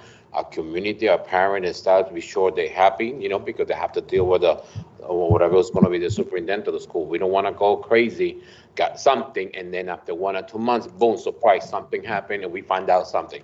And before people apply before you, now, a lot of people, they give a surprise. Imagine if it was here, we won't go through a lot of things. So we just want to be sure to have everything correct the way it's supposed to be. I know we have to rush. We got, time is running, but why we have to go crazy, and then we're gonna be sorry. I think his point That's is why, that, that's my, not necessarily that we rush, but that we not take time that we don't no, necessarily. we're not gonna need to take, you know, so many We don't need months. to We're not take 2 talking about weeks, so we that. can get it done in a week. We should take a week. That's what he's saying. I don't. No, that's Mr. fine. Chair? We try to be short. Go ahead, go ahead. I'm not finished yet. I don't know why people interrupt me. But like Oh, I I'm say, sorry. I really, I know what is weak, but we have to be sitting down and be sure and we read exactly what we need for Bridgeport School. That's the only thing I can, not because, oh, he got 093, he's everything, oh, yes. No, be sure we search the way it's supposed to be correct. Okay, 1 week, I'm fine, but we got to work hard. Not because he's nice, because he's beautiful, because he got 093, you know, because any person, they can put anything in a resume. I can make my resume like I'm a doctor and I can do a lot of things, but we have to search that person, be sure they have the passion and they care for Bridgeport School. It's the only thing I care. No more questions, Mr. I just wanted to say that whatever it will be, 1 week or 2 week, that's not how much time we have to decide. It's how much time they have to apply Yes. from when it's posted. So if 1 week's enough, 1 week's enough. I don't know the answer to that, but it's not on us then to make that decision. It's after those 2 weeks are in or 1 week is in, then we'll have the resumes and then we'll go through our own selection process. So it's not putting a rush on us for that. So. Ms. Castillo has her hand up. I tried to recognize her before. Ms. Castillo? Sorry, I was gonna say, you know, I'm comfortable with just moving forward with the motion that's on the table. That way, I mean, who knows, if we put out this, you know, if we post it and we get 20 resumes in a day, you know, we don't want to delay our own selves from reviewing those 20 resumes just because the 2 week window hasn't passed yet. You know, I mean, I don't know. Yeah, Mr. Lombard the- has his hand up. what I was going to say is that in terms of internal candidates, if they need time to get their resume together, they're going to know already if this is something they have any interest in. It's not going to be something they're going to deliberate about. And as far as the retirees, their resumes are already on file with CAPS, and they will just say, yes, here you go. So, you know, take 2 weeks, take 1 week, you know. So if we're going to specify it, with an amendment, we have to decide. So maybe 1 week then, because we are on a time constraint for intro. But you just said, Ms. Castillo, that 1 week may not be enough. Maybe it's just fair to open it up for applicants for the 2 weeks, as mentioned by Mr. Lombard. That was mentioned by me originally, but okay. I at this point, is it almost 11 o'clock? In my defense, it's almost 11 o'clock. So then, before I make the amendment, I also just want to, because it's very clear for anyone that this is just for internal current employees. It's not for the public. We're not advertising it to the public. Correct. And the retirees. Correct. And the retirees. That's why I'm telling you, you don't need a lot of time. There's probably 6 people in the district that can apply. And if you call the retirees, if they say yes, the resume is on file. In a week, you'll have everybody's stuff to go through.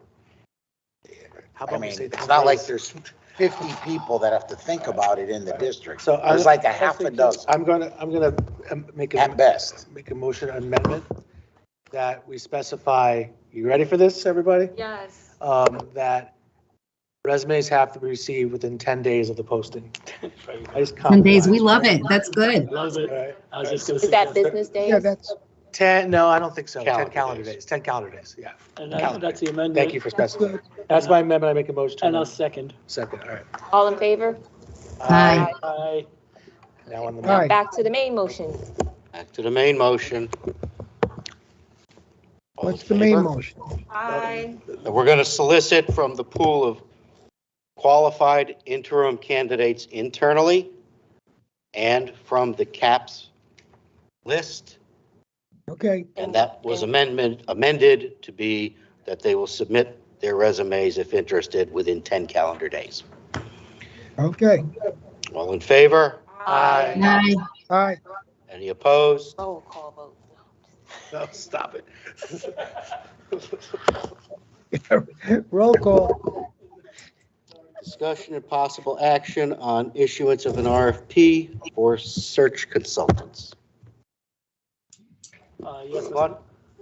yeah, Mr. Chair, we've got a old RFP that was approved by board. It was just maybe never used from 2009. I don't think it was even approved. Yeah, it's still in draft format. It looks okay as a starting point. I believe we could use this, like, just clean up, we got to clean up the dates, the number of students, whether we're the largest district or not. And maybe under the service deliverables, we'll be talking about community stakeholders and gaining. And they would be responsible for the community stakeholders and discuss. I mean, we could just approve to go out with the RFP and have Mr. Pires clean this up and bring it back to us.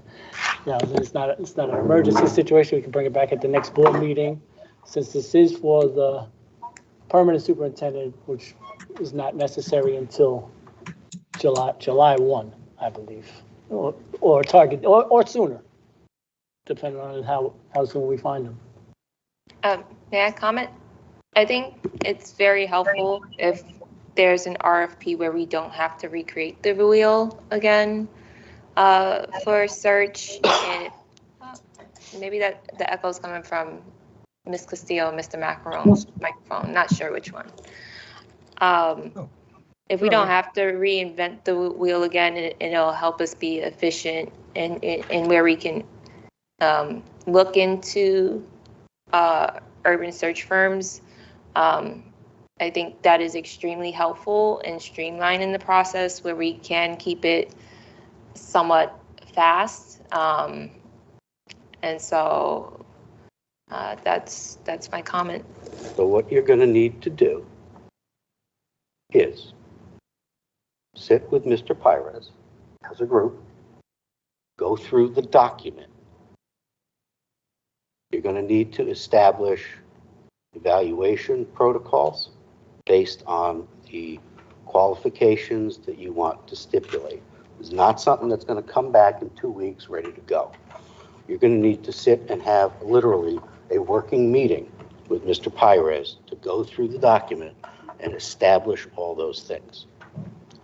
So, if that's what you want to do, that can be coordinated with Mr. Pires. And it will subsequently need to go through the city purchasing department for their approval, city attorney, yada, yada, yada. It's not a turnkey operation. But the key thing you're going to need to do, if you're talking about urban experience as a factor to be evaluated, among others, that you're going to need to establish that and apply some weights to that criteria and any other that you put into it. So you should be prepared to do that. Ms. Castillo? Yeah, go ahead. The RFP to solicit search consultants is for, just to be clear, for the permanent superintendent, yes? Yes. Okay, so for that issue, we do have more time than we do with the interim, of course. If we decide to go the route of issuing an RFP, typically, does it happen where you issue an RFP for a period of time? Because that for me is more my concern. I don't want to be waiting for 6 months for somebody to reach out to us that has urban experience. You know what I mean? Is that typically the way it works? Is if you issue an RFP to solicit search consultants, that it's done within a certain period of time? It's any RFP that's issued, you need to provide at minimum a 6-week period for them to submit their proposals. Afterwards, it doesn't matter if it's a search firm, it's whatever you're going out for. 6 weeks for them to submit proposals. There's subsequently, after you receive them, you're going to rank them, the proposals, based on the criteria I just mentioned that you would need to determine. You would then have a stage where you would call them in individually to give oral presentations, Q&A, and then you would finalize your scores and you would pick one. So the typical submission time would be a 6-week period after you put it out on the street. Okay. And when they come to speak with us, I assume they're not coming to speak with the board, they're coming to speak with the search committee? You would need to establish a selection committee, because now you're selecting a firm. So that again takes you out of the, and in this scenario, that's where it gets a little dicey, because the statute doesn't call for RFP selection committees to interview firms privately. You would basically be operating in the public eye, and again, the conflict of proposals being discussed openly. To get around that, you may make a joint staff and board selection committee, so that maybe you only have 4 board members on the selection committee, 4 staff members. Whenever you guys get together, there's never a quorum of the board. And then that group would make a recommendation to the board to pick the search firm. Right. Okay. That's And that is. Yeah. And even further, a lot of times it's frowned upon for board members to be on a selection committee when the board is going to be making the final decision. So you might defer it all to staff. Okay. But at the very least, you could have just a handful of board members, not enough to comprise a quorum, and a couple of staff people who are looking at it from a professional educator point of view. You could do it that way. Okay. And that would not need an action of the board. Like Tony Pires could establish, it's going to be 4 board members you pick, and it's going to be 4 staff members he picks. That's it. Okay, that's definitely helpful. I wasn't aware that there would be a new committee formed if we went the RFP route, and that's why I asked the question about whether or not this is going to be through the search committee or the board, because I basically wanted to know, is this something that has to be done in private, or is it something that can be done publicly? Because if we're operating as a search committee, then we're not subject to being a quorum and subject to the bylaws, which seems to be a constant misunderstanding. So thank you for sharing. That's all. Any other questions? Yeah, Mr. Chair. Yeah, I understand your points. However, no, there are regulations. Correct. A board. Correct. Sitting public entity board cannot, with all its members, be a selection committee. You can have a couple of participants, but to have the full board be a selection committee for an RFP process, that is then going to vote on it. Right. We've had RFPs before, and we will be voting on it, of course, yes, but no, I'm talking about sort of like. I'm talking about voting. Can you let me finish a sentence? I'm talking about voting on the final. You're confused. Carrying something. I'm saying to vote on the final firm. Yes, absolutely. Final firm. Absolutely. I understand the voting process. Can we do it somewhat like the textbook selection process, where they pare it down to the final 3 search firms, and then we meet as a board? Because I'm uncomfortable with having 3 or 4 board members sitting there. I would rather have a couple of staff members. You could have the top 3. Yeah, you could just leave it, and have a staff level selection committee, and they make a recommendation, and they would provide the ranking. Correct. They would need to justify numerically why company A is tops and company B is not, and they would have to list them. They wouldn't come back with just a single recommendation. They'd say, "I'm willing to do that." Absolutely. Well, they get a paycheck for that. Yeah. Like to do that? Yes, they do. There are staff who with the time and willingness. They do our other RFPs. Oh, okay. Yeah, but it's for them. It's for textbooks and things. So I think I'll make a motion to issue an RFP. Well, to issue an RFP, and we'll work out the details after. To issue an RFP for the permanent superintendent search firm. Second. Okay, I'm going to make a recommendation. You may want to reverse gears and recast this. To make a motion to work with the school business manager to develop an RFP. Okay. First? Yeah. Second, is that an amendment? I withdraw my motion. No, they're just taking it all back. I'd like to make a recommendation to get an RFP to engage a search firm through the business. To develop the scope of work for an RFP for search services with the school business manager. All that he said. All right. What he said. Scope of work. So moved. I'll move second. Roll. No. All in favor? Aye. Aye. Aye. Search committee meetings public. We got 5 Sir. minutes left, John. Search committee, under statute, functions the way it does. I spoke with the attorney about this. It is the way it is. If you want to operate publicly, operate as the full Board of Ed.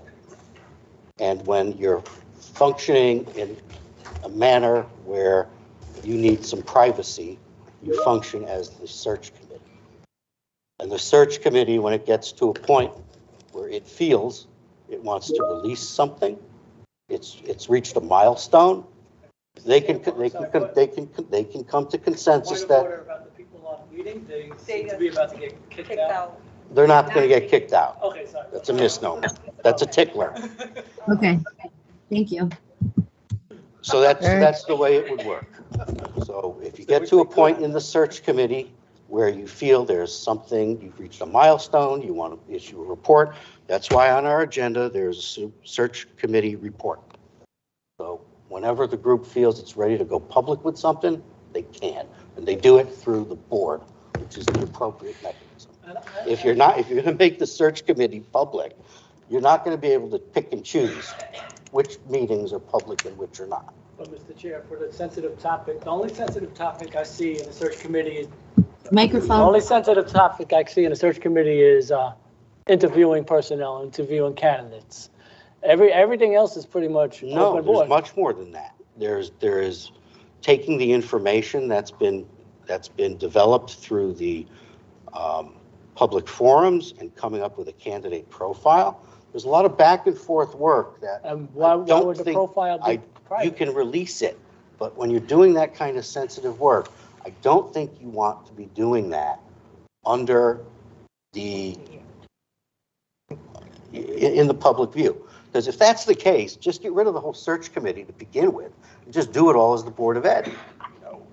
I think It's either one or the other, but the search committee is designed to give you the ability to operate privately when you feel it's appropriate. And then when you want to operate publicly, you do that as the Board of Ed. So you alternate between these two structures to be able to do what you need to do. And if you feel that you want to do, public interviews, you make that recommendation to the board. And then the Board of Education conducts public interviews. Mr. Chair? It's one or the other. Do you have something to say? Yeah, I have a question. If we go the route of exploring RFPs, would CES and CABE be able to submit proposals that way? They would, of course. And do you imagine they likely will? I don't know. Okay. But they could. Okay. So, take that for what it's worth. The way this is being presented, it seems like the best of both worlds. The way Mr. idea. Weld is presenting it. We have the total freedom to bring it to the full board and say, we want this to be done publicly, and the board votes, and it happens publicly.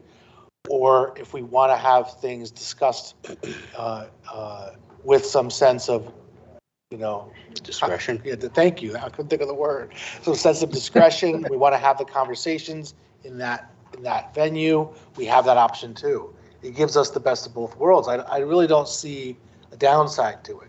You know, there has to be some sense of surrender to the board that we can operate, we can do the job. And by surrender, I mean, you know, for better or for worse, every one of us up here was elected into this position. And we are called upon to do certain duties. And I feel like some of those things require discretion. It's better that way. And other things don't. And I think we are able to make that determination through our votes. So that's how I feel about it.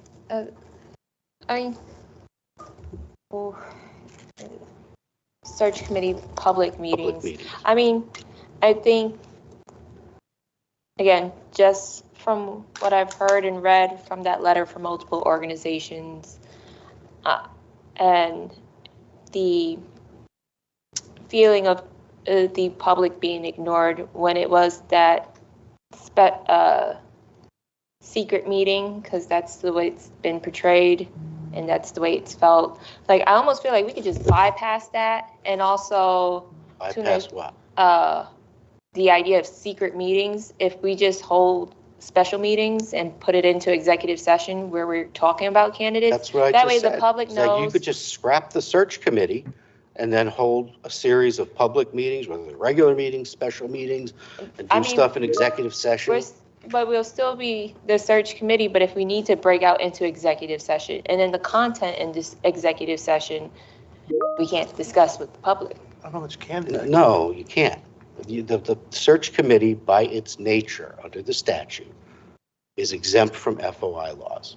And if you're going to voluntarily relinquish that, it's all or nothing. And if you're doing that, there's no point in having the search committee. Just operate as the Board of Education. Hold special meetings, do things in regular meetings.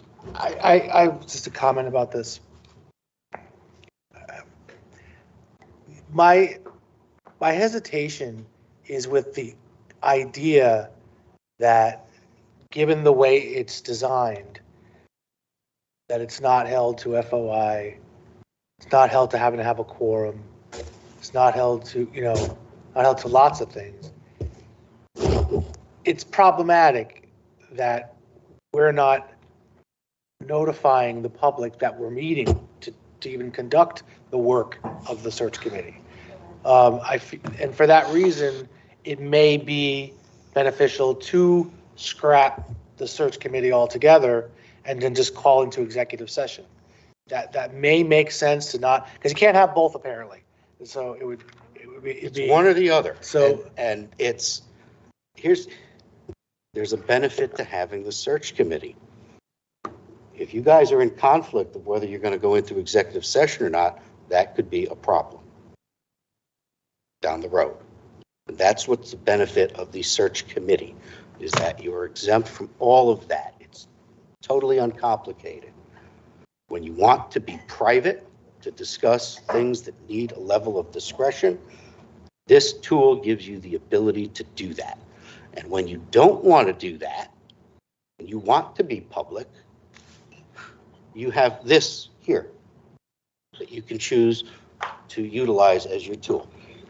Mr. Chair, I think on executive sessions and voting on the executive, It happens all the time in the personnel committee. Right, I'm the extreme minority in the group that will probably vote against executive session for candidate interviews, and if that's the sticking point, I will commit to voting yes for up until the final 2 or 3 candidates.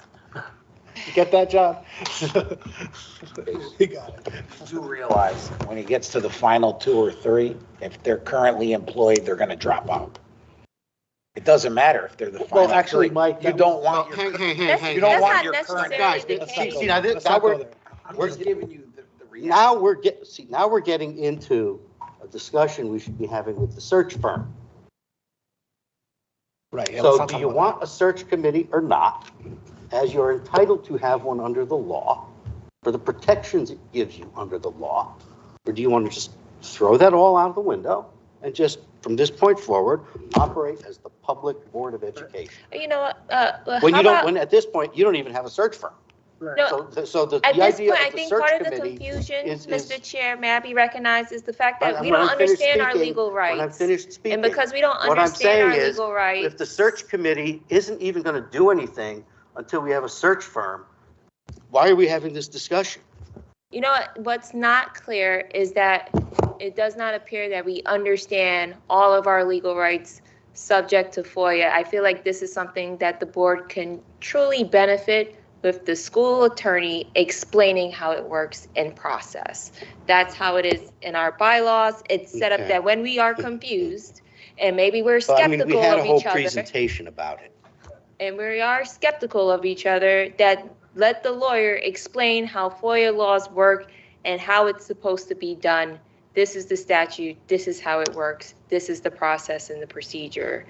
And then that way, once it's clear to us how it works, we can make a decision. It just feels like at this time it's a constant back and forth. And I don't trust anyone that's not a lawyer to tell me what's the law. And that's no offense to anybody.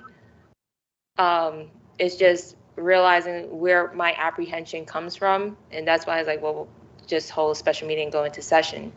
But that's something that we can just request the school attorney to explain what our rights are as a board member, so it's just clear, because I don't think it's clear. My perception is that it's not clear. Mr. Chair, I'd like to make a motion to disband the search committee and operate the search for the superintendent through a series of special meetings. Second. All in favor? Aye. Aye. I think we might need a roll call. No. Can we do a roll call, please? You seriously want to do that? Yeah, because I don't know. Who said no? I said no. Anybody else? No. A Only few you. of us were quiet. All right, roll call vote to disband the search committee. We're skipping that. And operate through a series of special meetings. All right. Well, that's just the way it is. Yeah. You get rid of this is what you're left with. So, okay. All right, Sybil Allen. Okay. Christine. I can't hear. You need to speak up. Sorry. Disband this group, Disband the search. search group. I'm sorry. That's all right. Christine Baptiste Perez, Pass. Albert Benahan, Pass. Bobby Brown, Yes. Erica Castillo, Yes. Michael Macaron, Pass. Joseph Sokolovic, Yes. John Weldon, No. Joe Lombard, abstain. Who's left? Christine Baptiste Perez, I'm gonna abstain. Albert Benahan, Yes. yes. Did I miss anybody? That's everybody, right? Who counted? So we had yes, abstain, yes, yes, yes. And then Michael, what did Michael say? Oh, we didn't go back to. Michael? Michael? Macaron? You passed? Are you speaking? Mike, We can't hear you. Sleeping. he said you got 5 minutes, 11, so he's done. All right. If you're talking, we can't hear you. Okay, I lost internet for a minute. Oh, I'm okay. sorry. It's all right. Okay, Michael, so where went- was I? What are we you doing passed. again? You had passed, so we were I voting. passed? Yeah, you passed, so. And now we're Go back back to around you. to you. Okay, so A vote of yes is to disband the search committee. Vote of no is not to. I'm sorry, it went out again. No is my vote. No. Okay. Okay, so we had, oh, I'm so tired, I can't even think straight right now. It passed. Sorry. It passed. That passed? Okay, it passed. We had enough yeses, 4 yeses, 2 abstains, 2 noes.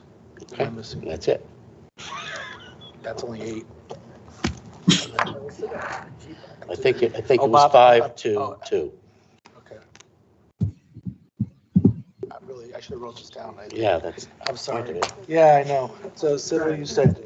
Yeah, did you vote? All right, I'm so looking- with these actions having been taken, I think these last two items by default fall off this agenda. Motion to. Is there a motion to adjourn? So move. So moved. Roll call vote. Ah, please. Sorry.